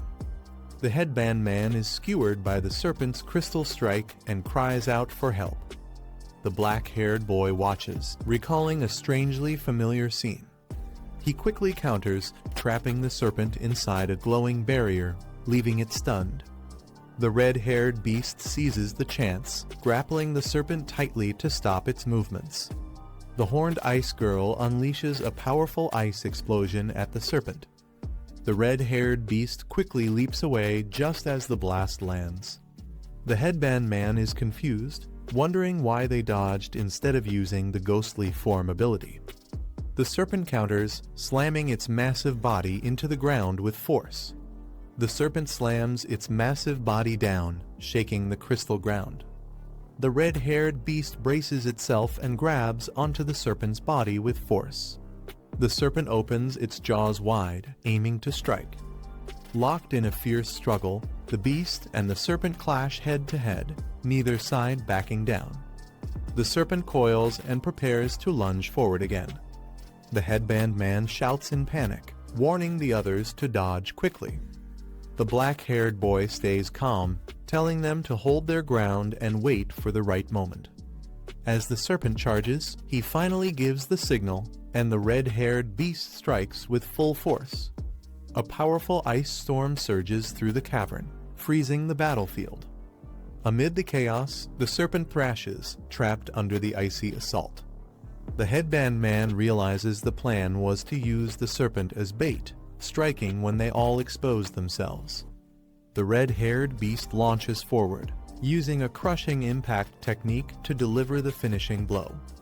The system announces the serpent's defeat, rewarding 2 high-grade elemental essences. The black-haired boy notes they only need to kill 28 more. The headband man calls out desperately to his brother. Suddenly, the ground shakes as another serpent bursts out from below. The headband man is swallowed into darkness with his monster, shocked and confused about where he has ended up. The headband man panics as countless glowing red eyes appear around him. He realizes he's surrounded by multiple serpent-like creatures, and fear overwhelms him. From above, the others spot the swarm closing in on him. The group watches in shock as he is dragged down, crying out desperately to his brother for help. The headband man, thinking his brother has come to save him, bursts into relief and joy. But the black-haired boy simply counts the total, noting that with 28 kills, their goal is finally complete. A terrified man is caught by a monstrous arm just as he's about to fall. He shouts in relief, saying he knew his brother wouldn't abandon him. However, danger quickly returns as a pack of beasts with glowing red eyes close in. Their fangs bare, and the man panics, screaming that he's going to die. At that moment, the black-haired man steps forward, his expression calm and firm. He calls out to his ally, signaling her to act. The Ice Maiden responds immediately, her hands glowing with energy as she unleashes a surge of freezing power, preparing to strike the enemies head-on. The man clings to the monster's arm, nervously asking if this means he's going to die. His face is pale, showing both fear and hopelessness. Suddenly, sharp icicles rain down, freezing the enemies instantly. Rewards from the battle appear, showing the collection of elemental essences. The black-haired man reflects calmly. Though these creatures only dropped a single material, compared to a fully grown giant rock serpent, even the immature ones were still impressive. The survivors breathe in relief, saying they managed to stay alive. Together, they stand around, finally safe after the intense fight. The man looks touched, smiling with teary eyes as he calls Lin Zi his true brother, expressing deep gratitude. But suddenly, a serpent-like creature bursts out from the ground, catching him off guard. He screams in despair, panicking about why he's always the one in danger. Meanwhile, Lin Zi remains composed and commands the rock ghost to rescue him without hesitation. The man falls helplessly from above, while the red-haired rock creature leaps forward, moving to intercept. With a heavy strike, the creature smashes into the enemy, sending shockwaves across the ground as the man barely escapes injury. The creature turns its head sharply, eyes glowing red, showing a fierce determination to protect.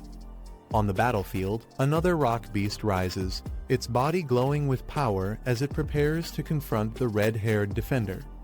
Lin Zi smirks, his sharp gaze fixed on the battlefield. He mocks the enemy, amused at how easily they lose control and show anger. He then calls out to the Ice Maiden and the Rock Ghost, commanding them to step forward. Both move with determination, prepared to unleash the results of their training under his lead. From above, a massive serpent dives at terrifying speed. Its red eyes glow menacingly as it plummets, aiming to crush everything in its path.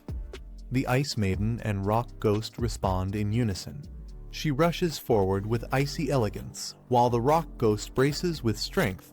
Their coordinated assault meets the serpent head-on, escalating the intensity of the battle. The Ice Maiden channels her icy power, her hands glowing with brilliant blue light. She unleashes a powerful spell, aiming directly at the massive serpent. The beast is struck and instantly bound by jagged ice chains. Its body stiffens as the cold spreads, locking it into place despite its violent thrashing.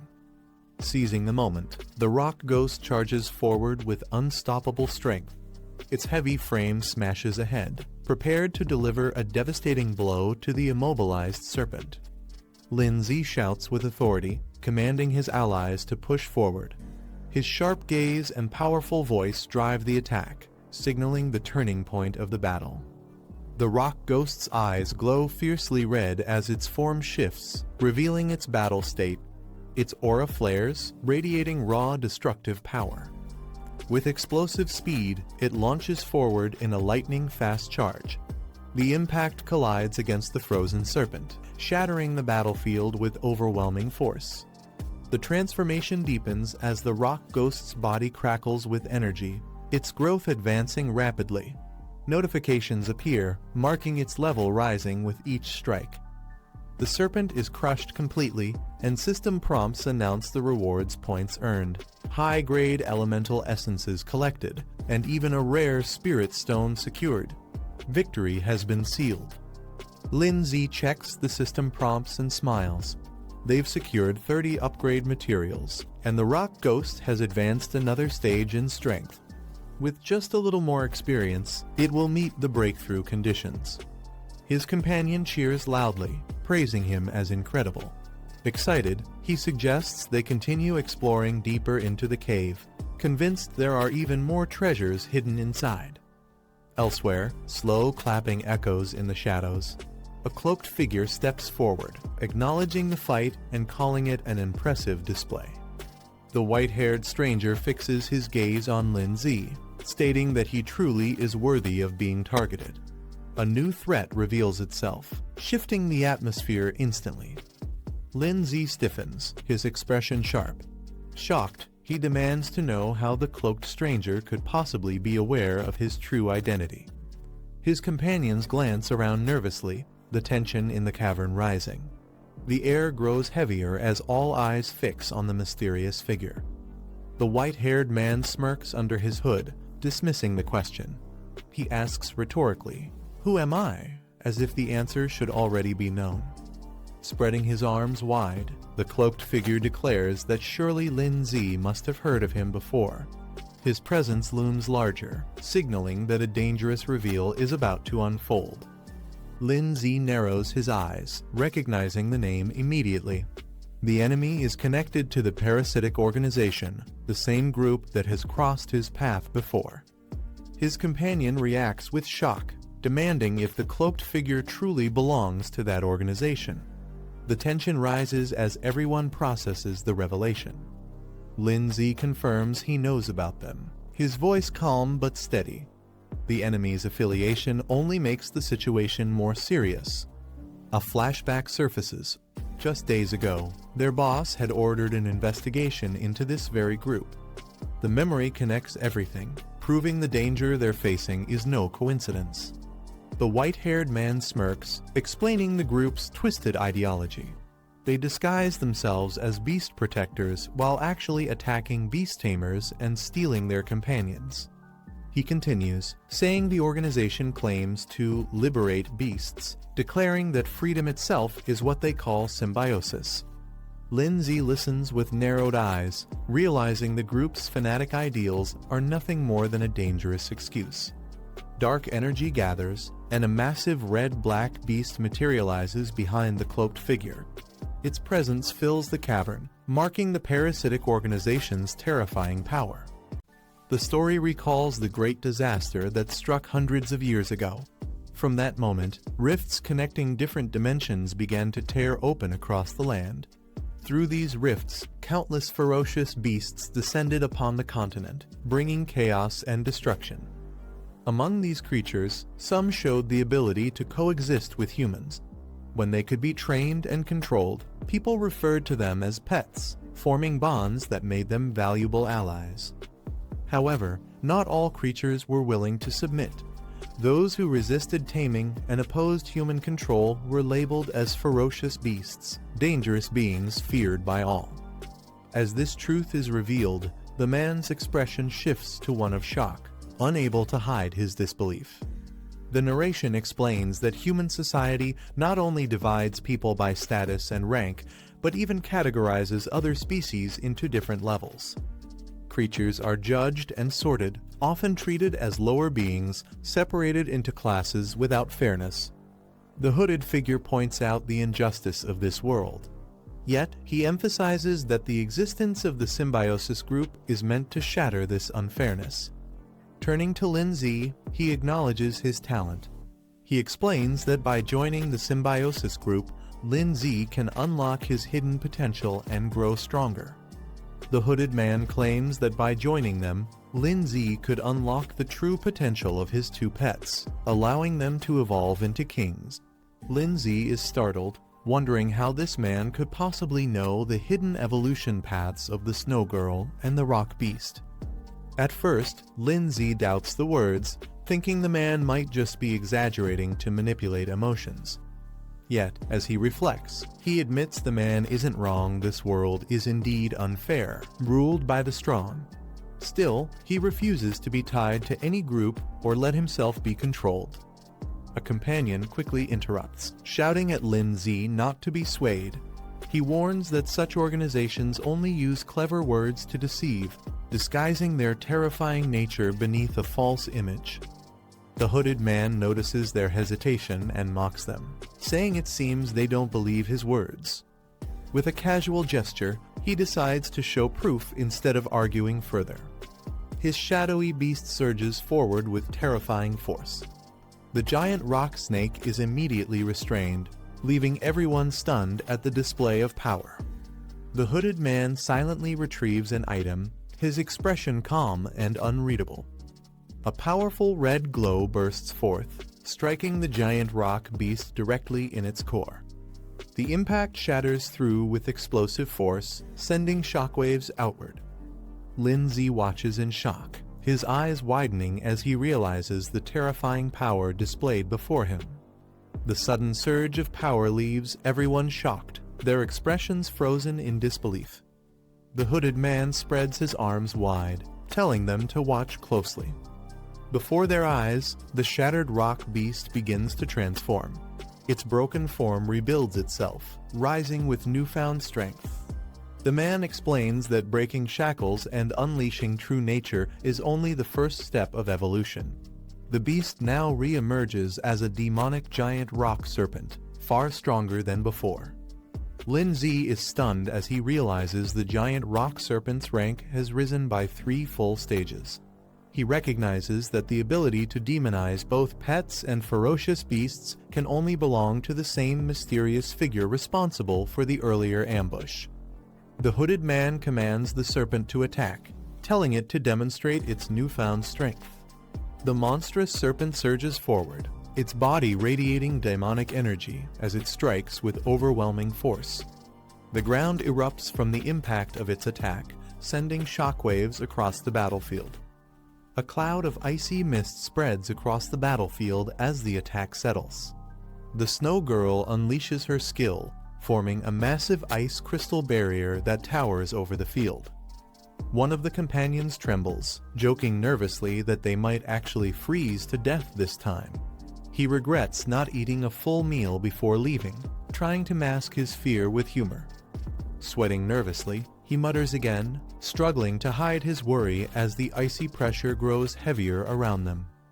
The demonic rock serpent groans in agony, its body writhing as it cries out in pain and suffering. One of the companions relays its words, saying the beast is in unbearable pain. Lin Zi is stunned by the revelation. Furious, Lin Zi realizes the truth these people speak of fairness, yet their actions only exploit the weak for their own gain. He questions if this is the justice they claim to uphold. The serpent thrashes violently, its torment manifesting in destructive bursts across the battlefield. Lin Zi quickly issues commands. Snow Girl is told to freeze the serpent with her blizzard, while the rock beast is instructed to search for its weak point. Snow Girl's eyes flash as she unleashes her icy power, summoning a wave of frost. The serpent crashes against the frozen barrier, but Lin Zi notes the difference in strength. Snow Girl is only at 4th rank 2nd stage, while the demonized serpent has already reached 5th rank 1st stage. Despite ice being strong against earth, there's no complete elemental advantage here, making the battle far from simple. Lin Zi analyzes the situation, realizing that under normal circumstances, defeating an opponent a full rank higher would be nearly impossible without extraordinary means. The demonized rock serpent snarls, its power surging violently. But Lin Zi notices something: this beast isn't a true 5th rank creature. Its strength comes from a forced soul technique that amplifies potential, which must also bring severe backlash. Meanwhile, the rock beast undergoes a sudden transformation, its form igniting as it evolves into the powerful Oni General form, radiating overwhelming energy. The Oni General charges with explosive force, clashing fiercely against the demonized rock serpent. The serpent is slammed into an ice barrier, its body colliding with a thunderous impact. Lin Zi explains that while the Oni form boosts the rock beast's speed by 300%, it also drastically lowers its defense, leaving it as fragile as glass. He quickly calls on Snow Girl to support. Snow Girl responds immediately, casting her icy power to synchronize her attack with the rock beast. Explosions erupt across the battlefield as ice and flames collide, shaking the ground violently. The Oni General and Snow Girl glance at each other, their powers resonating in sync. Lin Zi realizes what is happening together. They are unleashing a combined technique, something far stronger than either could manage alone. Shocked, he exclaims in disbelief, recognizing it as a fusion skill. A massive blue crystal floated in mid-air, surrounded by arcs of icy lightning. The system identified it as the Ice Core Bomb, a high-level offensive skill. It infused ice energy into a rock core, filling it with explosive cold power. Once it struck the enemy, it would detonate instantly, freezing and shattering everything nearby. The man stared at the system interface, deep in thought. After a moment, the screen flashed he had successfully unlocked the fusion skill panel. He realized this wasn't an ordinary upgrade. To fully activate the fusion soul technique, both the Ice Queen and the Rock Ghost had to reach the same strength level. But that wasn't enough. The system also required them to build perfect synchronization between each other, a shared understanding that linked their powers completely. Only when their compatibility reached the highest value could the fusion skill truly awaken. As the man analyzed the data, the battlefield erupted once again. The Ice Queen launched shards of frozen light, clashing against the crimson energy of the Rock Ghost. Explosions of frost and flame filled the area.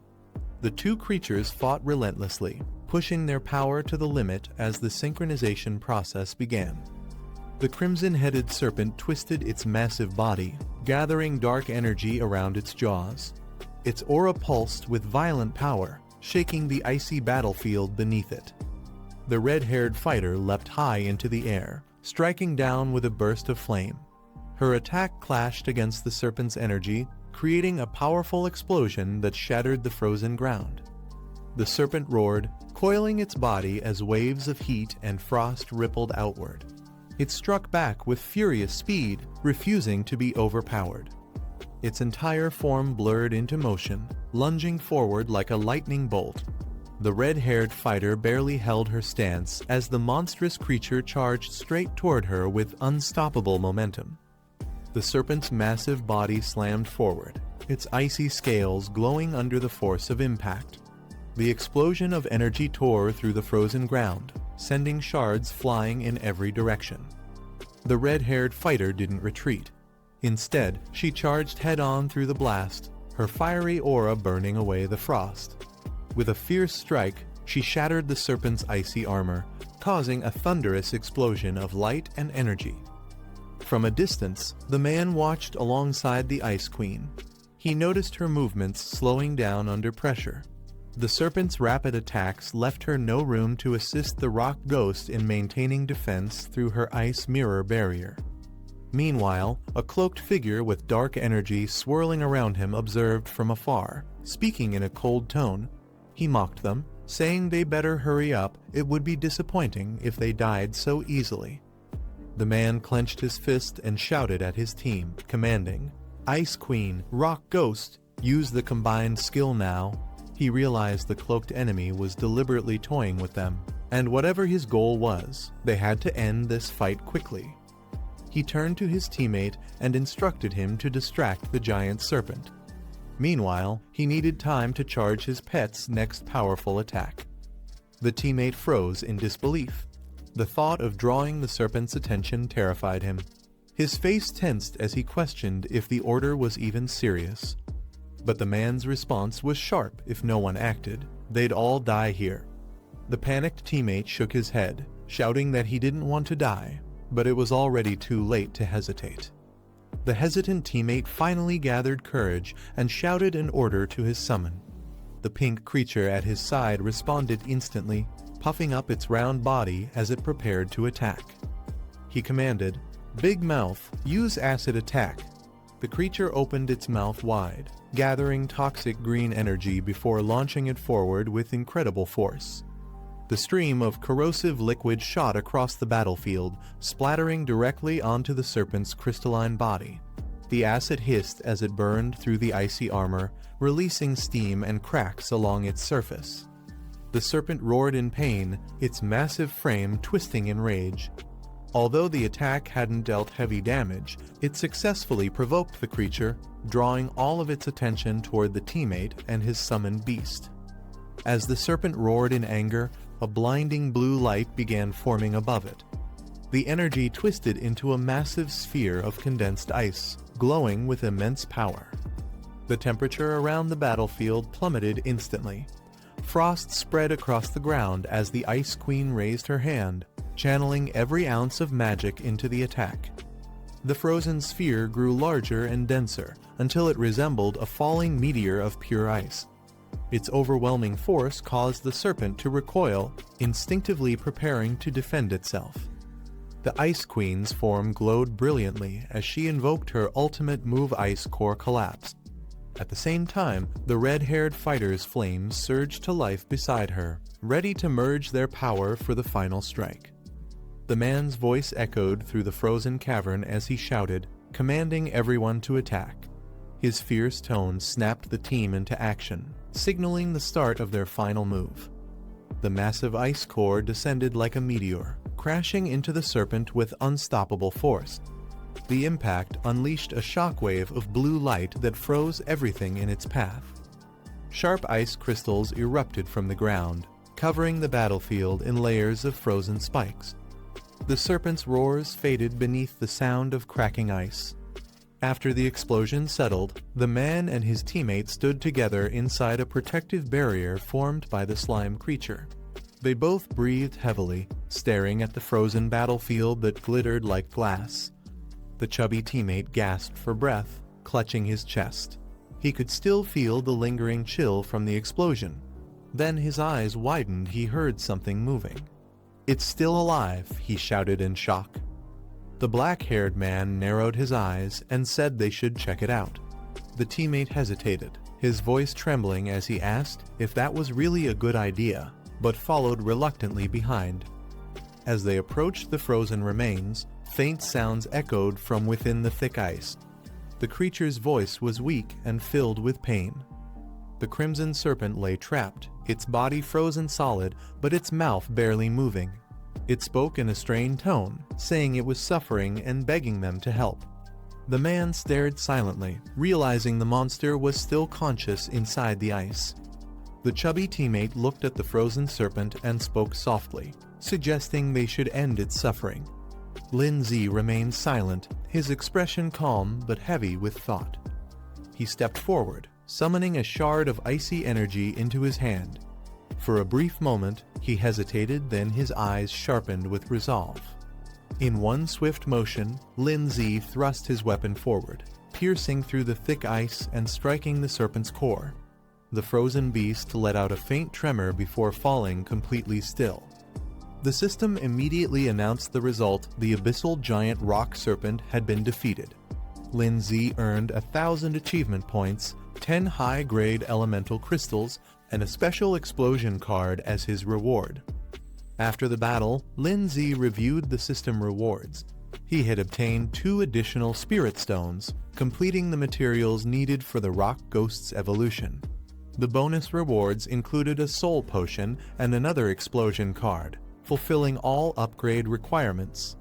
Despite the victory, a strange heaviness lingered in Lindsay's chest. He clenched his fist, questioning why he still felt uneasy even after accomplishing so much. As he stood in silence, the cloaked enemy slowly approached, clapping mockingly. His presence broke the tense atmosphere as the team turned to face him once again.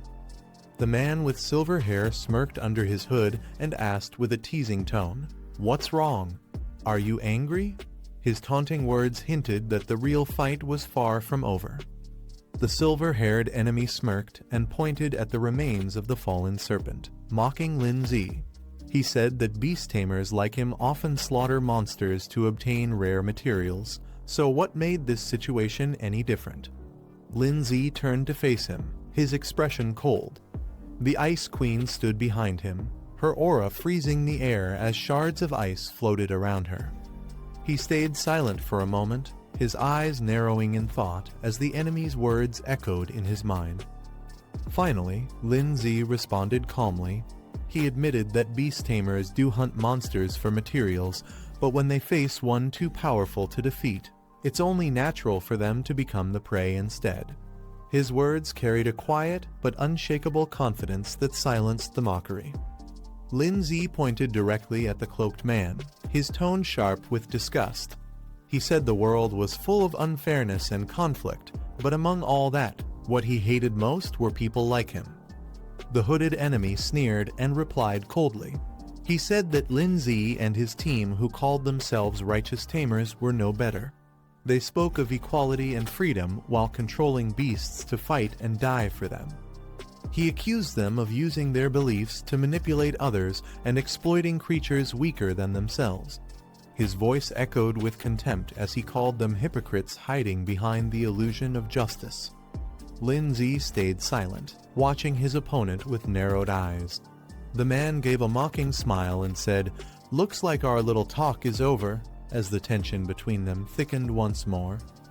As tension filled the cave, a small pink-haired girl appeared beside the cloaked man. Her expression was calm but carried an unsettling confidence. The black-haired boy steps forward, fury burning in his eyes as he faces the hooded stranger. He demands to know what the man is planning, his voice echoing through the cave. In that tense moment, he realizes something isn't right. His instincts scream that someone close to him is in danger. The hooded man pauses, then slowly turns around with a faint, mocking tone. His calmness only adds to the tension, as if he already knows the chaos that's about to unfold. The eerie glow of the cave reflects off his cloak, creating an unsettling silence between them. Without wasting another second, the boy raises his hand, summoning a burst of blue energy that swirls around him. He calls upon his spirit ally, commanding her to restrain the enemy before it's too late. The air crackles with frost as his attack charges forward. A blinding flash erupts when their powers collide, shaking the ground and filling the cave with shockwaves of ice and fire.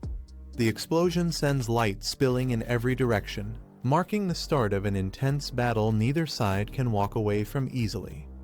The entire cave freezes over as the icy explosion settles. Mist fills the air, and silence takes over.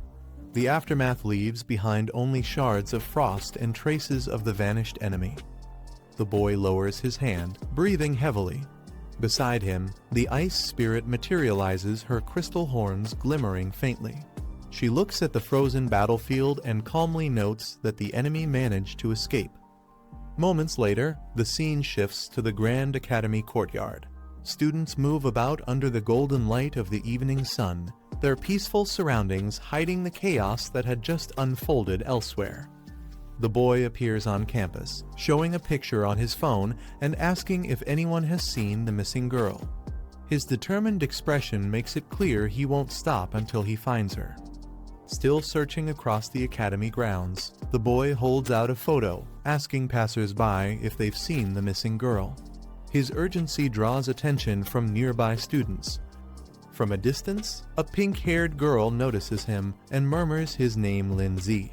She can tell he's in a rush and looks worried. Her tall companion frowns, asking why she's so concerned about him. Ignoring the question, she decides to find out what's going on and sprints toward Lin Zi before he disappears into the crowd. As she reaches him, she calls out his name, asking what happened. Lin Zi quickly explains that he ran into the same person who attacked their mentor and that their next target might be Guan Ning. Inside the academy's corridor, a girl named Guan Ning walks away after class, mentioning that she's heading to the virtual battle room for some practice. Her calm words hide the danger approaching her. When Lin Zi hears this from Guo Zinya, his expression changes instantly. He rushes toward the training area, telling her to come along, there's no time to waste. Back near the courtyard, her muscular friend scratches his head, completely lost about what's happening. He mutters in confusion, trying to understand the situation. Suddenly, another student runs in, shouting that he and Lin Zi encountered members of the parasitic group in the secret realm and their next target is Guan Ning. The shocking revelation leaves everyone frozen in disbelief. As soon as the situation sinks in, the muscular man clenches his fists and rushes forward, declaring that he won't let such a tragedy repeat itself. Determined to help, he joins Lin Zi's group in the search for Guan Ning. They storm into the academy halls, calling her name again and again, their voices echoing through the vast corridor. But no matter how loudly they shout, there's no response. Just then, a tall man with silver hair appears from the shadows. He crosses his arms and calmly asks if they're looking for Guan Ning. His cold expression sends a shiver down Lin Zi's spine. With a faint smirk, the silver-haired man says he knows where she went, but if they want to find out, they'll have to come with him. His tone carries a hint of mockery, making it clear that trouble is waiting ahead. Lindsay grabs the silver-haired man by the collar, demanding answers with fiery determination. The man, startled by his intensity, quickly agrees to talk. Trying to calm things down, the man explains that he only ran into Guan-ning by coincidence a while ago and didn't realize she was missing. He recalls overhearing her conversation with a friend named Zhang Zioyun, who mentioned going out to buy materials, most likely heading to the pet shop together. Hearing this, Lin Zi immediately calls Zhang Zioyun's phone, but there's no response. His expression darkens, something's clearly wrong, and time is running out. Realizing the urgency, Lin Zi orders his team to alert the academy and begin a coordinated search for Guan-ning. Everyone nods and rushes into action, determined to find her before it's too late. Meanwhile, far from the academy, Guan-ning slowly regains consciousness. Her vision blurs as she finds herself in an unfamiliar building, sunlight leaking through cracked windows. Confused and weak, she spots Zhang Zioyun lying motionless on the floor nearby. Panic sets in as she tries to reach her, but her body refuses to move freely. Before she can react, glowing red tentacles lash out and bind her tightly in midair. Shock and fear fill her eyes as she realizes she's been captured. Guan-ning slowly regains her senses and realizes she's not alone. Standing before her is a tall man in a yellow coat wearing a skull-like mask, his eerie smile hidden behind cold confidence. He tilts his head slightly and asks if she's awake, while another cloaked figure stands silently beside him, observing. Guan-ning's heart races as she demands to know who they are and why they've captured her. The masked man casually introduces himself, saying they're members of the symbiosis group, his tone disturbingly calm for someone who just kidnapped 2 students. Hearing the name shocks her. She yells for them to release her, shouting that no one makes friends by tying people up. Her eyes flare with anger, but the ropes around her only tighten in response. Still trapped by the red tendrils, Guan-ning clenches her teeth as her enemies explain their plan. They reveal that the fiery demon bird's flames can overpower her plant-based spirit, leaving her defenseless. She struggles fiercely against the bindings, releasing a surge of energy, but the moment she tries to summon her spirit, a sharp pain shoots through her body. The cloaked man steps forward, summoning a grotesque red creature. He calmly explains that his poison demon has already injected venom into her body. If she forces her spirit power now, she'll cripple herself permanently. Despite the pain, Guan-ning glares at them coldly, trying to buy time until the poison fades. She steadies her voice and demands to know their true goal, refusing to show fear even in chains. The masked man spreads his arms, his voice echoing through the warehouse as he makes an offer. He invites Guan-ning to join the symbiosis group, claiming they seek to destroy the world's injustice together. With a twisted grin, he points toward her and mentions her rare ability, the power to demonize her summoned beasts. He demands that she use it for their cause. The tentacles tighten around her once again, forcing her to look up. Despite the pain, Guan-ning stays silent, her glare burning with defiance as the man urges her to cooperate.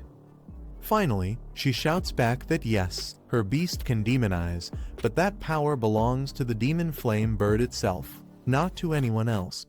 Her voice shakes the room, filled with anger and pride. The masked man's smirk fades as he realizes Guan-ning isn't going to cooperate. He sighs, disappointed, saying it seems she has no intention of being honest. Leaning closer, his tone turns cold as he warns that they'll have to use special methods to make her talk. His chilling words echo through the silent warehouse.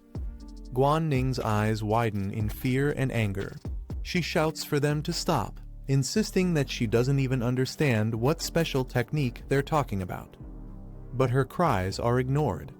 The red tendrils around her tighten once again, spreading like living snakes as the enemy prepares to use force to break her will. Just as the enemies prepare to use force, a deep voice echoes through the warehouse commanding them to stop. The air trembles as a surge of dark red energy bursts through the entrance.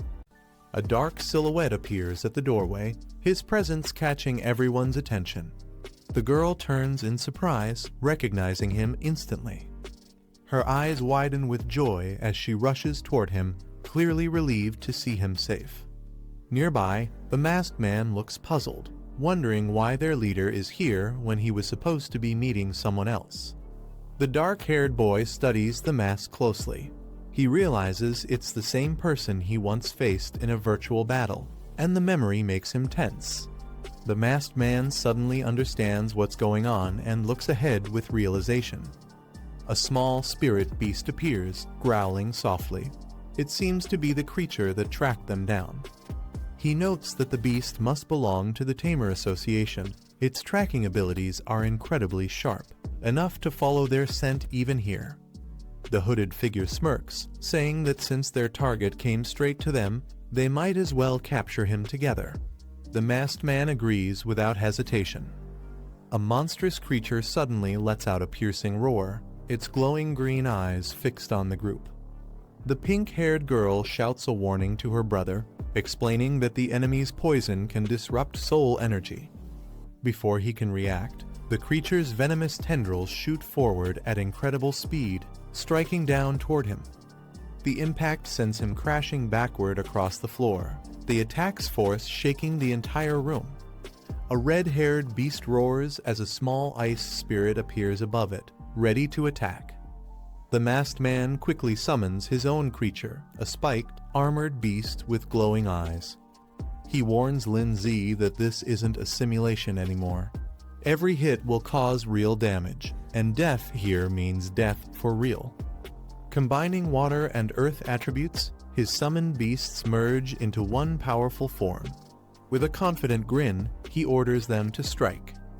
The molten creature crawls across the floor, its body bubbling and reshaping as heat fills the room. It lets out a fiery roar, unleashing waves of scorching energy that melt everything in its path. The masked man grins confidently, boasting that both his summoned beasts are 4th tier and far beyond his opponent's level. The white-haired girl stands firm, sweat on her face but determination in her eyes, warning him to surrender before he regrets it. Lin Z observes the battlefield and realizes the intense heat is weakening Xiaoxu's power. He decides to let the rock spirit take the lead instead. He opens his hand, revealing a glowing crystal. Before arriving, his rock spirit had already met the conditions to evolve it, only needed this last spirit stone to complete the process. As the masked man boasts that his beasts are both 4th tier, Lin Z's calm expression doesn't change. The moment the rock spirit absorbs the crystal, its body erupts with blinding light, signaling its long-awaited evolution has begun. As the crystal's energy surges, Lin Z's rock spirit undergoes a massive transformation. Its body hardens, glowing with a powerful purple aura. The spirit of Earth has awakened. The pink-haired girl watches in shock, realizing her brother's summoned beast evolved again, and much faster than before. Even the red-haired enemy seems stunned. His molten beast suddenly falters, as if feeling an overwhelming pressure from Lin Z's creature. The masked man clenches his jaw, confused by what he's witnessing. He mutters that beasts of the same type shouldn't have this kind of dominance over each other, yet Lin Z's power completely defies that logic. Lin Z calmly remarks that beasts of the same element shouldn't overpower each other. However, his evolved spirit of Earth proves otherwise. A massive aura erupts behind the creature, divine and overwhelming. The enemy's molten beast trembles under the sheer pressure. A new skill activates Earth's divine authority. The ground itself seems to respond, suppressing all enemies within range. Realizing the situation is out of control, the masked man panics and orders his ally to retreat immediately, taking the girl with them before it's too late. The red tendrils tighten around the girl, lifting her off the ground as she struggles to break free. She clenches her teeth, forcing herself to stay conscious even as the poison weakens her body. Determined not to become a burden to her brother, she gathers her remaining strength and channels her power. With a fierce cry, she summons her flaming companion, the Fire Phoenix, which bursts out in a blaze of heat, cutting through the red restraints. The Fire Phoenix collides with the red tendrils in a powerful explosion, filling the entire hall with flames and smoke. As the dust settles, the pink-haired girl holds the unconscious child in her arms, relieved that she's only asleep. Determined, she vows not to let their enemies escape after what they've done. But the masked man quickly orders his ally to retreat, knowing the inspection team will arrive soon. They flee the scene before reinforcements can show up. The red monster releases a thick wave of purple poison fog, spreading it across the entire room. Lindsay steps forward through the mist, unbothered. His calm gaze fixes on the fleeing enemies as he mutters that escape won't be easy. Outside, the masked men run frantically, cursing each other for failing to hold back even one opponent. The hooded woman yells in frustration, blaming her partner's unreliable beast for collapsing before even landing a single hit. The masked man and his ally flee down the street, panicking as they argue about Lindsay's evolved beast being far too powerful. The woman warns him to stop talking and keep running before the poison fog fades and their enemies catch up. But before they can escape, a massive shadow lands ahead of them. Lindsay's rock beast slams into the ground, blocking their path. The two freeze in terror as the creature's glowing red eyes lock onto them, its presence radiating deadly intent.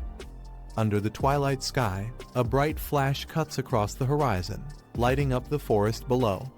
The explosion's glow reflects against the evening clouds, signaling the end of the battle. As the dust settles, silence returns. Only faint sparks remain, drifting like fading stars. The night grows calm once more, marking the end of this fierce clash. But the next encounter is already waiting beyond the horizon. Under the quiet night sky, tension fills the room. The pink-haired girl, with flames swirling beside her, angrily demands answers. She interrogates the two men, wanting to know the truth about their so-called soul transformation magic. The men, terrified and restrained, struggle to respond as fear grips them. She presses further, asking what their great goal truly means. Meanwhile, another group watches from the shadows.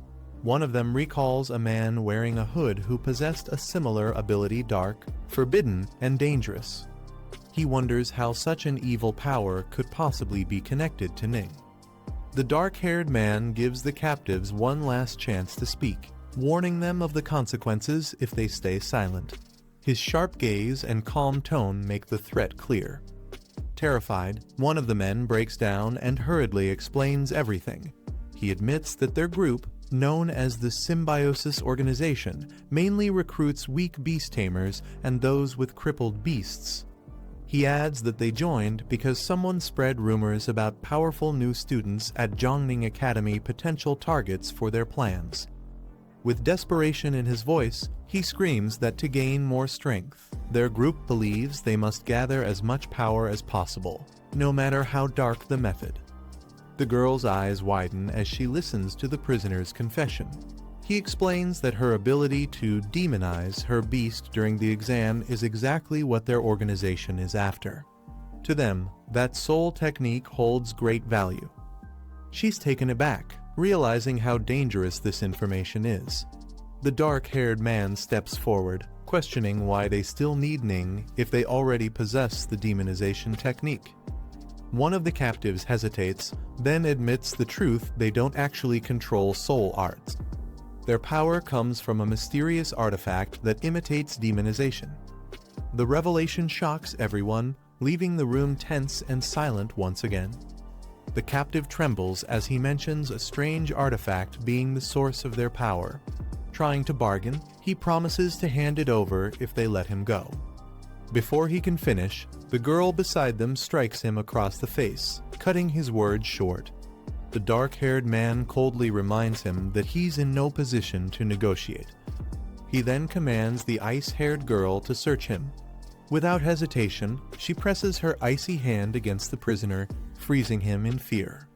Panicking, he blurts out that the artifact is hidden in his pocket and begs her to stop searching. As the ice-haired girl searches the prisoner, she pulls out a glowing purple shard. The others watch closely, sensing something strange about it. The pink-haired girl tilts her head, asking what it could be. Even her fiery beast companion admits it has never seen anything like that before. The dark-haired man examines the shard in silence, recognizing it as something unnatural. He explains that such artifacts, known as mystic relics, possess extraordinary power beyond normal comprehension. These relics were born during a great catastrophe, the result of another dimension colliding with their world. The shard's energy flickers softly as the man studies it. He explains that relics like this one have different uses. Some act as massive storage tools, while others enhance the strength of both tamers and their beasts. According to his system, this crystal serves mainly as an evolution material, which might explain why it was mistaken for a mystic relic. The fiery bird seems especially drawn to it, reacting with curiosity and excitement. Its interest suggests the shard could be connected to its evolution path. Realizing its value, the man hands it to Ning, telling her to keep it safe. She nods, holding it carefully as the light from the crystal reflects in her eyes. As the interrogation ends, the man questions the captives one last time about the demon flame bird's ability. Before they can answer, someone suddenly calls out his name from behind. Two new figures rush into the room, worried but relieved to see everyone safe. They quickly ask if anyone's hurt. The dark-haired man assures them the situation is under control and that the culprits have been captured. The captives, however, look completely drained, realizing that their plan has failed and escape is no longer possible. After the fight, the black-haired man checks on his team. Zhang Xiaoyan is safe, only unconscious from the poison mist released by the enemy's pet. The antidote will wear off soon. A small blue beast appears, scanning the area cautiously as footsteps echo from outside. Moments later, a squad from the Beast Tamer Association storms in to secure the scene. Their captain, Yu Yan, orders his team to seal the perimeter and check for injuries. He then approaches the black-haired man. Confirming his identity, Yu Yan asks, "You're Lin Zi, right?" The man nods calmly, replying, "And you are?" The officer introduces himself as Yu Yan, captain of the A23 investigation team from the Ningyang Beast Tamer Association.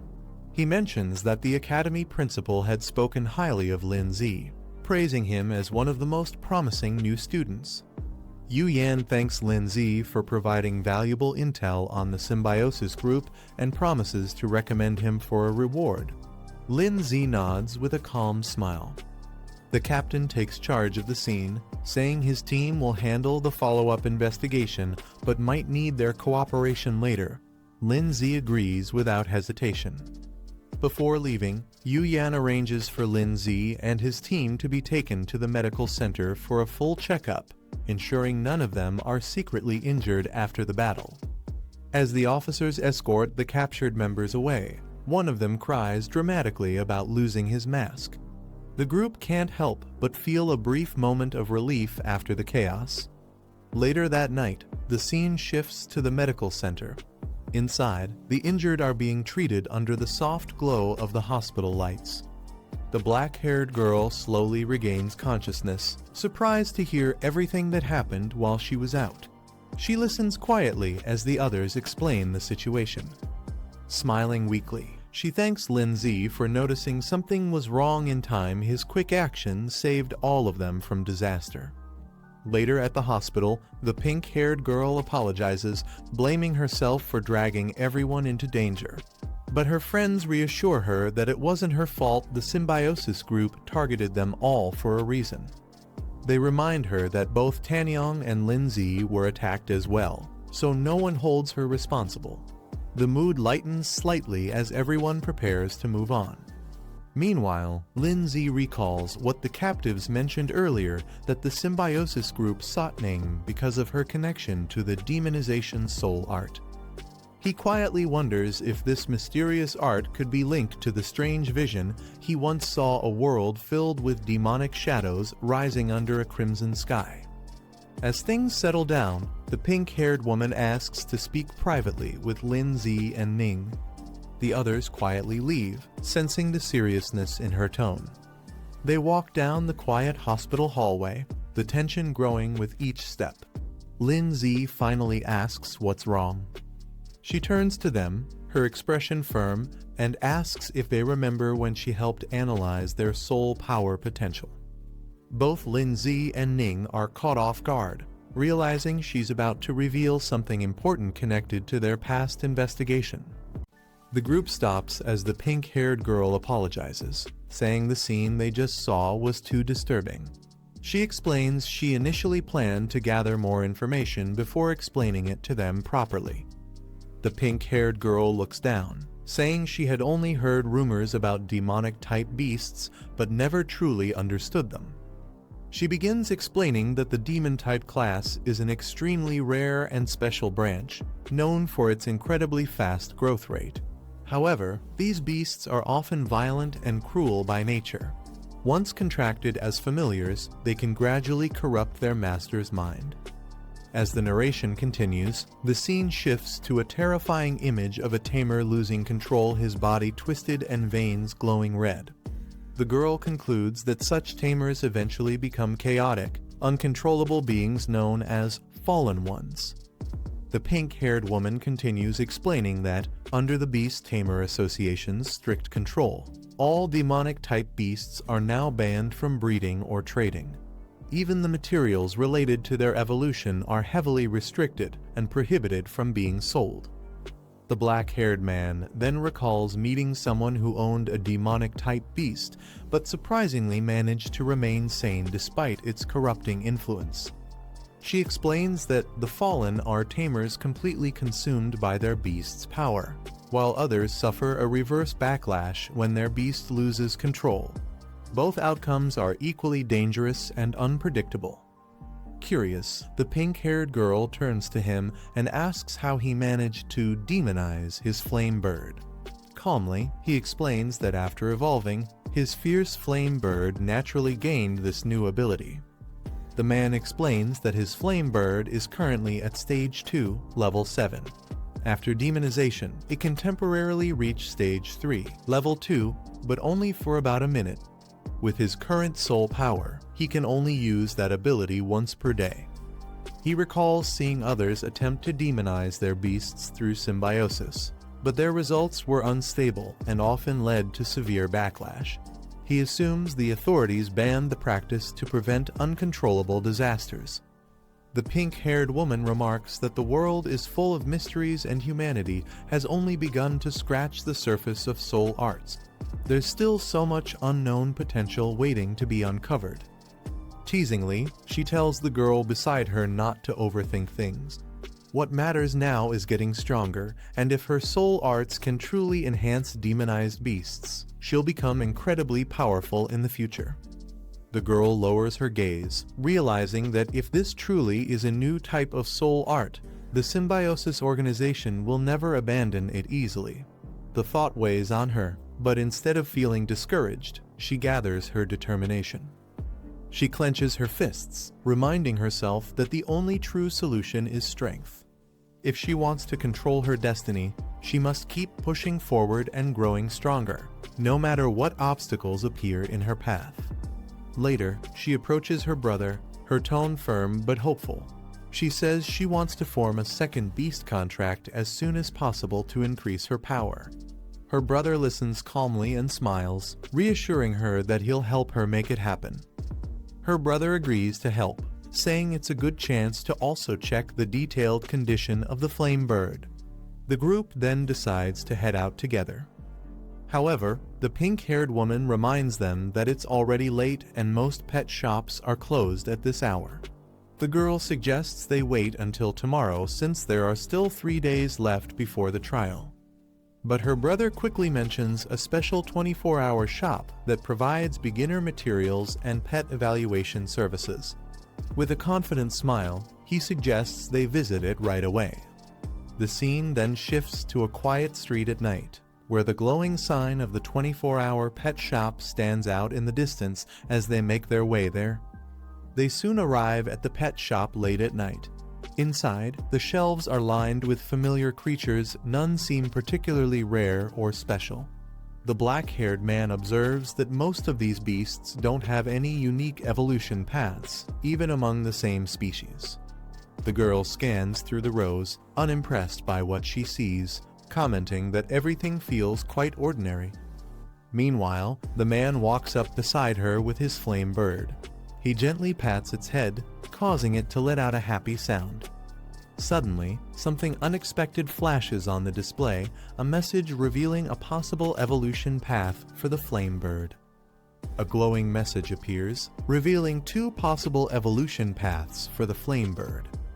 The first path, Flamewing Eagle, strengthens its explosive power and core attributes, but reduces its speed, allowing it to evolve up to the 5th stage.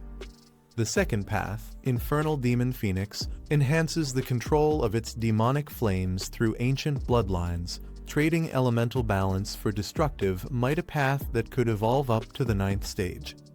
The man studies both routes carefully. He realizes that the flame bird's current evolution likely connects to the demonic path Guiya once saw, meaning it's deeply tied to the demon-type branch. Since the evolution toward the demon phoenix has already begun, there's no turning back now. The only options left are to let the flame bird continue evolving, or halt its progress here and focus on raising a second beast instead. The system reveals the next evolution form, Infernal Crimson Phoenix. To evolve, the flame bird must meet extremely rare conditions, including specific elemental essences and ancient catalysts tied to awakening its bloodline. The man notices how different this is from his previous evolutions. When he evolved the ice orb and the stone beast, he didn't need such materials. Before he can think further, his sister calls out, saying she has something important to tell him. As they talk, he smiles and admits that he actually awakened a unique soul art, one that lets him faintly sense the hidden evolution paths within certain beasts. Hearing this, the girl is stunned and amazed that such an ability even exists. He laughs lightly, explaining that it's not as impressive as it sounds. It only provides a vague intuition and drains a lot of soul energy to use, but it's been incredibly helpful nonetheless. The man jokes to himself that he can't just tell others he has a system, or he'd be captured by the Beast Tamer Association for having such an overpowered ability. He then explains that when he touched the flame bird earlier, he could sense an immense energy within its body, a power far beyond the normal Flamewing evolution line. The girl listens carefully but warns him that this hidden evolution path seems extremely dangerous. She can feel that the energy is wild and unstable, possibly connected to the demonic type they discussed before. Crouching beside the flame bird, she wonders if it might evolve into a dual-type beast combining fire and demon attributes. Although rare, she admits it isn't entirely impossible. The man explains that the information he sensed is still unclear, but it seems the flame bird needs a very ancient catalyst to awaken its dormant power. Hearing this, the girl realizes why it hasn't evolved, yet something crucial has been missing all along. Clenching her fists, she declares that no matter what, she and the flame bird must confront and master this uncontrollable strength together. It's the only way to move forward. Just as she speaks, something strange happens. The flame bird's body emits a faint glow, and her eyes widen in shock as a shard of glowing purple crystal suddenly appears in her hand. Back in their room, the girl examines the glowing crystal in her hand and realizes what it is: a rift shard. The man recalls that the system mentioned any ancient medium could serve as a catalyst, meaning this shard fits the requirement perfectly. He quietly wonders how he should explain it to her, thinking back to how he borrowed his soul art's ability to detect hidden evolution paths just in time to find it. As she studies the shard, the girl senses faint energy fluctuations inside it, ones that strangely resonate with the flame bird beside her. She frowns, realizing there's more to it.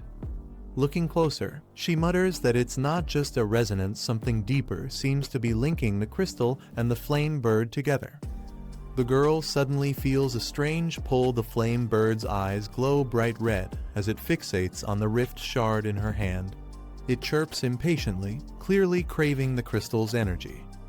Before they can react, both she and the man freeze in shock as the flame bird suddenly snatches the shard and swallows it whole.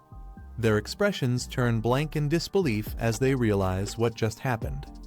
A moment later, a violent burst of purple flame erupts from the bird's body, filling the room with a chaotic wave of demonic energy. The air trembles as the flames twist and surge uncontrollably.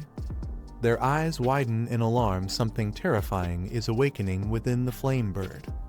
The flames rush toward them, but he quickly shields the girl with a protective barrier. She warns him that the fire is getting too close, and he calmly tells her not to panic as the shield holds back the heat. Inside the roaring blaze, something powerful begins to awaken. The swirling fire gathers in one spot, and sharp claws slowly emerge from the burning light as a massive presence takes shape. A blazing phoenix bursts out of the flames, fully evolved and radiating intense energy. Its wings spread wide, and its fiery aura shakes the entire area as it descends. A girl steps forward and admires its new form, impressed by its overwhelming presence. The phoenix lowers itself toward her while she reaches out, trying to calm it as thick smoke curls around them. He checks the creature after its transformation and confirms everything went smoothly. He then mentions that he'll inspect it again the next time it evolves, making sure nothing goes wrong. She smiles and agrees without hesitation, relieved that the evolution ended safely. Her reaction lightens the mood as the energy around them starts settling down. Nearby, the smaller girl stands stiffly while the newly evolved bird stares at her in silence. She hesitates, unsure how to respond to its intense gaze, creating an awkward moment between them. As he approaches, he notices the two of them quietly locked in a strange standoff. The room goes silent for a moment, filled only with small bursts of smoke lingering from the evolution. After leaving the building, the staff reminds them that evolving a pet should ideally be done at a professional training facility. Both of them freeze in shock as they check the bill on their phones. Realizing how much the evolution cost, they panic together. She laments losing her savings, while he also struggles to process the sudden expense. He soon pulls himself together, thinking about how quickly the reward money they earned has already disappeared. Determined, he tells himself that he needs to start earning again immediately. With that resolve, they head out, leaving the city behind as they move toward their next goal, ready to recover the money they just spent. A hidden garage door opens quietly, revealing a dim interior. Someone inside has already activated something powerful. A hooded man stands before a towering purple crystal, inspecting its glow. The energy around it pulses steadily as he examines its condition. One of his subordinates rushes in and reports that the two people they were monitoring have been captured by the investigation team. He waits anxiously for the man's reaction. The hooded man responds calmly, saying he already knows. His tone remains steady, as if this development was expected from the beginning. His subordinate asks what their next move should be. The hooded man stays silent for a moment, still focusing on the glowing crystal beside him. He then orders the group to stay inactive for now. No one should make any moves until further notice. He adds that once the right moment arrives, their targets will approach them on their own. The crystal pulses as he speaks, hinting that he already has a plan in motion. Meanwhile, the scene shifts to the protagonist meditating in a quiet chamber, preparing himself for whatever comes next. He prepares for the upcoming school exam, knowing that performing well will earn him a large scholarship. At the same time, he reminds himself that raising his virtual battle ranking can also bring valuable rewards. His current stats appear, showing a high win rate but a ranking that recently dropped because he didn't battle for a few days. Seeing how much he has fallen, he realizes he needs to push harder. He decides to jump straight into ranked matches, confident that a strong streak will carry him to the next tier. With determination, he initiates the matchmaking process. The battle begins immediately, pitting him against a strong beast-type opponent. After a decisive victory, his ranking rises again, putting him one step closer to his goal of reaching the top 100 before the exam. He continues battling through ranked matches, defeating a powerful water-type beast and pushing his rank up rapidly. Each win moves him closer to the top. Another match begins immediately, this time against a dark-type 3-headed monster. He wins again, and his ranking jumps even higher.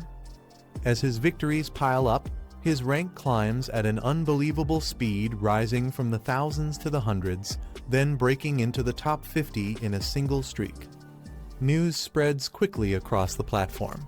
A new record holder appears, someone who climbed from the bottom ranks into the top 100 within a single day, with an almost perfect win rate. Everyone starts wondering who this mysterious player is. Across the platform, players are shocked by how fast he climbs the rankings. Many comment that he wins every match in under a minute, calling his speed insane. Soon, a top-ranked veteran appears, an expert known for using high-tier beasts. He mentions that he has heard about the newcomer who rose from the 10,000 range all the way to the top. The veteran approaches him directly, admitting that the newcomer has real skill. His tone shows a mix of respect and curiosity. He then warns that the climb ends here. Ranked 9th, he declares that he will personally stop the newcomer's winning streak. He calmly signals the start of the match, showing no pressure despite facing a top-ranked opponent. The red-haired veteran becomes furious, yelling that sending out a single beast to fight him is an insult. He demands the protagonist summon another one, unable to believe the disrespect. Before he can finish complaining, he is instantly frozen solid. The attack ends the match in a single move, leaving him immobilized in a block of ice. He praises his ice beast for finishing the fight beautifully. At the same rank level, she completely overwhelms opponents with ease, proving she can dominate any equal tier match. After the match, he gently pats the ice girl's head, proud of her. Her growth bar is now completely full, showing she has reached the maximum level for her current stage. He notes that the intense battles have finally maxed out her growth. Now, all she needs is the right evolution materials, and she will be ready to advance to her next form. Suddenly, multiple system notifications appear, listing special achievement rewards for reaching high ranks. Each tier offers points, crystals, and rare items. He is surprised the system triggered both an achievement reward and a series quest at the same time. His expression brightens, realizing this breakthrough will benefit them greatly. He plans his next steps, buying the evolution materials for the Ice Girl tomorrow and using the spirit crystals to improve his own base attributes. He then arrives at a building marked with the club's name, preparing to visit someone inside. A cheerful pink-haired senior greets him warmly as soon as he enters. She seems excited to see him. She invites him to join her team for next week's training session. Her sudden enthusiasm surprises the girl standing nearby. She happily agrees, admitting she couldn't find suitable teammates and was considering skipping the trial. Curious, she asks who is already in the team. The senior lists the current members one by one and mentions they still need 2 more people to complete the lineup. She casually suggests bringing Lin Z in as well. The girl realizes the senior specifically wants Lin Z, noticing how eager she sounds. Her reaction makes her suspect there's another motive behind the invitation. The senior proudly explains that Lin Z recently caused a huge stir in the virtual arena, instantly becoming one of the most talked about rising contenders. He activates his power, releasing a bright purple energy as his status window updates. His soul power, attributes, and skills all rise to a new level. Stepping outside, he walks through the city and reflects on the upgrade. With his soul limit increased, the combined attacks of his ice spirit and earth spirit will become far stronger, and his soul techniques will also gain more power. He then enters a building and approaches the front desk. The receptionist greets him politely. He tells her he wants to purchase a blue ice tier. She checks the system and asks him to wait a moment. The receptionist suddenly reacts and apologizes, explaining that the last blue ice tier was sold just moments ago. She adds that the material is rare and the next restock might take a full month. He frowns at the delay, thinking that waiting a month is far too long. As he turns around, a girl calls out to him from across the hall. He recognizes her and responds to her greeting. She walks up and mentions that training begins next Monday, asking if he has already formed his team. He tells her he hasn't yet. The pink-haired girl hesitates for a moment before speaking. She introduces Lindsay to another pink-haired senior who casually greets him and suggests he join their team.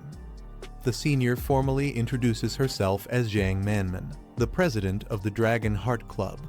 She also introduces the vice president, Gu Lengyan, who politely greets him. Lindsay respectfully greets the senior, but calmly explains that he has no plans to join any team. He thinks teaming up with strangers is troublesome and feels it's better to enjoy the secret realm with just Guanning. The girl is surprised and asks if he really doesn't plan on entering the secret realm. She explains that for safety, the academy requires trial teams to have at least 5 members. He's shocked to learn such a rule exists. She looks at him suspiciously and asks if he intended to solo the run. He awkwardly admits she figured it out. She notices he was looking at the ice blue tier and asks if he wanted to buy it. She reveals the gem in her hand, surprising him. Gu Lengyan offers it to him as a reward if he joins their team, adding 10 extra ice attribute materials. He freezes for a moment. The ice blue tier is too tempting to refuse. He looks at the ice blue tier again and hesitates, saying it feels a bit too much to accept. She promises that all loot will include an extra share for him. He agrees but makes a small request Guanning must come along. They accept without hesitation. He happily says goodbye and agrees to meet them next week, while the others calmly respond. The scene shifts to the day of the trial, showing the rocky landscape where it will take place. A massive glowing gate with a beast carving appears, drawing a huge crowd. The pink-haired girl looks up in awe, saying it's incredibly spectacular. The senior explains that she was shocked too when she first saw this giant gate. He asks her what kind of fierce beast is carved on the stone surface as they all gaze at the glowing pattern. She says that according to the Union and Beast Association, no one has ever seen the creature carved on the gate, but beast tamers privately call it the Void Beast. He repeats the name Void Beast, clearly thinking about it. A staff member coughs to get everyone's attention and asks the crowd to remain quiet. He announces that the first secret realm trial of the semester is about to begin, and all registered students should be ready for the challenge. The instructor announces that all materials obtained in this trial belong entirely to the students, and nothing needs to be handed over to the school. The crowd cheers, excited that the school is being generous. A glowing portal appears, and the instructor explains that each ring has a gate leading to the next, with different environments and beasts. He gives a final reminder students should not rush directly toward the innermost ring. The instructor explains that the trial will last 7 days and participants may exit at any time. The pink-haired girls cheer and shout for departure. The group arrives at the 5th ring of the Red Earth Secret Realm, stepping into a vast golden desert.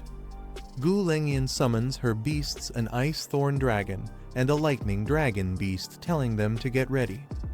Another member sends out her rock lion, saying it will guard the outer perimeter. She summons another beast, a fire-type crimson giant spirit at 4th rank. She calls out a second one, a silver light-type centaur also at 4th rank. He's shocked, realizing she actually has 3 4th-rank beasts. She proudly says she's the 2nd-year vice leader and tells everyone not to worry, she'll protect them. She excitedly praises the 2 summoned pets. One is a beautiful humanoid type. The other is a strong rock-type defender. Both pets react, one with elegance and the other with a menacing grin. The pink-haired girl asks Guzini why she isn't summoning her own pet.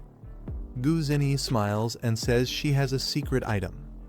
A bright pink cross-shaped energy bursts into the air, drawing everyone's attention as the strange power begins to gather. One girl stares at it in shock, asking what kind of strange item this hair clip actually is as the pink mist swirls around her. The pink-haired girl calmly explains that the clip is a spatial tool, and the mist she released is a special artifact called Fog Spirit, a combat-type wonder. She adds that this mist can attach to its user, protect them from harm, and even attack on command. With its support, she can unleash power equal to a Tier 4 beast. The girl gets excited after hearing the item can both defend and attack, calling it an incredibly powerful artifact. The pink-haired girl casually mentions that she's from a prestigious family and naturally has many valuable items, brushing it off as nothing special. The boy and the girl freeze in shock, realizing they've been traveling with someone extremely wealthy. Watching the spatial tool, the boy thinks ahead, knowing that as their strength grows, they'll spend more time in dangerous zones, so obtaining a spatial item for himself will become necessary. The girl signals that everyone is ready, and the group begins moving across the desert with their monster companions. Their path is covered with defeated mummy-like beasts scattered across the sand. The group inspects the area, seeing the large number of fallen enemies surrounding them. The girl kneels beside one body and explains that these are Tier 2 beasts commonly found in the 5th zone, adding that all 15 were taken down with a single strike each. The girl notices several human footprints around the fallen beasts, concluding that another capable team has already passed through this area. The pink-haired girl reacts cheerfully, saying that if someone cleared the beasts ahead of them, it saves their effort. The group continues forward, following the trail left by the unknown team.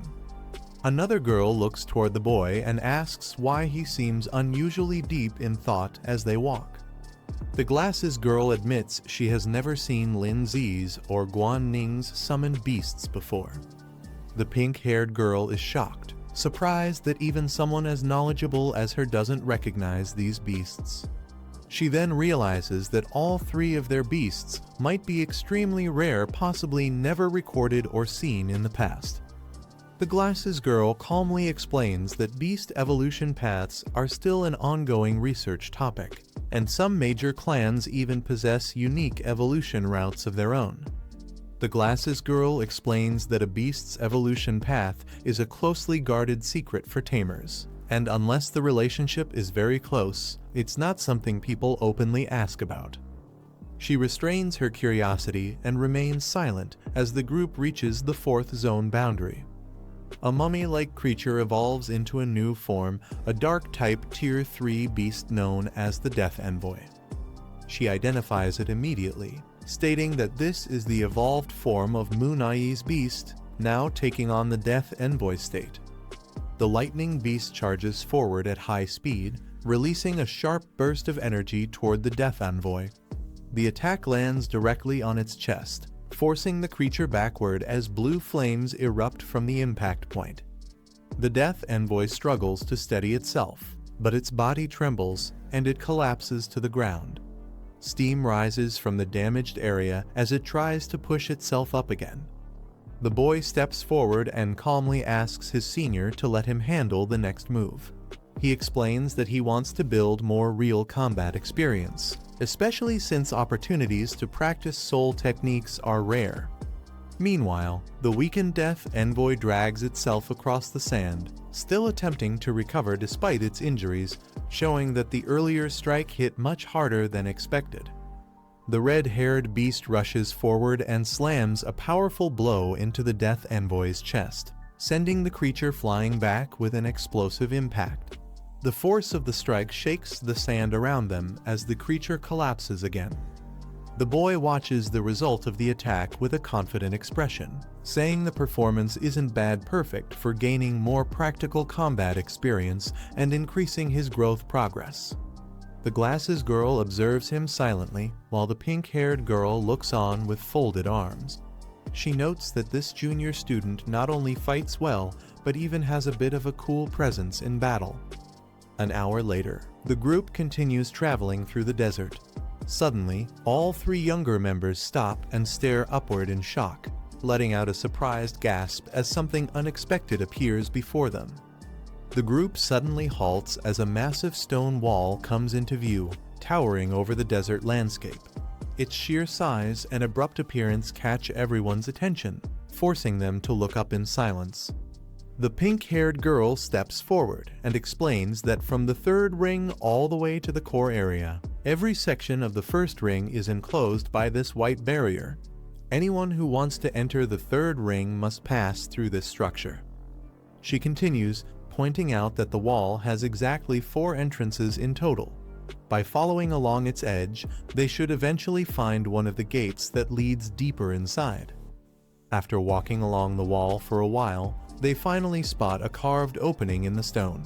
One of them announces with relief that they have found the entrance, and the entire group gathers in front of it, preparing to move forward.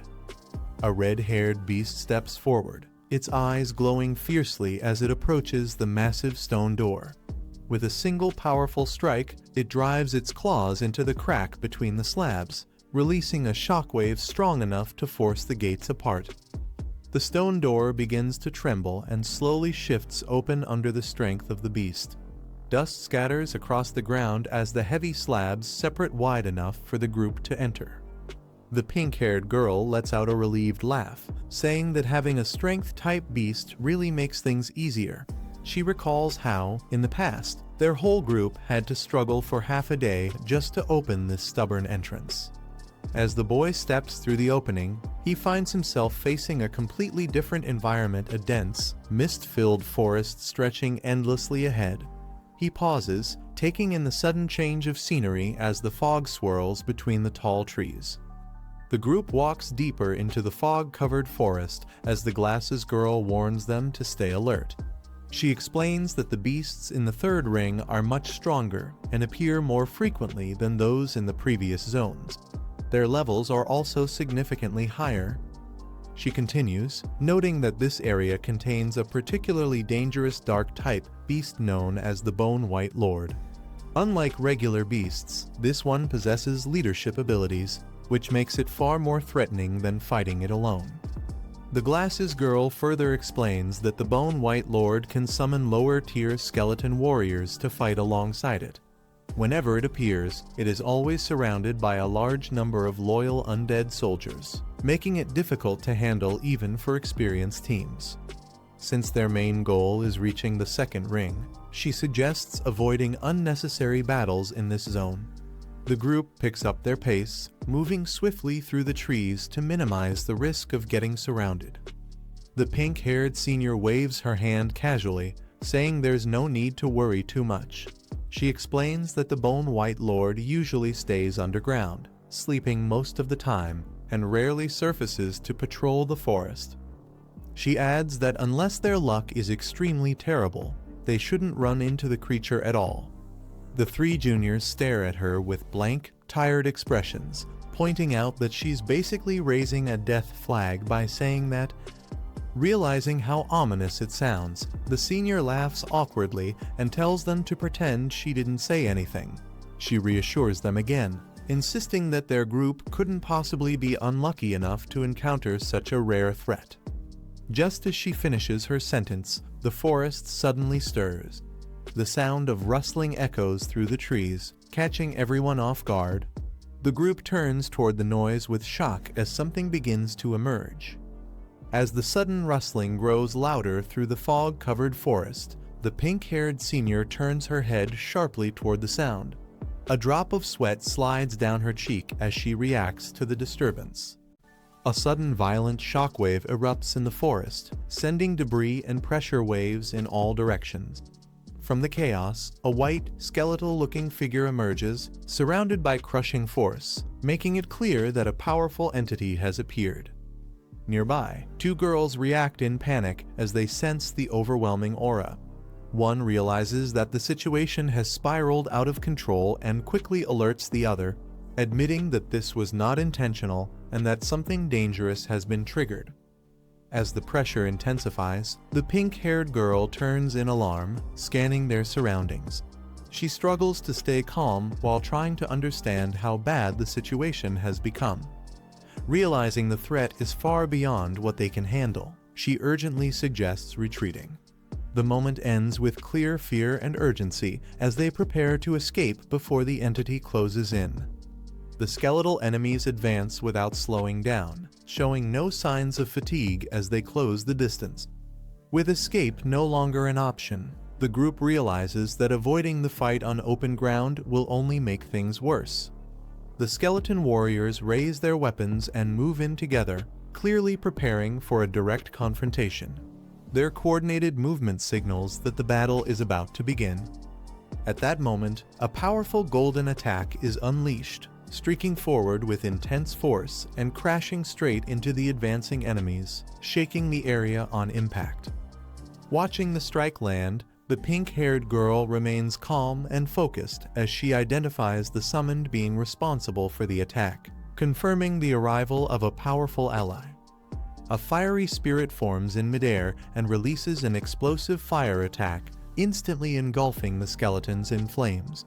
The blast tears through their ranks, sending bones and weapons flying as the area is flooded with heat.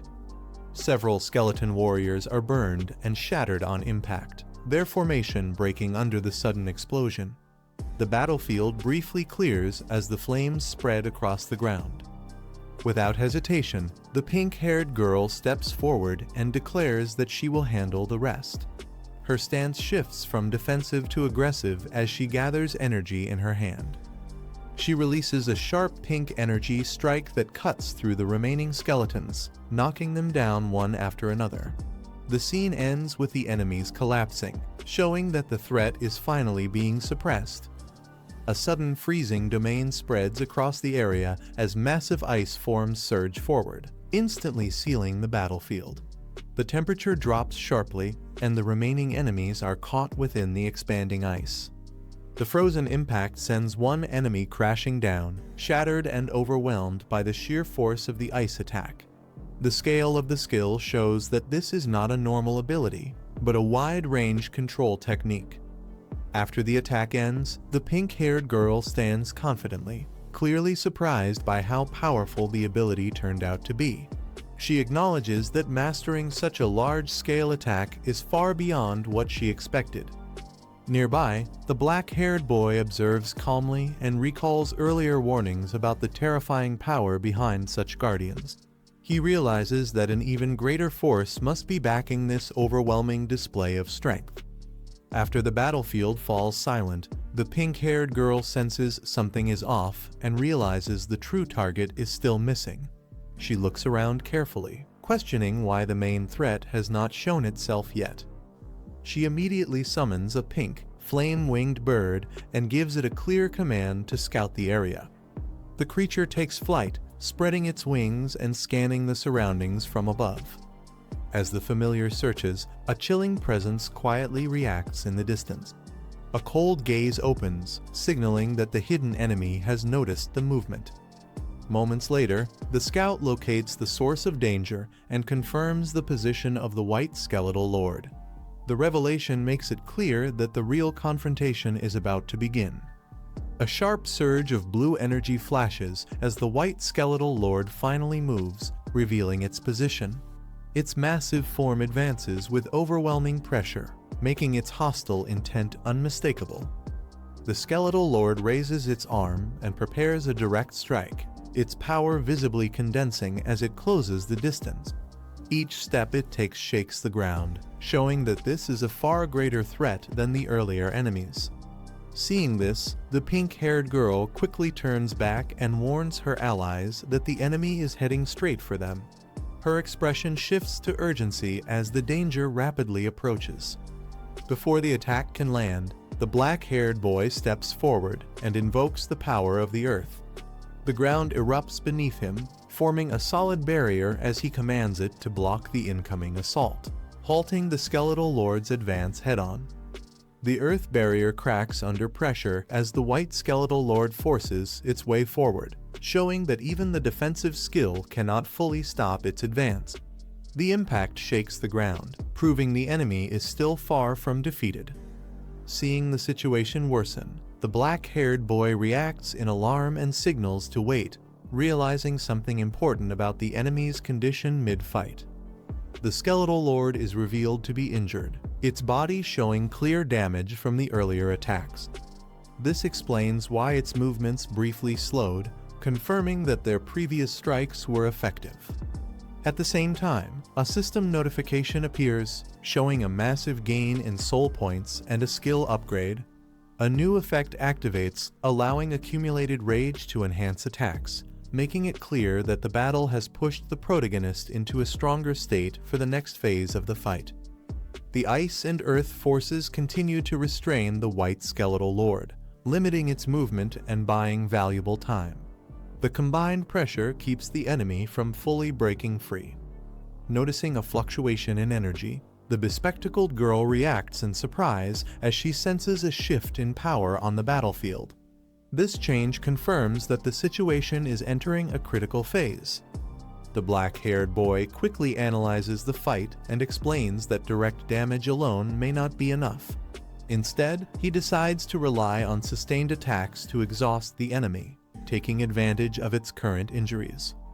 Realizing the skeletal lord is wounded and reinforcements could arrive at any moment, he gathers blue energy in his hands and urges an immediate decision.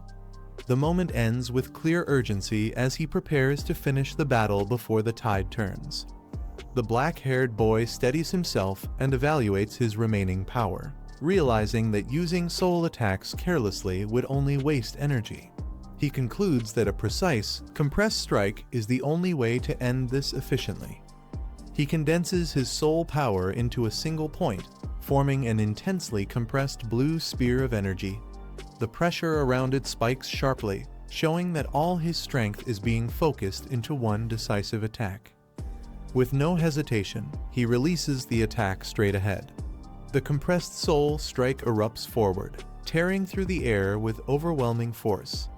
The blue energy pierces directly into the white skeletal lord's body, slamming it back as cracks spread across its form. The impact confirms that this final move is powerful enough to seriously damage and potentially finish the wounded enemy. The white skeletal lord is struck and collapses heavily, its body crashing into the ground. For a brief moment, everything goes silent, leaving the outcome unclear. The group reacts in shock, staring at the scene as they realize the impossible may have happened. They struggle to believe that the skeletal lord could have been defeated so quickly. The bespectacled girl immediately analyzes the situation and realizes something is wrong. She explains that the previous attack should not have been strong enough to kill such a high-level enemy, especially given the gap in power. Before anyone can react further, movement appears in the distance. Multiple skeletons begin rising and regrouping, making it clear that the battle is not over and a new threat is closing in. The black-haired boy steps forward and firmly blocks the enemy's escape, making it clear that the skeletons will not be allowed to retreat.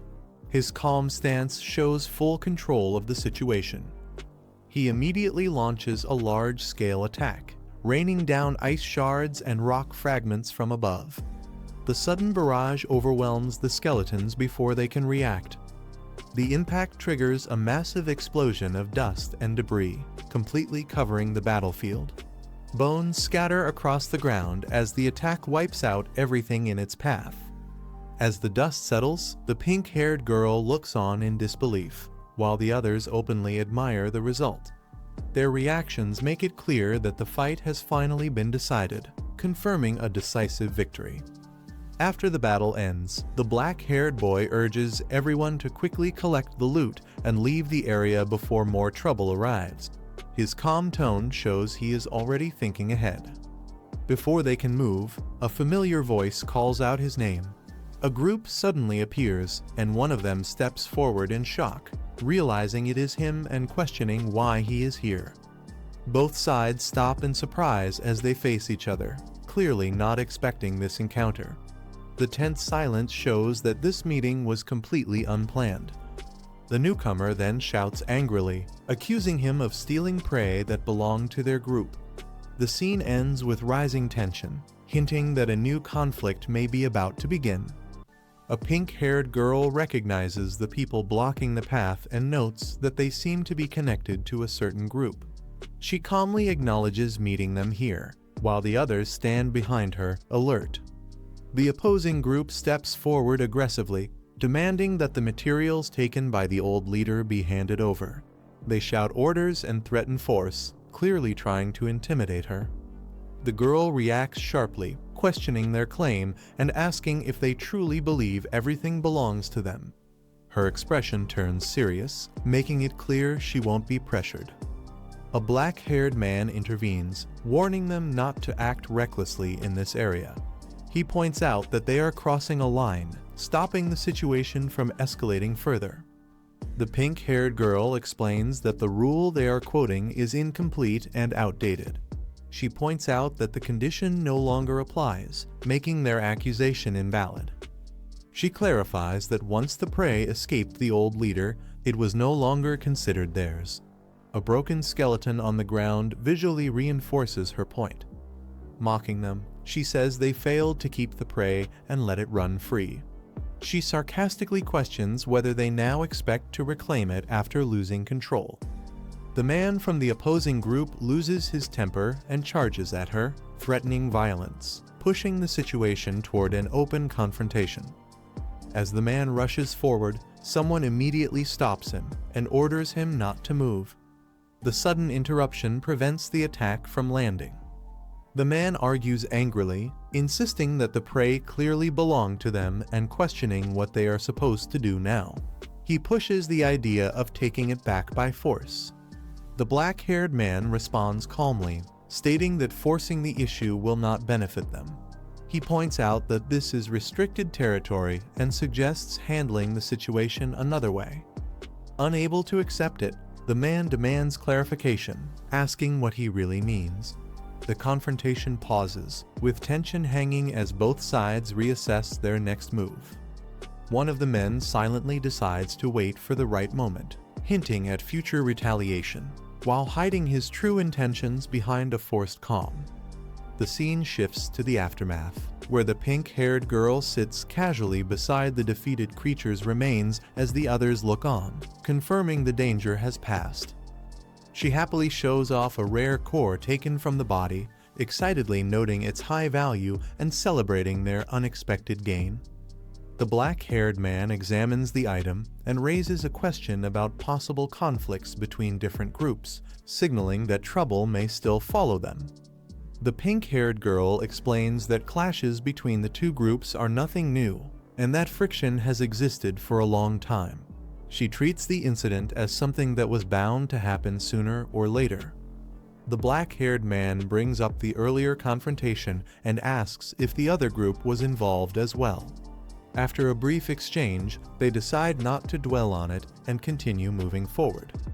Their focus shifts to the next objective as a card is shown, explaining that passing the second ring's dangerous zone will allow them to advance further.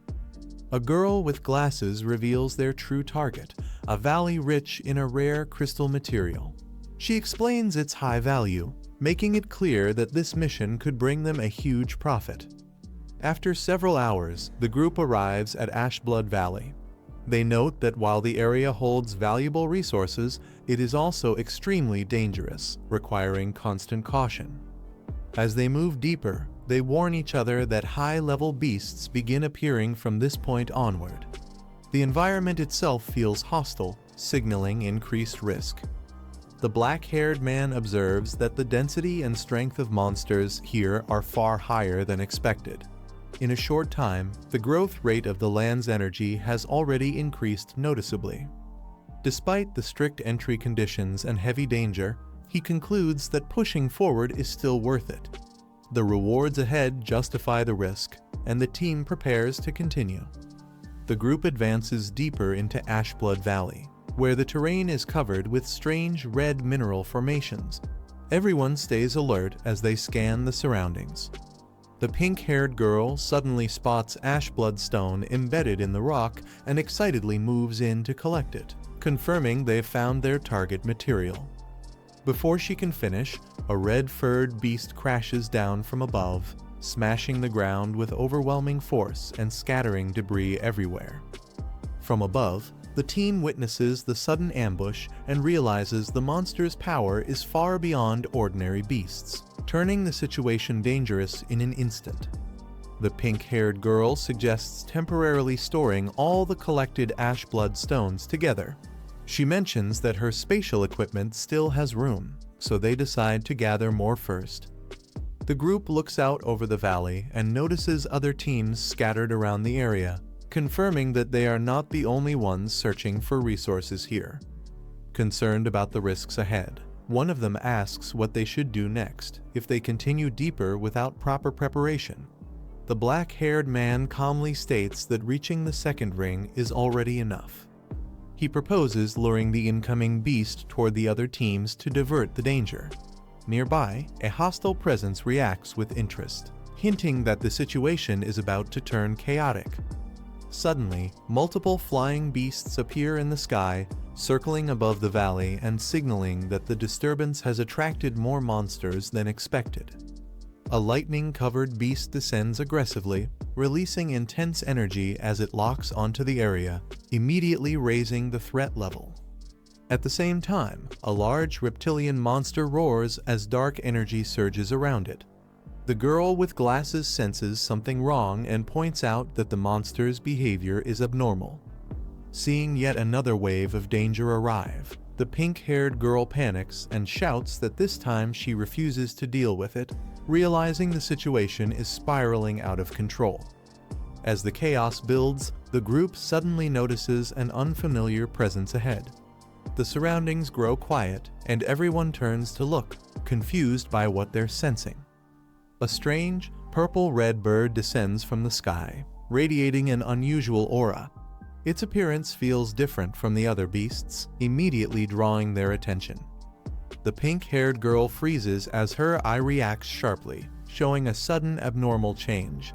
Something about the creature clearly triggers a dangerous response in her. The black-haired man notices her condition and asks what's wrong. She stays silent, unable to explain, leaving the scene tense as the threat hangs in the air. The girl finally realizes what they are facing and reacts in shock, recognizing the presence of a dragon. Fear shows clearly as she understands the level of danger. A massive purple dragon descends from the sky, its aura overwhelming everything below. Its arrival confirms that something far beyond normal monsters has appeared. The dragon opens its mouth and begins gathering energy, compressing a powerful force as the surrounding air distorts under the pressure.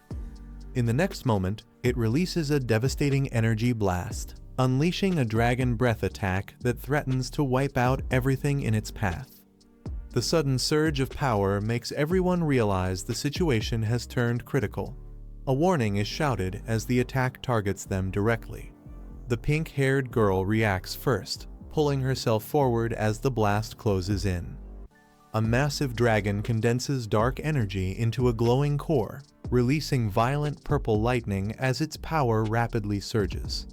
Seeing the attack form, a girl panics and warns everyone to retreat immediately, while the boy below reacts in shock. The dragon unleashes the attack, sending a towering pillar of destructive energy crashing down and tearing through the ground. At the same time, a blue elemental sphere erupts nearby, its power clashing against the chaos as the battlefield is engulfed in smoke and energy. The girls stare in disbelief as the overwhelming blast is halted, unable to process what just happened. The boy steps forward with a grim expression, realizing that the attack was stopped by a high-level energy barrier. The dragon remains suspended in the air, surrounded by multiple condensed energy spheres, its power still unstable and dangerous. With a sudden motion, the dragon dives downward, its massive body cutting through the air as it launches another direct assault.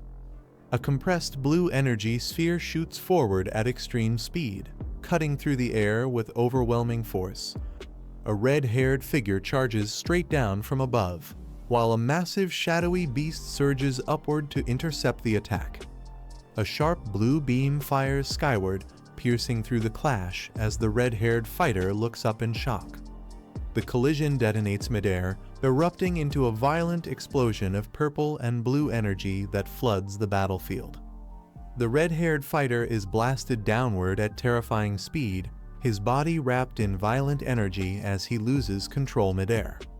He slams into the dragon head-on, but the massive beast counters instantly, its jaws and power overwhelming him. The dragon's eyes glow as it releases a crushing suppressive force, dragging the fighter down and sealing his movements. A status explanation appears, revealing a domain-type suppression that weakens enemies within its range and greatly amplifies the dragon's dominance.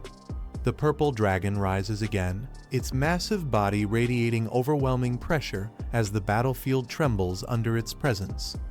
A dark, beast-like figure charges forward with explosive speed, its form blurred by pure momentum and power.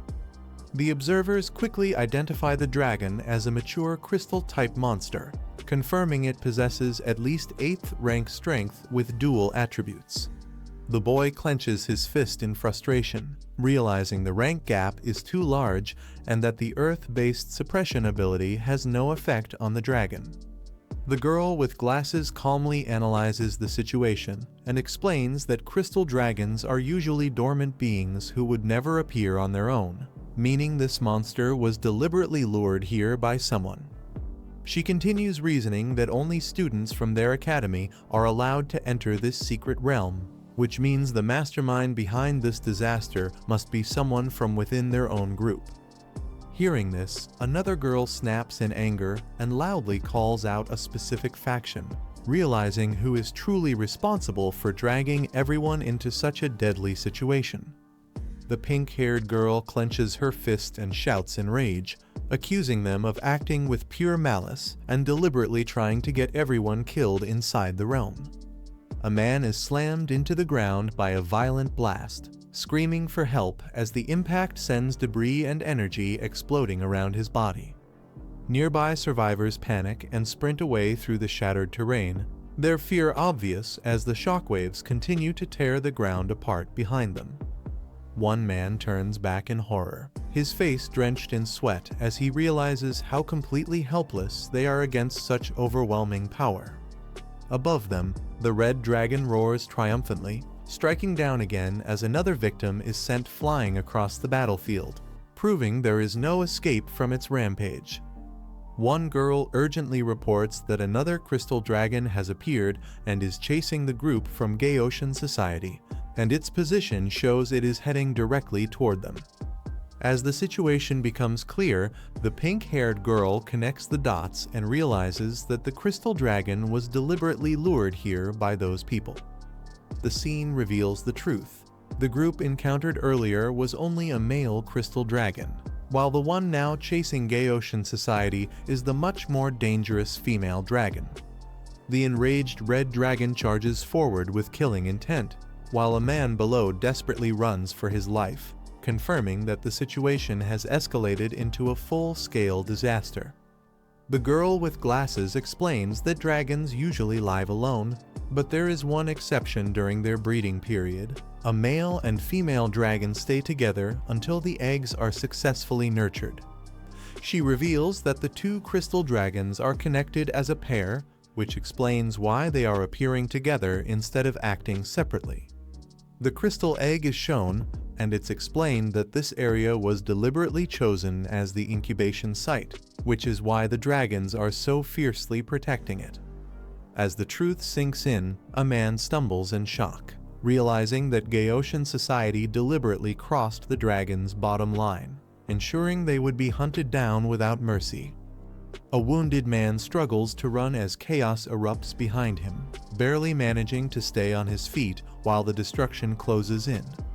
Realizing someone from Gay Ocean Society might still be alive, the pink-haired girl suddenly grabs the boy's arm and pulls him back, stopping him from moving forward.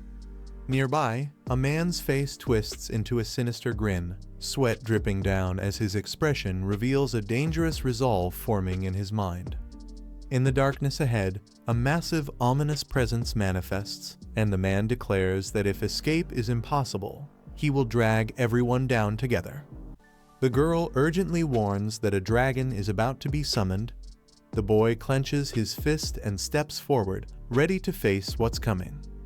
A fighter launches a powerful attack, sending a shockwave forward as energy bursts through the area, forcing everyone to react.